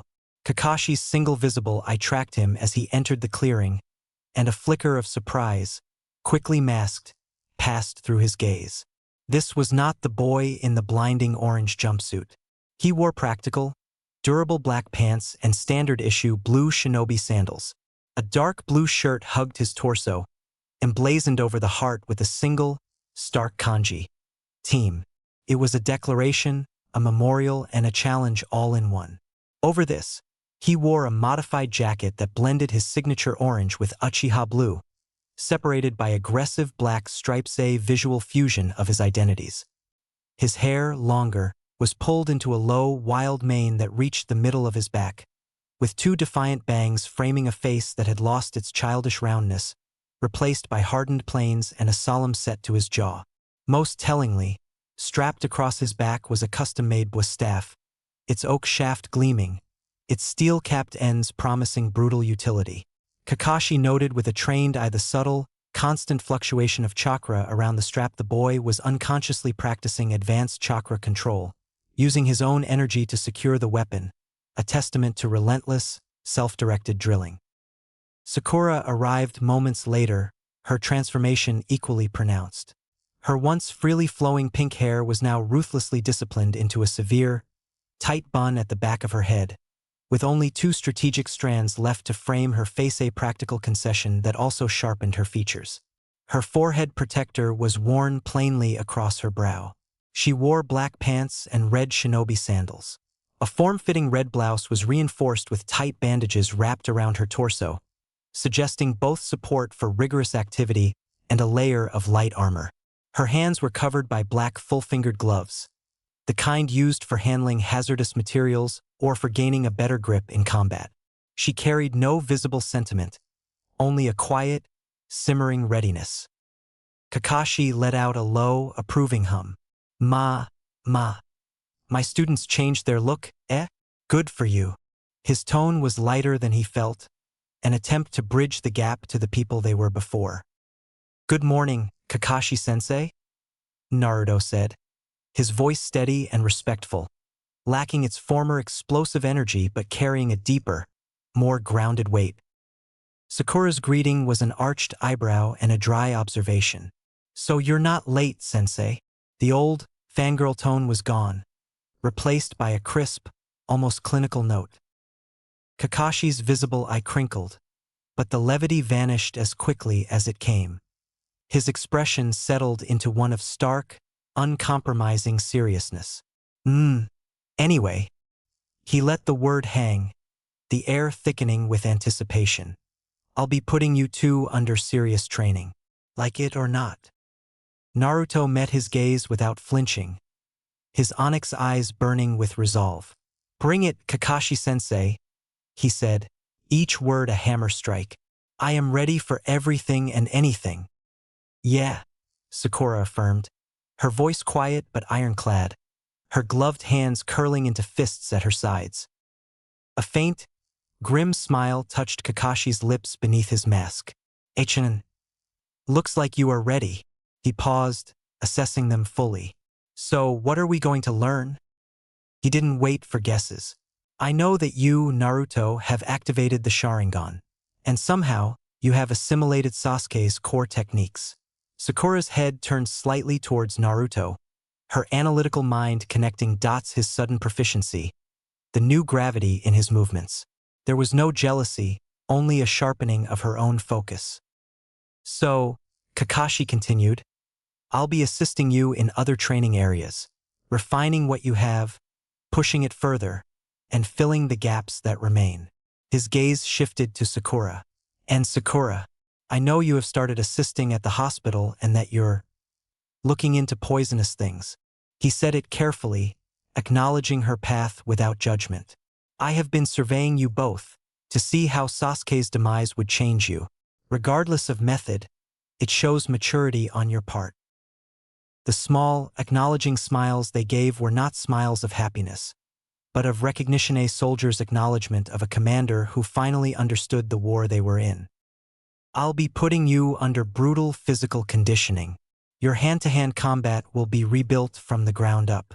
Both of you, and I'll be starting you on your chakra natures. Even though genin typically don't focus on this, I have special permission from the Hokage. Before they could process this, he produced 2 small, blank, off-white papers from his vest. Chakra paper, Sakura identified instantly, her studies manifesting. Oh, so you do know it. Good job, Kakashi said, genuinely impressed. He handed one to each of them. Sakura went first. Focusing, she channeled a thread of her chakra into the delicate sheet. It did not cut, burn, or soak. Instead, it wrinkled violently, then darkened, collapsing into a small lump of damp, rich-smelling earth and mud. Kakashi nodded. Earth nature. Surprising, but not illogical.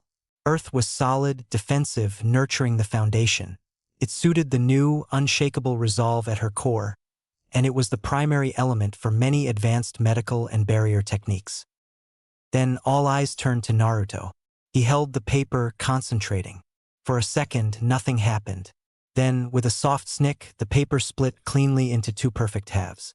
Before the pieces could flutter to the ground, one half spontaneously burst into bright, vigorous flames that consumed it in a blink.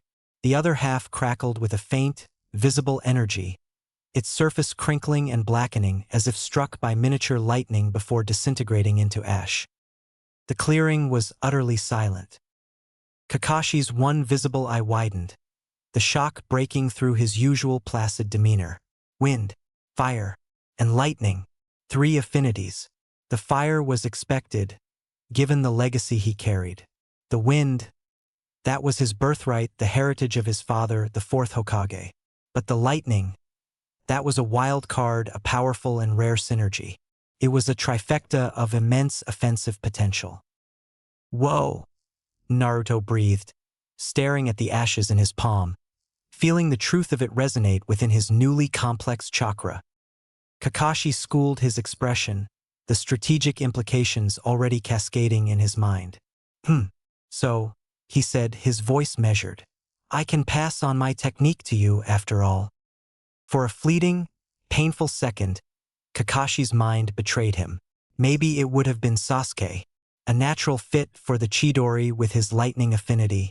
The thought of the proud Uchiha heir, of the training that never was a ghostly pang.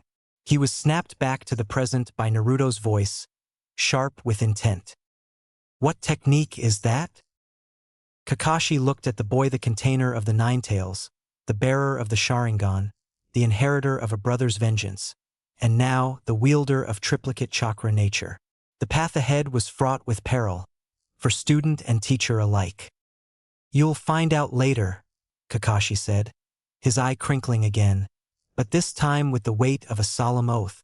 The first lesson had not even begun, and the future of the new Team 7 had already been irrevocably set onto a darker, more electrifying path. The gauntlet was not just thrown, it was crackling with lethal energy. Kakashi gave a slow, deliberate nod, the brief moment of revelation about Naruto's chakra natures settling into the grim bedrock of his new training regimen. With that out of the way, he said, his voice losing its instructive tone and shifting into one of pure command, let's move on to the hard things. Before he could continue, a hand sliced through the air with precise, formal motion. Sakura. Her expression was not one of uncertainty, but of strategic inquiry. Sensei, I was going to ask you how to raise my chakra reserves. I know they are a little low. She stated it as a clinical fact, a measurable deficiency in her system like a weak muscle group. There was no self-pity, only a demand for the methodology to correct it. Kakashi's visible eye fixed on her, approving of the directness. I was going to cover that in detail during your individual conditioning, but I will explain the principle now. He crossed his arms, his posture that of a lecturer on the most vital of sciences. As you know, chakra is synthesized from two components: the spiritual energy of the mind, your will, your consciousness, your yin, and the physical energy of the body's trillion cells, your stamina, your vitality, your yang. To increase the reservoir, you must expand both sources and improve the efficiency of their fusion. He gestured towards the forest surrounding the training ground. You can meditate, not the empty-minded relaxation of a civilian, but focused, intense meditation. Visualize your chakra pathways. Will them to expand. Strain your mind to its limit, crafting and holding complex chakra constructs in your imagination until you have a headache. That builds the spiritual component. His gaze then swept over her physically conditioned form. Concurrently, you train your body to exhaustion. Push past your limits. Break down muscle, strain ligaments, flood your system with lactic acid. Your body, in its desperate bid to adapt and survive, will generate more physical energy. But the key, he emphasized, holding up a finger, is the synthesis. You must then use your chakra. Push it to its absolute edge, not to the point of total exhaustion and collapse, which risks damaging your coils, but to the very brink. Run tree walking until you slip, not from lack of skill, but because the well is almost dry. Practice your medical diagnostics or genjutsu until your vision blurs and your fingers tremble. It is at that precipice, in that state of extreme demand, that your system receives the signal more is required. And if you nourish it properly and rest deeply, it will answer. It is a slow, grueling, and often painful process of forced evolution. Sakura absorbed every word, her mind already categorizing the information, slotting it into the training schedule she mentally maintained. She gave a sharp, acknowledging nod. The path was clear, and its difficulty was irrelevant. Kakashi then turned his piercing gaze to Naruto, who stood with a stillness that was somehow more intense than any movement. As for you, Naruto, you need control. A lot of it. The statement was monumental in its simplicity.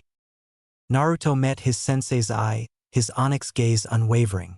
I know, he said, the two words heavy with the frustration of countless leaves that would not stick, of fireballs that were too large, of a chakra sea so dense and potent that shaping it felt like trying to carve marble with his bare hands. He knew it in his bones, in his strained coils, in the very air around him that still sometimes crackled with his barely leashed power. Kakashi saw the understanding and the profound challenge it represented. Naruto's problem was the diametric opposite of Sakura's, yet just as severe. He wasn't trying to fill a pond. He was trying to build precision irrigation channels through a hydroelectric dam that was constantly on the verge of overflowing. The addition of Sasuke's refined, heavy chakra had only made the internal torrent more complex and volatile. Right, Kakashi said, the word a period on the preliminaries. The theory was established. The deficiencies were identified. The monumental scale of the task was laid bare before them. He took a single step back, his posture shifting subtly into one of readiness. The air in Training Ground 7 seemed to grow heavier, charged with the promise of sweat, pain, and incremental, hard-won progress. The easy days of D-rank missions and casual tests were a fossilized memory. With that said, Kakashi Hatake announced, his voice dropping into a low, relentless register that brooked no argument and promised no respite, let's begin. The two words were not an invitation. They were a detonation. They marked the end of one life and the violent, compulsory start of another. For Sakura, it was the beginning of the forging of her will. For Naruto, it was the commencement of the titanic struggle to master his storm. For Kakashi, it was the first necessary step in keeping his final promise to the dead, by making the living too strong, too skilled, and too resilient to ever need to make such a sacrifice again. The new Team 7's true training had arrived, and it began not with a shout, but with the grim, quiet certainty of a descent into a forge. What followed was not training in any sense the word was commonly understood. It was systematic dismantling. It was a calculated, merciless assault on the physical limits of two 13-year-old bodies, orchestrated by a man who had long mastered the art of transforming agony into ability. Kakashi Hatake became less a sensei and more a force of nature, a silent, implacable engine of exertion, a hard ass. There were no explanations beyond the initial, brutal logic. Push-ups until their arms trembled and collapsed beneath them, only to be ordered into the next set the moment their chests hit the dirt. Laps around the entire perimeter of Konoha, not at a jog, but at a punishing, sustained run that burned lungs and turned leg muscles into blocks of screaming lead. Sit-ups until their abdominal muscles felt shredded, flutter kicks until their cores were numb pools of fire. Squats, burpees, pull-ups on a hastily erected bar, a relentless circuit of pure, unadulterated physical taxation. The body is the crucible, Kakashi intoned during a rare 5-second water break, his voice devoid of its usual lazy effect, replaced by the cold timbre of a drill instructor. Chakra is the alloy forged within it. Without a vessel of iron, the finest steel will shatter it. This is not optional. This is foundational. For Naruto, the purpose was twofold, explained in clipped, strategic bursts as the boy gasped for air.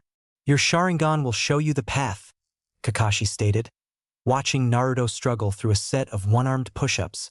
His new eyes narrowed in fierce concentration, But if your body cannot move along that path fast enough, the sight is useless. It becomes a taunt. We are building the raw physical speed and explosive power to act on what you see. Your nervous system must learn to fire at the speed of your perception. Every burning sprint, every grueling plyometric jump, was a lesson in closing the gap between thought and action, between the red-lined prediction of the Sharingan and the muscle fiber response required to capitalize on it. The dense, potent chakra within him fueled a formidable endurance, but Kakashi pushed him beyond even that, forcing his body to adapt to stresses it had never known, to become a weapon capable of wielding the hyper-awareness it now housed. For Sakura, the calculus was different, but the suffering was equal. Your mind is sharp. Your control is exemplary, Kakashi acknowledged as she finished a lap, her face pale but set, sweat plastering the strategic strands of hair to her cheeks. But your furnace is small. To generate more chakra, more of the physical energy component, you must stoke the fire. You must break the body down so it rebuilds itself stronger. Every ounce of muscle you forge, every iota of cardiovascular stamina you claw for, translates directly into a larger reservoir of physical energy to convert.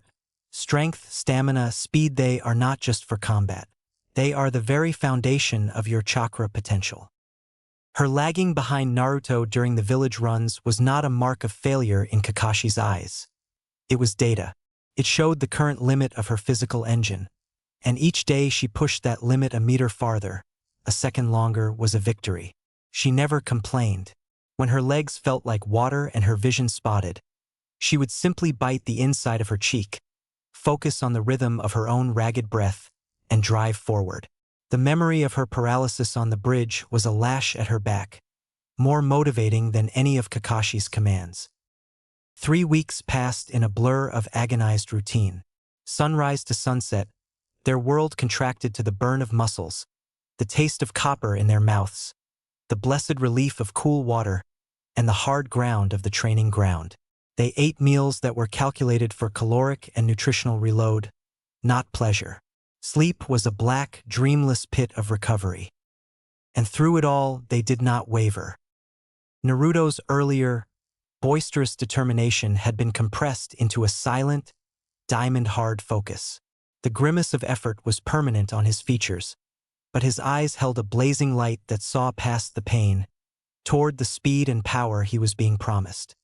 He would finish a set, gasp for air, and his gaze would immediately find Kakashi, wordlessly demanding the next task.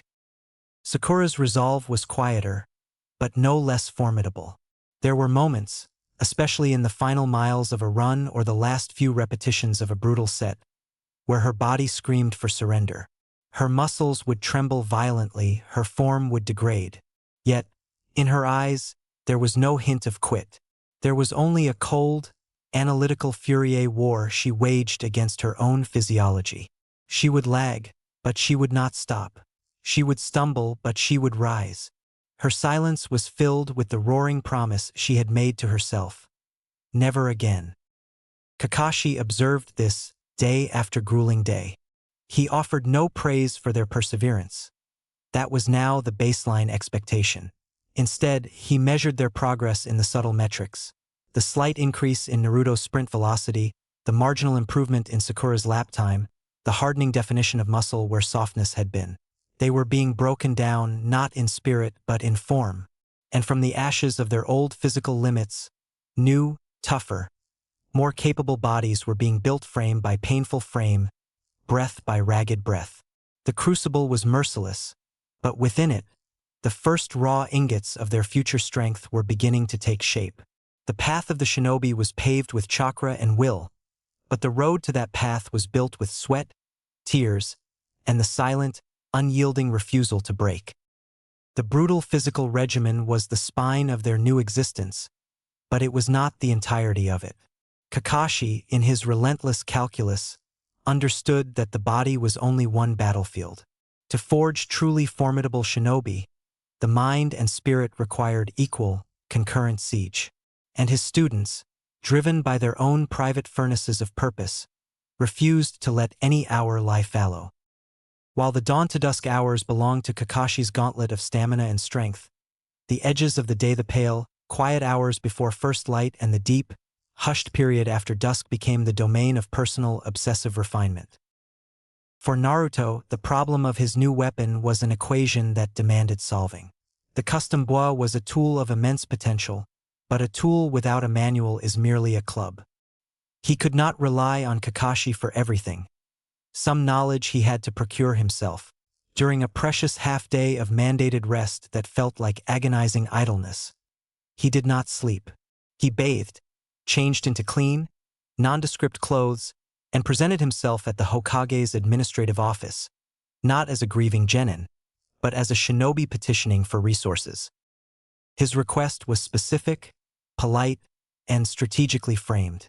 He did not ask for the secret, clan-hoarded scrolls of the Sarutobi's famed staff techniques, nor the esoteric, chakra-conducting manuals of the guard platoon.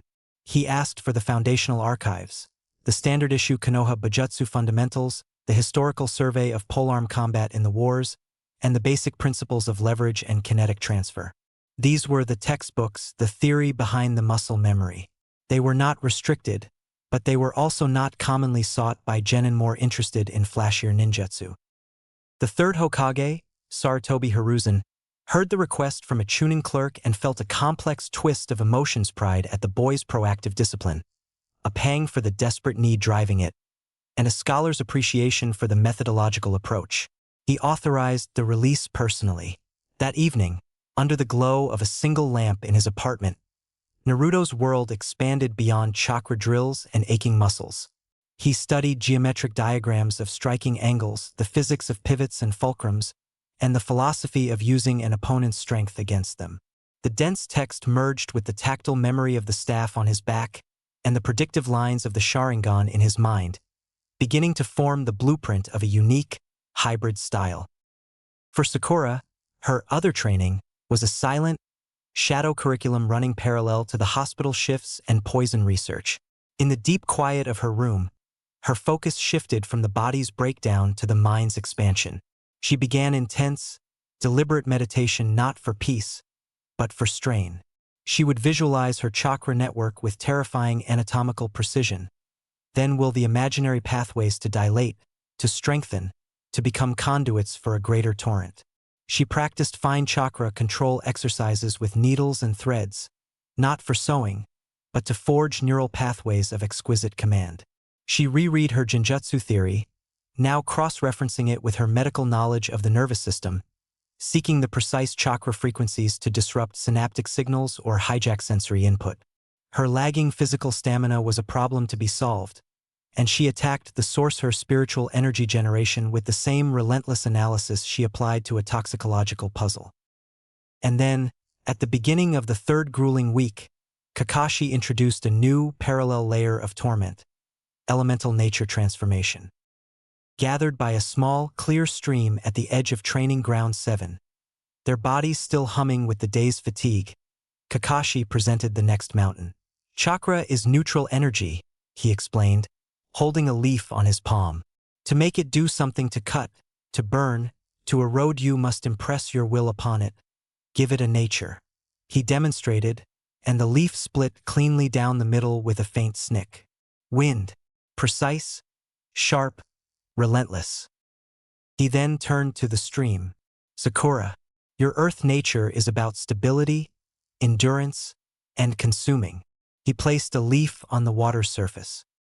Sakura, her mind already weaving the theory with her medical understanding of density and molecular cohesion, focused. Her chakra, still modest in volume but wielded with surgeon's precision, coated the leaf. It did not sink dramatically.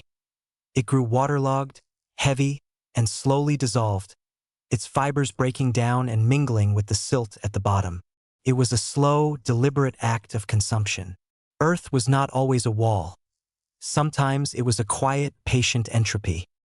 Thus, their lives became a brutal trinity: the hellish crucible of the body under the sun, the quiet, intense forge of the mind and spirit in solitude, and the delicate, frustrating art of bending the very essence of their energy to an elemental will. They moved through their days in a cycle of exertion, study, and focused strain, each discipline feeding into and compounding the others. They were no longer just training. They were undergoing a total, immersive reconstruction. And in the shimmer of heat over the training ground, in the silent pages of a scroll, and in the dissolving leaf in a stream, the shinobi who would inherit a brother's eyes and a village's shadows were being built, layer by agonizing layer.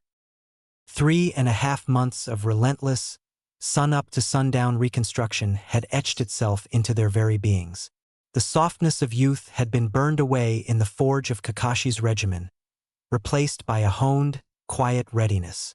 When Naruto walked through the village streets towards the familiar bridge there designated meeting point for the new phase of training, he moved with a predator's loose-limbed grace. His custom boa was a silent presence on his back, secured not by mere straps, but by a subconscious, constant thread of chakra, a testament to months of dual-focused conditioning. His new, sharpened senses, amplified by the dormant Sharingan and relentless drills, caught a flicker of observation from the mouth of a shaded alley. A boy, pale as parchment with jet-black hair and a smile that was a perfect, empty curve, watched him. The gaze was analytical, dissecting, devoid of human warmth. Naruto's onyx eyes slid over the figure without acknowledgement and moved on. Strangers with vacant smiles were low on his list of concerns. He had a brother's legacy to uphold and a sensei's grueling standards to meet. He arrived at the bridge to find Sakura already there, a picture of focused tranquility.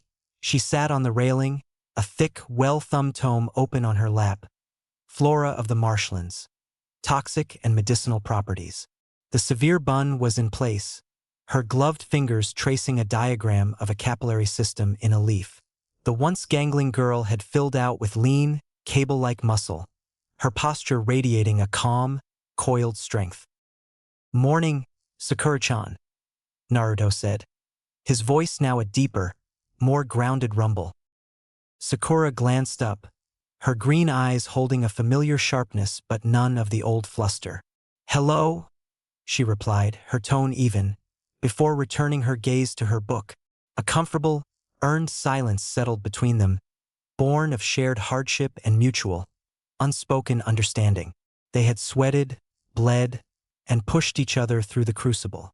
Words were often superfluous. Naruto busied himself inspecting one of his new custom kunai sleek, deadly thing with a unique double-tip design for specialized penetration, a project from Hagarashi's forge he'd been refining. The piece was shattered not by a sound, but by a sudden, silent disturbance in the air. A serpent, wrought not from flesh but from flowing, violent black ink, materialized from the shadow of the bridge and lunged for Naruto's exposed neck. He didn't turn. His head didn't move.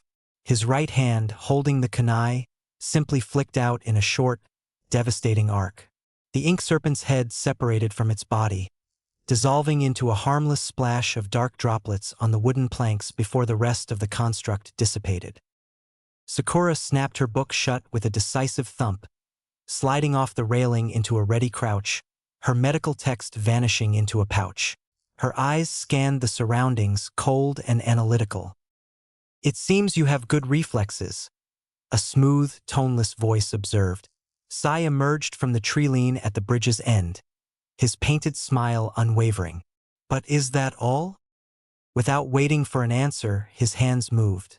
Two lions, sculpted from the same aggressive ink, burst from the scroll in his hands. They were not clumsy drawings. They moved with terrifying speed and coordinated ferocity, one leaping for Naruto's chest, the other circling to flank Sakura. Naruto didn't retreat. He exploded upwards, clearing the first lion's pounce. As he ascended, his left hand shot down, not to attack, but to seize the second lion by its inky tail as it passed beneath him. Using its own momentum, he whipped the construct around in a full circle and launched it like a living missile straight at Sakura. Sakura didn't flinch. She stepped into the trajectory. Her black-gloved hands, held before her in tight fists, suddenly flushed with a deep, rocky brown as earth-nature chakra hardened over her knuckles and forearms. She didn't dodge the ink beast. She met it with two short, devastating jabs. The first punch stopped its charge dead. The second shattered its form entirely, exploding it into a cloud of black mist that settled on the ground like strange rain. It was a display of fearsome, economical power Earth style used not for defense, but for concentrated, obliterating offense. Sai's smile didn't falter. If anything, it seemed to tighten. In a fluid motion, he drew the tanto from his back. The polished steel gleamed dully in the morning light. He didn't speak another word. He simply charged Naruto, his movement a blur of efficient, lethal intent. "HN," Naruto grunted, a sound of pure focus. With a thought, he severed the chakra thread holding his staff. It dropped into his waiting right hand in a seamless, practiced motion. He met Sai's charge. The clash of steel on seasoned oak rang out across the water. For several seconds, it was a whirlwind. Naruto's style was a hybrid Monster Uchiha interception and flow merged with his own brutal, overwhelming power and the sweeping, leverage-based principles of his Bojutsu study. But Sai was a revelation. His kenjutsu was flawless, a product of brutal, amoral efficiency. Every parry was minimal, every thrust aimed at a vital point, every feint believable. He was technically superior, pressing Naruto with a cold, relentless precision that spoke of a lifetime dedicated solely to the art of killing. They broke apart after a furious exchange, both breathing slightly harder. Sai didn't let the distance last. His free hand flew to the scroll at his hip. A swarm of ink snakes, dozens of them, erupted and streaked towards Naruto in a chaotic, enveloping wave. Naruto's left hand formed a single-handed seal ram. At the same time, he hurled his staff straight into the heart of the swarm. But this was no mere throw. As the staff left his hand, it began to spin like a drill, and across its oak shaft, small, fierce arcs of blue-white lightning crackled to life with a sound like tearing paper. Chidori-inspired chakra flow applied not to a hand, but to a weapon. The lightning-wreathed staff tore through the ink swarm like a sunbeam through fog, vaporizing the constructs instantly in pops of ozone and spent chakra. Its momentum spent, it completed its arc and, guided by a subtle application of wind-nature chakra, Naruto had woven into the throw, spun back towards him in a graceful returning curve. He caught it without looking, the lightning subsiding. Sakura chose that moment to move. She hadn't been idle. While Naruto dealt with the swarm, she had infused her discarded medical text with a dense shell of earth-nature chakra. It was no longer a book. It was a bludgeon with the density of a river stone. She hurled it not at Sai, but at the tree just behind him, predicting a dodge. Sai, sensing the projectile, sidestepped with elegant ease. The bookshot missed him by inches and slammed into the thick trunk of a training post pine with a sickening crunch thud. It didn't bounce off. It embedded itself 3 inches deep into the wood, splintering the bark and leaving the tome half-buried, pages fluttering.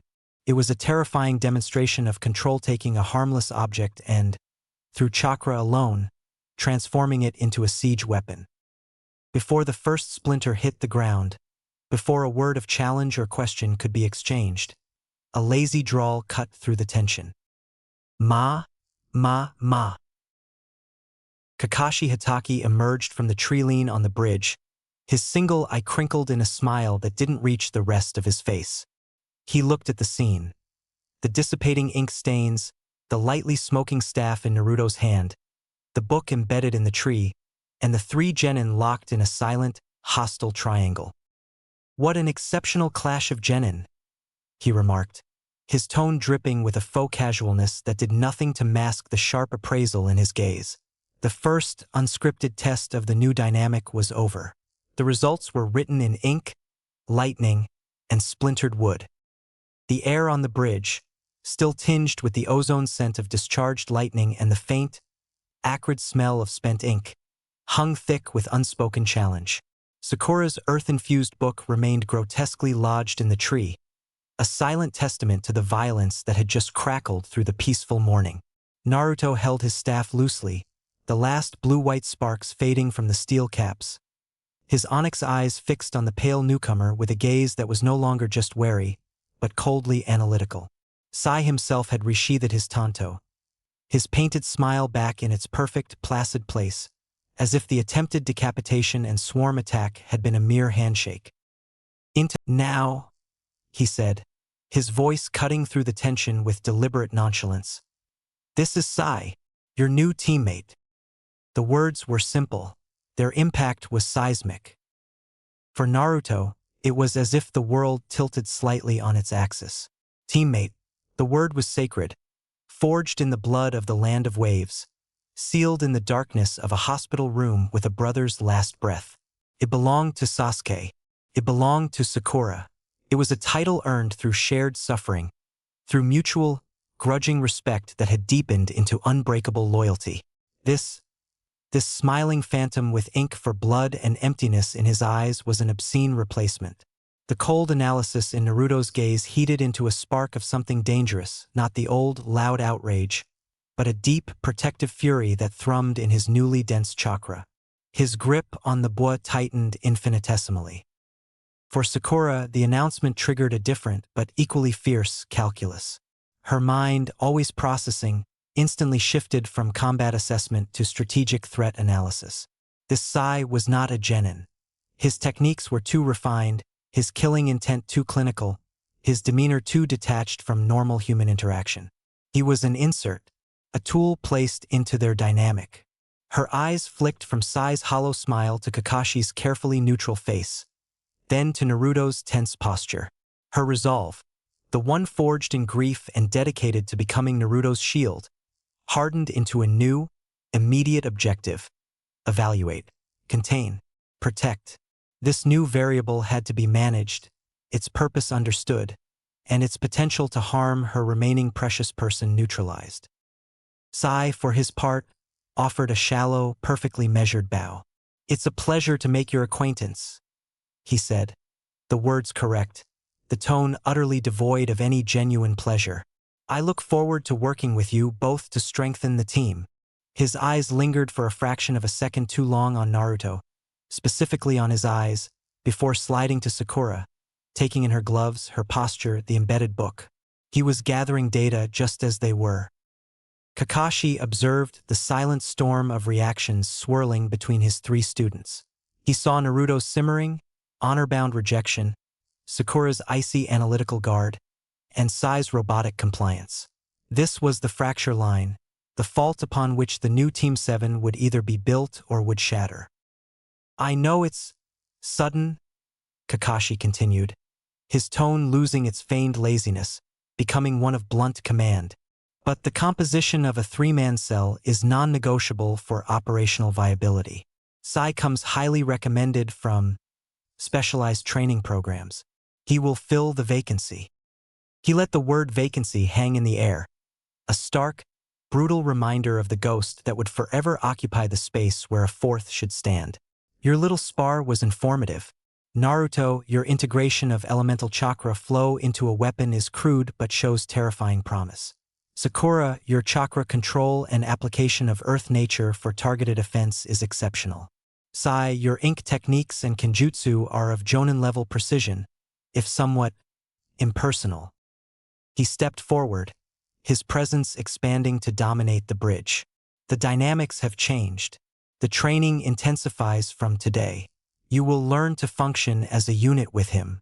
You will cover his weaknesses, and he will cover yours. Like it or not," Kakashi said, his lone eye piercing each of them in turn. "He is part of Team 7 now. Your first team exercise with your new teammate begins in 1 hour. Be ready." With that, he turned and shunshined away in a swirl of leaves, leaving the three genin alone in the aftermath of the announcement and the fight. The silence that followed was heavier than before, now loaded with bureaucracy, loss, and a deep, mutual distrust. The bridge was no longer just a meeting place. It had become the shaky, contested ground zero of a painfully reassembled team, where the legacy of a fallen brother stared across a chasm at the empty smile of a stranger who had been ordered to take his place.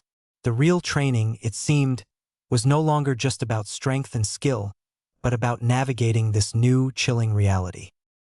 The forced pleasantries hung in the air like a bad smell. Sai's declaration, "It's nice to meet you. I'll be your new teammate," was delivered with a smile so meticulously crafted it seemed painted on porcelain, devoid of any warmth or genuine sentiment. Naruto's response was a single, explosive sound of pure disgust from the back of his throat. TCH. It was more than a dismissal. It was an expulsion of the very idea. Sakura's analysis was colder, sharper, a surgeon's blade. HNN. What an introduction, she stated, her green eyes dissecting him from head to toe. You were close to being scraped off the ground. Her words weren't a boast. They were a factual report on the outcome of his failed ambush. Sai merely responded with a soft, airy chuckle. HM. The sound was as artificial as his smile, a programmed response to social friction. Naruto's patience, always a short fuse, now burned with the intensity of a sun. He took a half-step forward, the air around him growing heavier with the density of his chakra. You better get that fake smile off your face, he growled, his voice low and venomous. Or I will do it for you. Sai's painted smile didn't waver. His empty eyes flickered to Naruto's onyx gaze, then down, as if recalling a file. The owner of those eyes, he remarked, his tone casually observational, would have. The effect was instantaneous and devastating. Naruto didn't move. He looked down, the longer bangs of his mane shadowing his face, obscuring his expression. But his knuckles on the staff were white. The air grew cold. Take that back, he said, the words barely a whisper, yet they carried the weight of a tectonic plate shifting. Sai tilted his head, a parody of curiosity. You must be stupid or something. What should I take be a dash? The word was obliterated by a sound like a muffled gong. Asterisk oof. Sai's eyes bulged. His perfect composure shattered into genuine, pained surprise. He looked down. The steel-capped end of Naruto's boa was buried deep in his solar plexus. There had been no flashy movement, no telegraphed wind-up. It was a thrust of pure, brutal efficiency, born of rage and 1,000 hours of drilling the Uchiha's interceptive style. The fake smile was finally gone, replaced by a grimace of shock and agony as the air was violently expelled from his lungs. Naruto, a snarl twisting his features, began to pivot, the staff pulling back for a truly devastating follow-through swing that would have surely shattered bone. But before the motion could complete, Sakura was there. Not in front of him, but at his side, her earth-reinforced hands clamping onto his arm and the shaft of the staff with surprising strength. Don't, Naruto, she hissed, her voice urgent in his ear. You'll send him to the hospital. The logical part of her mind screamed that this intruder deserved it, but the strategist, the protector, knew a severe assault on an officially assigned teammate, no matter how repulsive, would have consequences Kakashi and the Hokage could not overlook. It would derail everything. From the tree line at the edge of the clearing, Sai's voice came again, smooth and unbothered. Send who to the hospital? Naruto and Sakura froze. Naruto's head whipped around. The Sai before him, the one still doubled over from the gut strike, was dissolving. Its form slumped, not into a puff of smoke, but into a puddle of thick, black ink that spread across the wooden planks of the bridge. An ink clone, a supremely convincing one, down to the mockery and the pained expression. The real Sai stepped calmly from the shadows of the trees, his smile back in place, pristine and infuriating. I thought you would be more skilled, he mused, brushing a non-existent speck of dust from his sleeve. But I think I overestimated you, letting emotion cloud your perception so completely. A shinobi should be better than that. Naruto wrenched his arm from Sakura's grip, his fury now a cold, simmering geyser. He stared at the puddle of ink, then at the unscathed boy in the trees. The insult, the manipulation, the casual cruelty towards Sasuke's memory, and now this tactical humiliation. Tch! He spat again, the sound dripping with a new, profound contempt. Arrogant bastard. The line was irrevocably drawn. This was not a teammate. This was an adversary who had been placed in their midst. And as Naruto stood there, his stolen eyes burning with a brother's pride and his own furious hurt, and Sakura positioned herself subtly between him and the new threat. The foundational truth of the new Team 7 was laid bare. It was not a team of 3, but a wary alliance of 2, with a dangerous, smiling unknown forced into the space where trust and brotherhood were supposed to reside. The first real battle had already been lost, not on strength, but on emotional sabotage and cruel precision. Chapter 3, Part 3. The air in the Hokage's office was thick with the scent of aged tobacco and the weight of difficult decisions. Sunlight streamed through the large window, illuminating the dust motes dancing over piles of scrolls, but it did little to dispel the somber mood. Sarutobi Hiruzen stood by the window, his back to the room, watching the ant-like bustle of the village below. He did not turn as the air subtly distorted behind him, and Kakashi Hatake materialized in the center of the room with the softest whisper of displaced air. "How did they handle it, Kakashi?" Hiruzen asked, his voice a low rumble that held not just curiosity, but a deep, weary concern. He finally turned, his aged eyes settling on his elite jonin.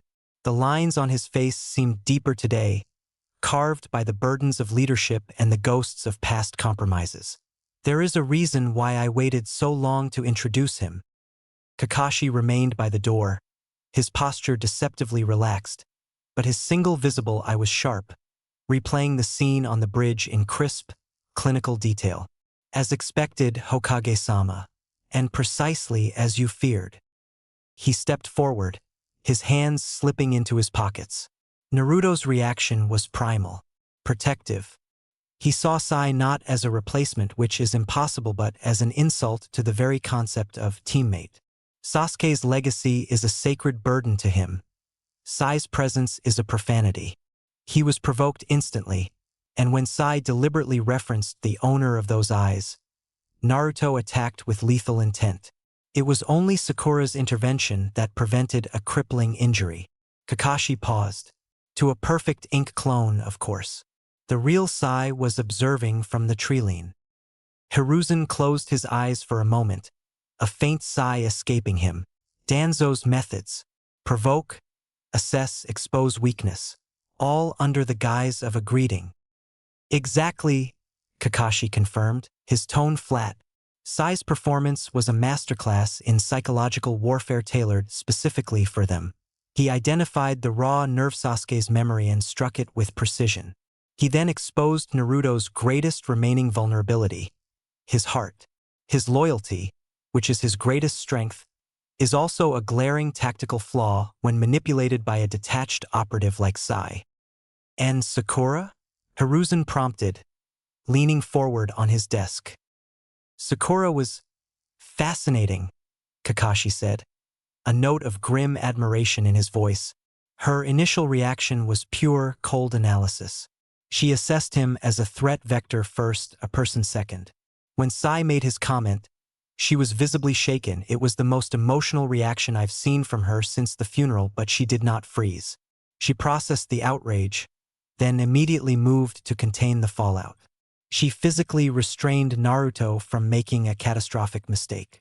Her priority was crystal clear: protect the team's operational viability and protect Naruto from himself. She is building a fortress around him, and she already sees Sai as a siege engine to be studied and neutralized.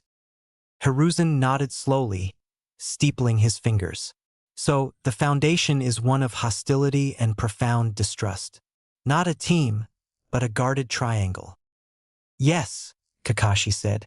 "The weight you enforced allowed Naruto and Sakura to solidify their bond, to forge their new resolves in the fire of shared training.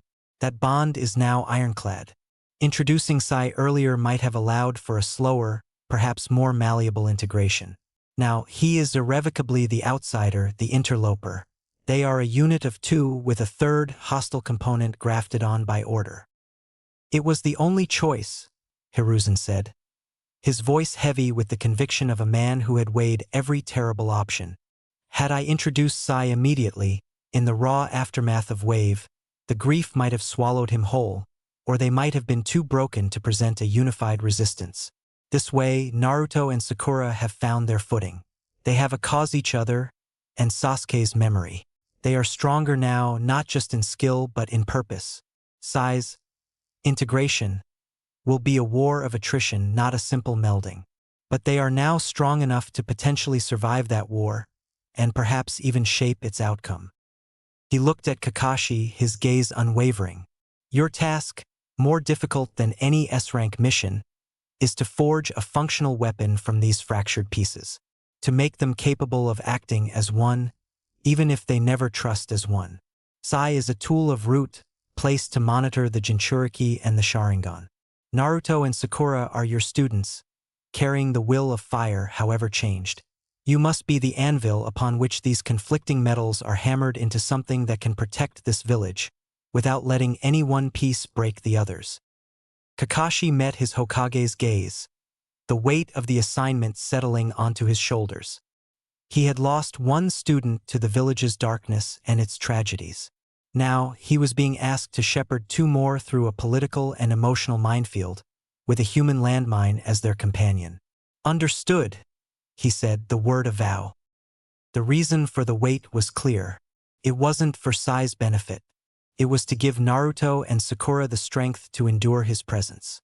The real test of the new Team 7 had not begun with tree walking or fireballs.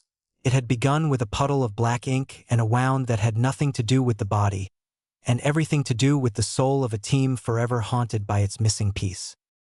The afternoon sun beat down on Training Ground 7, but a deeper chill had taken root there, one that physical heat could not dispel. Kakashi's return to his newly minted and deeply fractured squad was marked by a shift in his demeanor. The casual laziness was a discarded skin. In its place was the focused, relentless authority of a field commander attempting a near-impossible salvage operation. He launched into a series of forced, grueling teamwork exercises, three-man formation drills, where the slightest misstep by one would result in a punishing, synchronized counterattack from Kakashi himself. Coordinated ambush simulations where communication was supposed to be silent and seamless. Relay races with weighted logs that required perfect, alternating chakra reinforcement to prevent collapse. It was an anomaly. For the past 3 months, Kakashi had watched in silent, profound astonishment as Naruto's potential didn't just grow, it detonated. The boy's body and mind seemed to have been unlocked, or perhaps overwritten, by the traumatic inheritance he carried. Techniques that should have taken months of diligent practice were absorbed in weeks, days even. The foundational principles of wind nature, a notoriously difficult and abstract transformation, were being grasped with an intuitive speed that bordered on the eerie. His physical adaptation to the Sharingan's demands was accelerating at a geometric rate. It was as if Sasuke's chakra, his knowledge, his very aptitude, had not just been transferred, but had catalyzed something latent within Naruto, creating a synergy that was unnerving in its efficiency. The boy wasn't just learning. He was assimilating, metabolizing skill at a pace that defied every known pedagogical model in Konoha.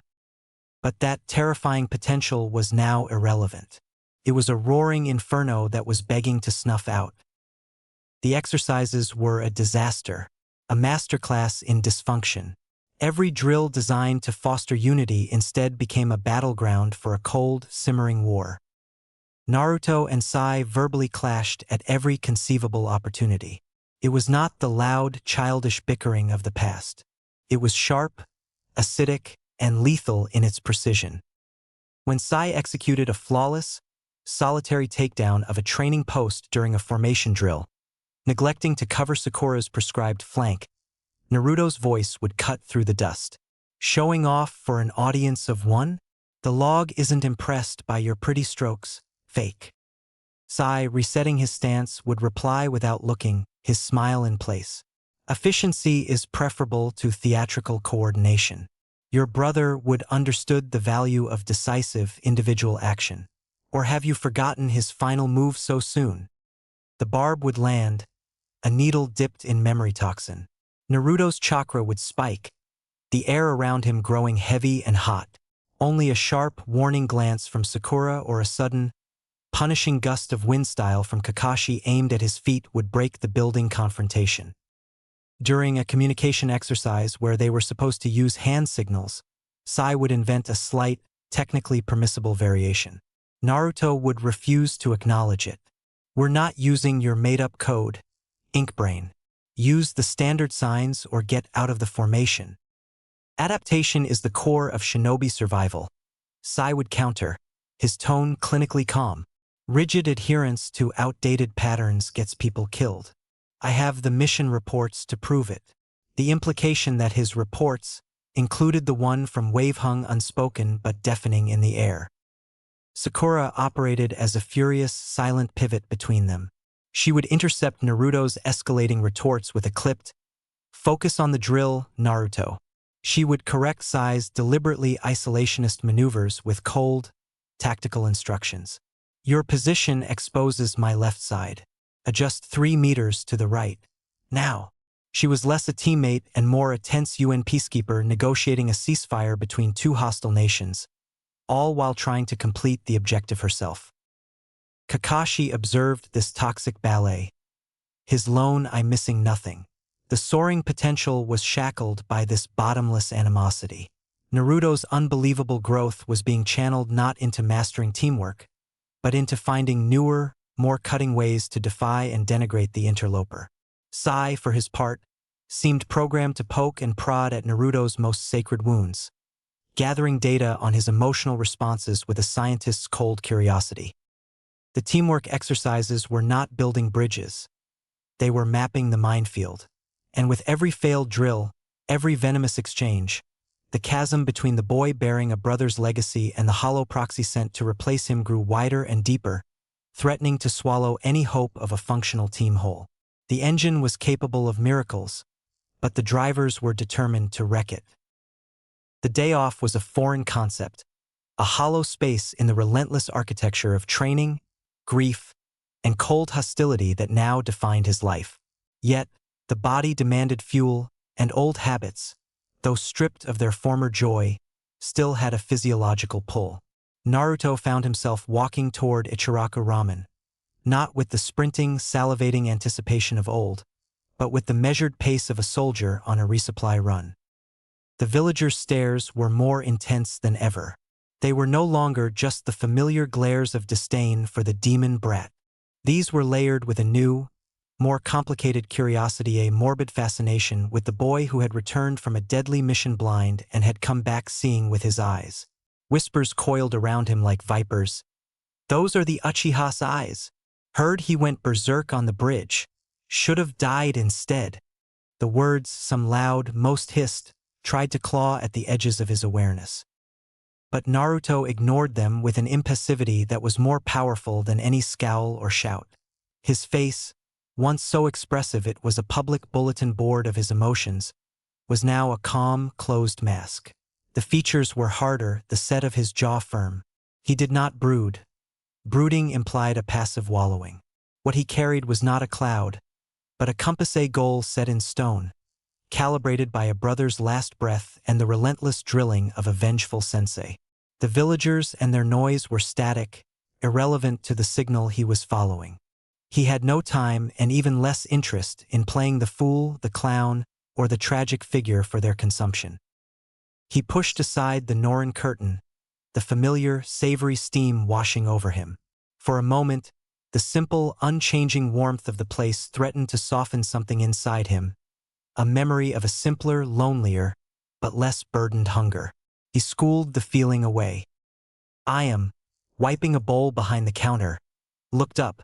Her usual welcoming smile faltered for a fraction of a second, her eyes widening slightly as they took in the changes, the longer, wilder hair, the severe new clothes, the profound stillness where boundless energy used to reside.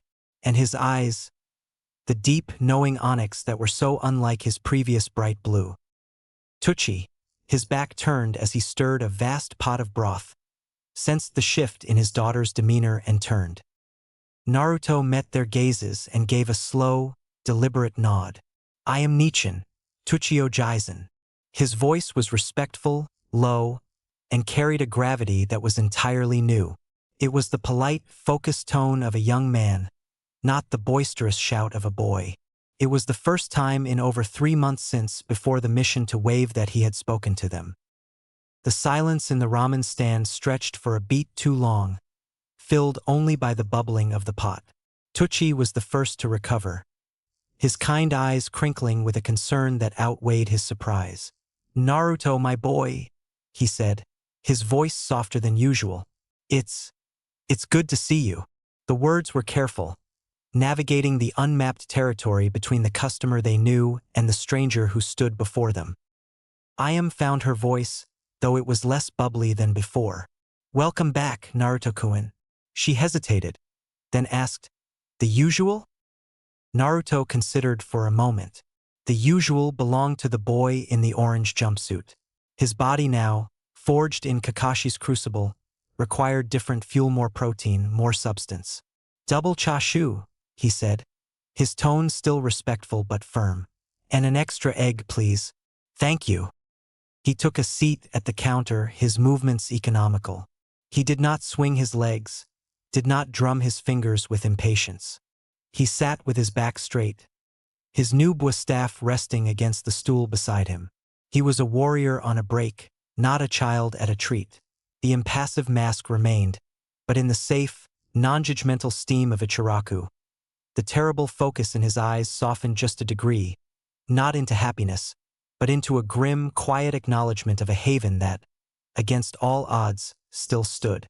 He was here for ramen, yes, but he was also, in his own way, reporting for duty to the only civilians in the village who had ever consistently shown him kindness, showing them that the boy they remembered was gone, but the person he had become still held their place in his world.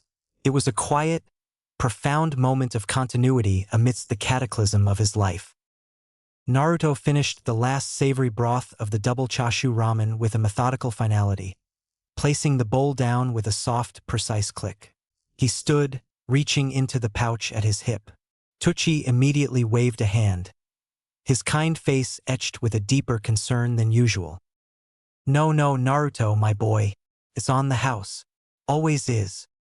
Naruto paused, his onyx eyes meeting the old man's. The offer, once a cheerful tradition, now felt like a relic from a buried past-day charity for a lonely child who no longer existed. He was not here for charity. He was here for sustenance, for a fragment of normalcy earned through sweat and blood. To accept a handout felt like a regression, a denial of the hardened path he now walked. "Thank you, Tsuchiya-san," he said, his voice respectful but firm, leaving no room for debate. He counted out the exact ryo plus a small extra sum and placed it on the counter with a deliberate motion. It wasn't just payment for food. It was a silent declaration of his new adulthood, of his intent to stand on his own terms, even in this small, sacred space. For the meal, and before. The unspoken gratitude for years of unflinching kindness hung in the steam-filled air. He gave a final, shallow bow to a stunned Ayam and a solemnly nodding Tucci, then turned and pushed through the Norin curtains, back into the world. The walk to his apartment was a journey through a mental landscape far more complex than the village streets. The taste of ramen, a comfort from a simpler life, was already fading, replaced by the familiar, relentless calculus of progress. Almost mastered two chakra natures, he thought, his stride measured and sure. Fire and lightning. The very concept would have been abstract to him a year ago. Now it was a tangible, hard-won reality.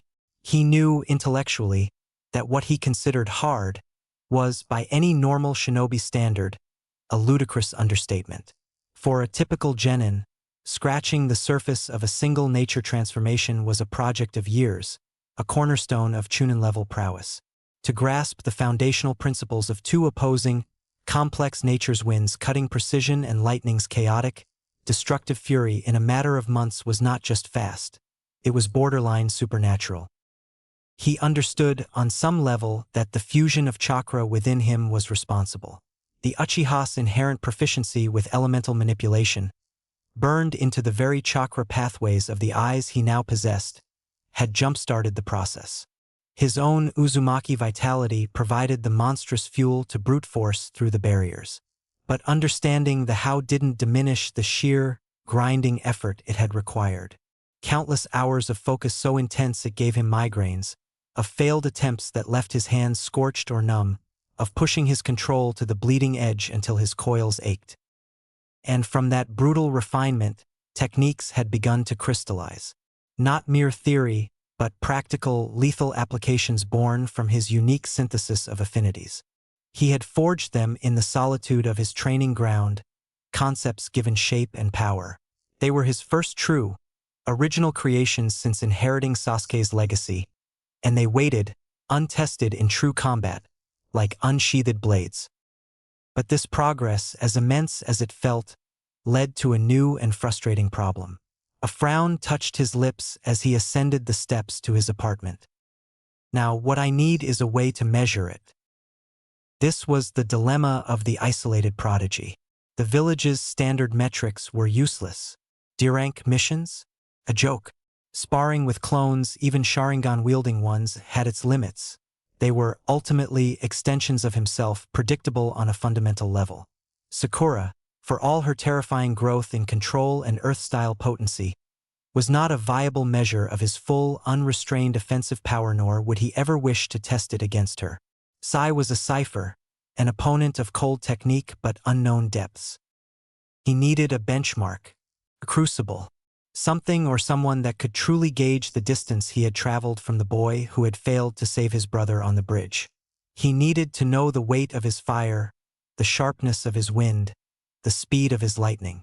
He needed to see if the power he was cultivating in secret was just impressive theory, or if it was enough to truly step onto the path that led to Itachi Uchiha. Unlocking his apartment door, he stepped into the silent, sparse room. The scroll of Sasuke's techniques lay rolled on his table, its items mostly checked off. It was a map of a conquered territory. Now, he needed a map for the uncharted continent of his own burgeoning power. The hunger that had driven him to Ichiraku was sated. A new, deeper hunger, the need for validation, for a true test, had taken its place. He stood in the center of the room, the fading daylight painting him in long shadows, a young warrior of immense and uncalibrated strength, searching the horizon for a storm worthy of his newfound lightning. And then, from the darkness of his own window, a single ink bird landed on the sill. Its beady, lifeless eyes stared at him for a moment before it dissolved into a single, neat line of text on the glass. Tomorrow, Training Ground 7. Don't be late. Sai. Naruto stared at the words, his jaw tightening. The challenge was not just an invitation. It was a declaration. The storm he had been searching for had just announced itself. And it wore a smile. Chapter 4. Enter the darkness, Itachi. For as long as Itachi Uchiha had lived, he had believed he was making the right choices. The path of the shinobi had been laid before him before he could walk, carved into the stone of the Uchiha compound by generations of warriors who had served the village with their blood and their blades. He had walked that path dutifully, excelled beyond expectation, become the kind of shinobi most could only dream of being. That, too, had been out of his hands, as inevitable as his Sharingan awakening, as natural as the fire that flowed through his clan's chakra. He had betrayed his clan for the sake of the village. That choice, made in blood and shadow, had been the hardest. He had told himself it was necessary, that the alternative, civil war, the destruction of Konoha from within, was worse, that by slaughtering his family he was saving countless others. He had tortured his little brother. That choice, made in cruelty and desperation, had been the ugliest. He had told himself it was to make Sasuke strong, to fill the boy with hatred so pure, so consuming, that he would dedicate his entire existence to revenge, and in doing so survive. The alternative, a gentle truth, would have left Sasuke vulnerable, soft, easily crushed by the wolves that circled all Uchiha survivors. He had made a grave mistake. He had trusted Konoha to keep his little brother safe. The village that had ordered the massacre in the first place. The village that had used him as a weapon and then discarded him when he was no longer useful. He had believed, foolishly, desperately, that they would see Sasuke as a precious asset, a prodigy to be nurtured, a hero to be shaped. They had failed. Sasuke was dead, killed on a bridge in the land of waves, protecting a teammate, dying as a shinobi should. The news had reached him through Akatsuki's intelligence network. Cold, clinical, final. The last Uchiha, the one he had sacrificed everything to preserve, was gone. Now Itachi had no reason to exist. The purpose that had driven him for years, the secret protection of his brother, the quiet sabotage of Akatsuki from within, had crumbled to ash. His recent illness, the coughing sickness that had been eating at his lungs for months, was progressing faster now. Perhaps his body knew what his mind was only beginning to accept, that the fight was over. Kisame Hashigaki, his partner, his constant shadow, observed him from across the campfire. The shark-like man's grin was ever present, but his eyes, those unsettling predator's eyes, held a flicker of something that might have been concern. "Achen, what's got you gloomy? Itachi? You're normally not readable." Kisame's voice was a low rumble, like stones grinding beneath deep water. "Is it the illness? The cough's been worse lately." Itachi looked at Kisame, the man who had followed him into battle, who had accepted his silences and his secrets without demanding explanations, who had been as close to a friend as a man like Itachi could afford. He wondered, suddenly, why he still remained in Akatsuki. The organization had been a means to an end, a way to monitor the threat, to delay the plan, to buy Sasuke time. But Sasuke no longer needed time. Sasuke no longer needed anything. "It's nothing, Kisame," Itachi said, his voice soft, almost gentle. The lie came easily. It always had. Kisame's grin widened, but his eyes remained sharp. "If you say so, partner." Itachi rose, his black cloak settling around him like a second skin. The campfire's light flickered across his face, illuminating the lines that had begun to form at the corners of his eyes. Premature, a gift of his illness and his burdens. "There's somewhere I need to be. We will meet up in the land of grass in a month." Kisame did not argue. He never did. 1 month. Don't be late. He paused, his grin softening into something almost genuine. "And don't die before then. Finding another partner who tolerates your brooding would be troublesome." Itachi did not smile. He simply vanished in a murder of crows, black wings and black feathers scattering into the night, dissolving into darkness as if he had never been there at all. A day later, the land of fire asterisk. The road through the land of fire was quiet this time of year. The trees were beginning to change, leaves shifting from green to gold to brown, the air carrying the first hint of autumn's chill. Itachi walked without urgency, his sandals silent on the packed earth, his Sharingan dormant, his presence a ghost moving through a world that had no place for him. He had no destination in mind, no mission, no purpose, just the road, and the trees, and the endless gray sky. He sensed the disturbance before it manifested, a ripple in the fabric of reality, a swirl of chakra that did not belong to the natural world. Itachi stopped. His hand did not go to his weapon. He simply waited. The vortex appeared in front of him, spiraling out of nothing, a hole in the world that should not exist. From within, a figure emerged, tall, cloaked, a single orange mask with a single eye hole concealing everything that might have been human. The swirl of the vortex died, and the figure stood before him, solid and impossible. "Where are you going, Itachi?" The voice was deep, resonant, ancient. It came from everywhere and nowhere, echoing as if the speaker stood at the bottom of a well. He was not sure if this man was truly Madara Uchiha, the legendary founder, the ghost of Konoha's past, or something else entirely. There were theories, whispers in the dark corners of the shinobi world, but no one knew for certain. The mask concealed too much. The power was undeniable. There was a chance, a significant chance, that this was the man himself, risen from the grave to finish what he had started. The masked man chuckled, his voice a deep, resonant tune that seemed to vibrate in Itachi's bones. "You did not answer my question. I wanted a way of contacting you." Itachi's voice was calm, measured. "You are not easy to find. The masked man's single visible eye, glimpsed through the hole in the orange swirl, seemed to gleam with amusement. So you played me into your hand? Impressive. Most impressive. Most shinobi cannot even track me, let alone arrange a meeting. Itachi did not acknowledge the praise. How do I leave the Akatsuki? It is no longer of interest to me. The masked man tilted his head, the movement slow and deliberate. Oh, and you say this so casually?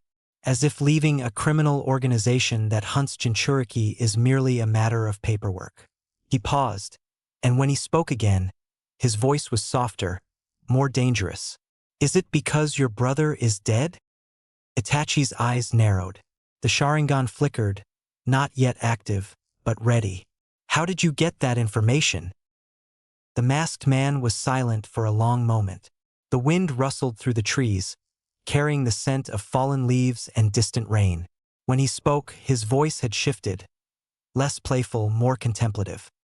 I have knowledge beyond your comprehension, he said finally. That includes how to gather such information. My network spans continents, reaches into villages you cannot imagine. The death of Uchiha Sasuke was unfortunate, a waste of potential, but not unexpected. The boy was reckless. He inherited your pride, Itachi, but not your caution. Itachi's jaw tightened, but he said nothing. The masked man continued, his voice taking on a hypnotic quality. I also have knowledge of things you cannot imagine. A world without pain. A world where your brother still lives. A world where the Uchiha clan never fell. Itachi's eyes narrowed further. I do not deal in fantasies. No, the masked man agreed. You deal in realities. Harsh ones. Necessary ones. He took a step closer, his cloak swirling around him. You have spent your entire life making impossible choices because you believed the alternative was worse. The clan or the village. Your brother's hatred or your brother's death. The blood on your hands or the blood on countless others. He extended a hand. Pale, scarred, impossibly old despite the youth in his voice. But what if I told you the alternative was not worse? What if I told you there was a way to undo it all? To see your family again? To hold your brother as he should have been?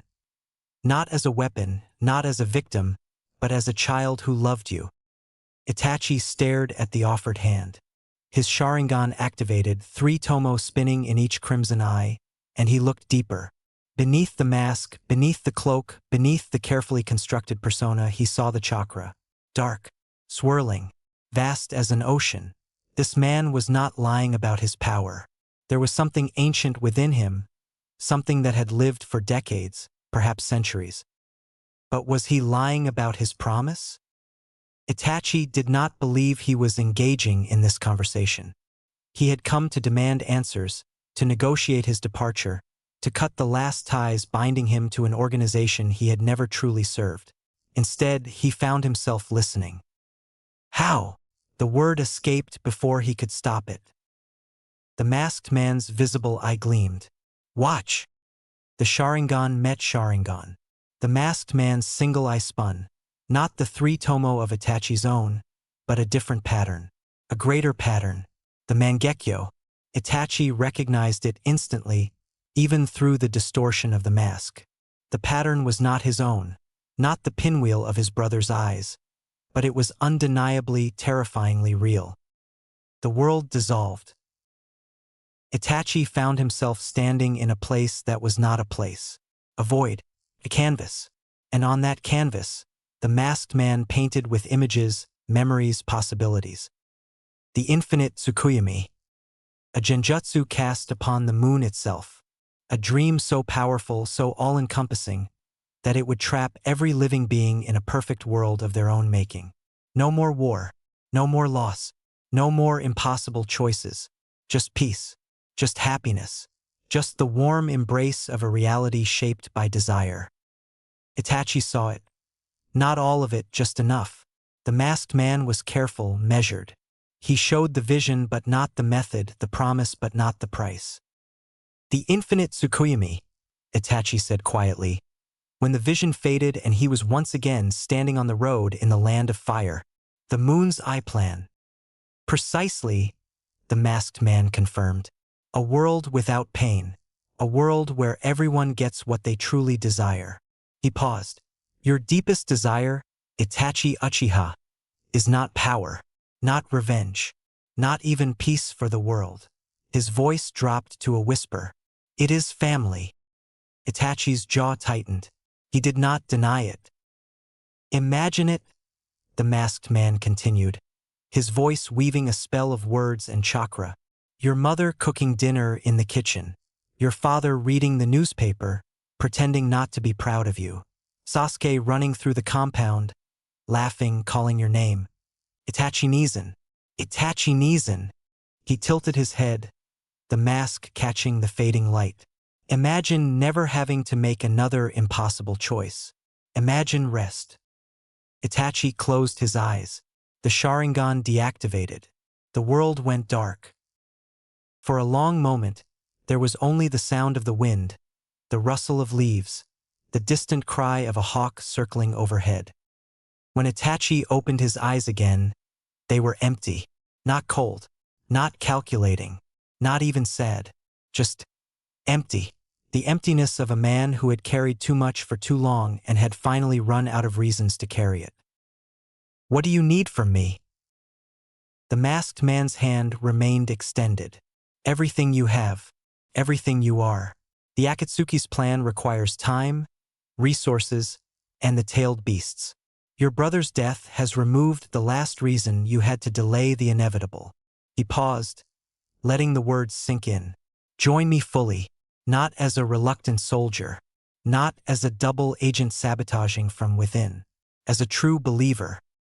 Itachi looked at the hand, at the man behind the mask, at the darkness that swirled around them both, hungry and patient. He thought of Sasuke, the boy he had tortured, the brother he had failed, the ghost that would haunt him until he drew his final breath. He thought of his mother's smile, warm and unconditional, forgiving him for sins she had never known. He thought of his father's rare approval, the way Fugaka's eyes had softened when Itachi mastered a technique, the pride he had never quite learned to express. He thought of rest. Itachi Uchiha took the offered hand. In Itachi's mind, I need something first. I need to overcome my illness. I cannot serve a plan if I am dead. And I have a plan for that Tsunade Senju, the greatest medical mind in the world. Or perhaps Orochimaru. He has been researching immortality for decades. He may have insights that could help, but approaching either will require care. Asterisk. But first, survival, then service, then rest. Itachi looked at the masked man, his expression unreadable. What's the first step? The masked man's visible eye curved in what might have been a smile. For now, we continue gathering intel on the Jinchuriki. The nine-tailed fox is the most powerful of the beasts. This container is unusual. A boy named Uzumaki Naruto. He is young, untrained, but growing. We must watch him, understand him, and when the time is right, he let the sentence hang. Itachi nodded slowly. Uzumaki Naruto. I will learn what I can. The masked man inclined his head. Good.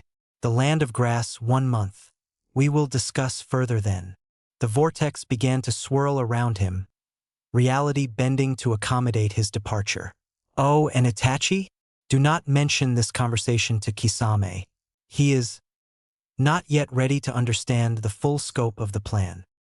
And then he was gone, the vortex collapsing into nothing, leaving Itachi alone on the road. Itachi stood there for a long time, staring at the space where the masked man had been. The wind had picked up, carrying the first cold breath of autumn. He pulled his cloak tighter around himself, felt the familiar ache in his chest, the rattle of fluid in his lungs. He had made a choice, another impossible choice. He had sold his soul to a ghost for the promise of a dream. But perhaps that was all that was left to him. He began to walk again, his footsteps silent on the fallen leaves. his destination not a place but a purpose. The Jinchuriki, the boy with the fox inside him. The last, perhaps, of the tailed beasts he would need to hunt. Itachi wondered briefly what kind of person this Uzumaki Naruto was, what kind of life he had lived, what kind of choices he had been forced to make. Then he pushed the thought aside. Sentiment was a luxury he could no longer afford. The road stretched before him, gray and endless, and Itachi Uchiha walked into the gathering darkness. Chapter 5. Chunin Exams Part 1. The air in the Hokage's conference chamber was thick with the scent of polished wood, old scrolls, and the subtle tension of seasoned professionals assessing one another. Sunlight slanted through the high windows, illuminating motes of dust dancing over the long, central table. Seated around it were Konoha's elite, the Jonin sensei responsible for shaping the village's next generation. The atmosphere was a mix of professional pride, competitive spirit, and underlying gravity. Sarutobi Hiruzen sat at the head, his aged hands steepled before him, his pipe unlit on the table. His eyes, wise and weary, swept over the assembled faces. The dependable Might Guy, ever enthusiastic. The steady Asuma Sarutobi, a hint of reluctance in his posture. The sharp, observant Kurenai Yuhi. The ever-watchful Ibiki Marino, and others, each carrying the weight of their students' potential and lives. As you know, Hiruzen began, his voice a calm, authoritative rumble that quieted the low murmurs. The Chunin exams will be held in Konoha this term. It is both an honor and a significant logistical undertaking. The first step is the nomination of genin teams. I would like to know which teams you believe are ready to face this crucible. A contemplative silence fell, broken by the shifting of fabric and the soft tap of a finger on wood. Jonin glanced at one another, mentally weighing the progress, resilience, and raw survivability of their charges. These were not mere recommendations for a test. They were judgments on who was prepared to step onto a stage where death was a sanctioned possibility. Then, from his place leaning against the wall with an air of deliberate nonchalance that fooled no one, a voice spoke up. I, Kakashi Hatake, Jonin Sensei of Team 7. He paused, letting the team's number, now infamous in whispered corridors, hang in the air. Every eye turned to him. Would like to nominate Uzumaki Naruto, Haruno Sakura, and Sai. A ripple of tangible surprise moved through the room. Irika Umino, present in an advisory capacity regarding academy graduates, felt his eyes widen, his heart giving a painful lurch. Team 7. After everything, so soon? His mind flashed to the grieving, blindfolded boy he'd helped usher into the hospital months ago, and the hollow-eyed girl. And Sai, a name he didn't know, attached to a team that was a ghost of its former self. The nomination was a statement, bold and terrifying. It spoke of either catastrophic recklessness or a confidence so absolute it bordered on arrogance. Given it was Kakashi, the room knew it was likely the latter, which was in many ways more unsettling. Before the murmurs could rise, another voice, calm and sure, cut through. I, Kurenai Yuhi, would like to nominate Hyuga Hinata, Inazuka Kiba, and Aburame Shino. This was expected. Team 8 was known for its balanced composition, exceptional sensory skills, and steady, reliable growth. Kurenai's nomination was met with nods of approval, a solid, traditional choice. Asuma Sarutobi exhaled a slow stream of smoke, taking the pipe from his mouth. I nominate Nara Shikamaru, Yamanaka Ino, and Akimichi Choji. Other Jonin sensei around the table began to speak up, their voices layering over one another. Team 5, nominating. Team 9, prepared for evaluation. The room filled with the names of genin, a roll call of Konoha's future. But the first three names, Uzumaki, Haruno, and the unknown Sai, echoed differently in the chamber's silence. They were a question mark written in blood and ink. Hiruzen listened, his expression inscrutable, noting each nomination, but his gaze lingered for a moment on Kakashi. The message was received. The new, fractured, and frighteningly powerful Team 7 was not being coddled or hidden. They were being thrown headlong into the fire, a deliberate tactic to either forge them together in the most extreme pressure or break them apart publicly, under the watching eyes of the entire shinobi world. The Chunin exams had just become more than a promotion tournament. For one team, it was to be a trial by combat for its very soul. The weight of the scrolls and the unspoken tension that followed their nomination still clung to Naruto and Sakura when Kakashi reappeared before them later that same day, his demeanor shedding its usual ambiguity for stark, transactional purpose. Without preamble, he held out 2 sheaves of crisp, official parchment. "These are Chunin exam applications," he stated, his lone eye holding theirs, allowing no room for misinterpretation. "Submit them at the academy tomorrow, Building 301, before 1,600 hours, if you wish to take the exams." He offered no advice, no words of encouragement or caution. The act of handing them over was itself the statement. The path was open. The choice and its consequences were theirs. In a characteristic swirl of leaves, he vanished, leaving the heavy silence to settle around them once more.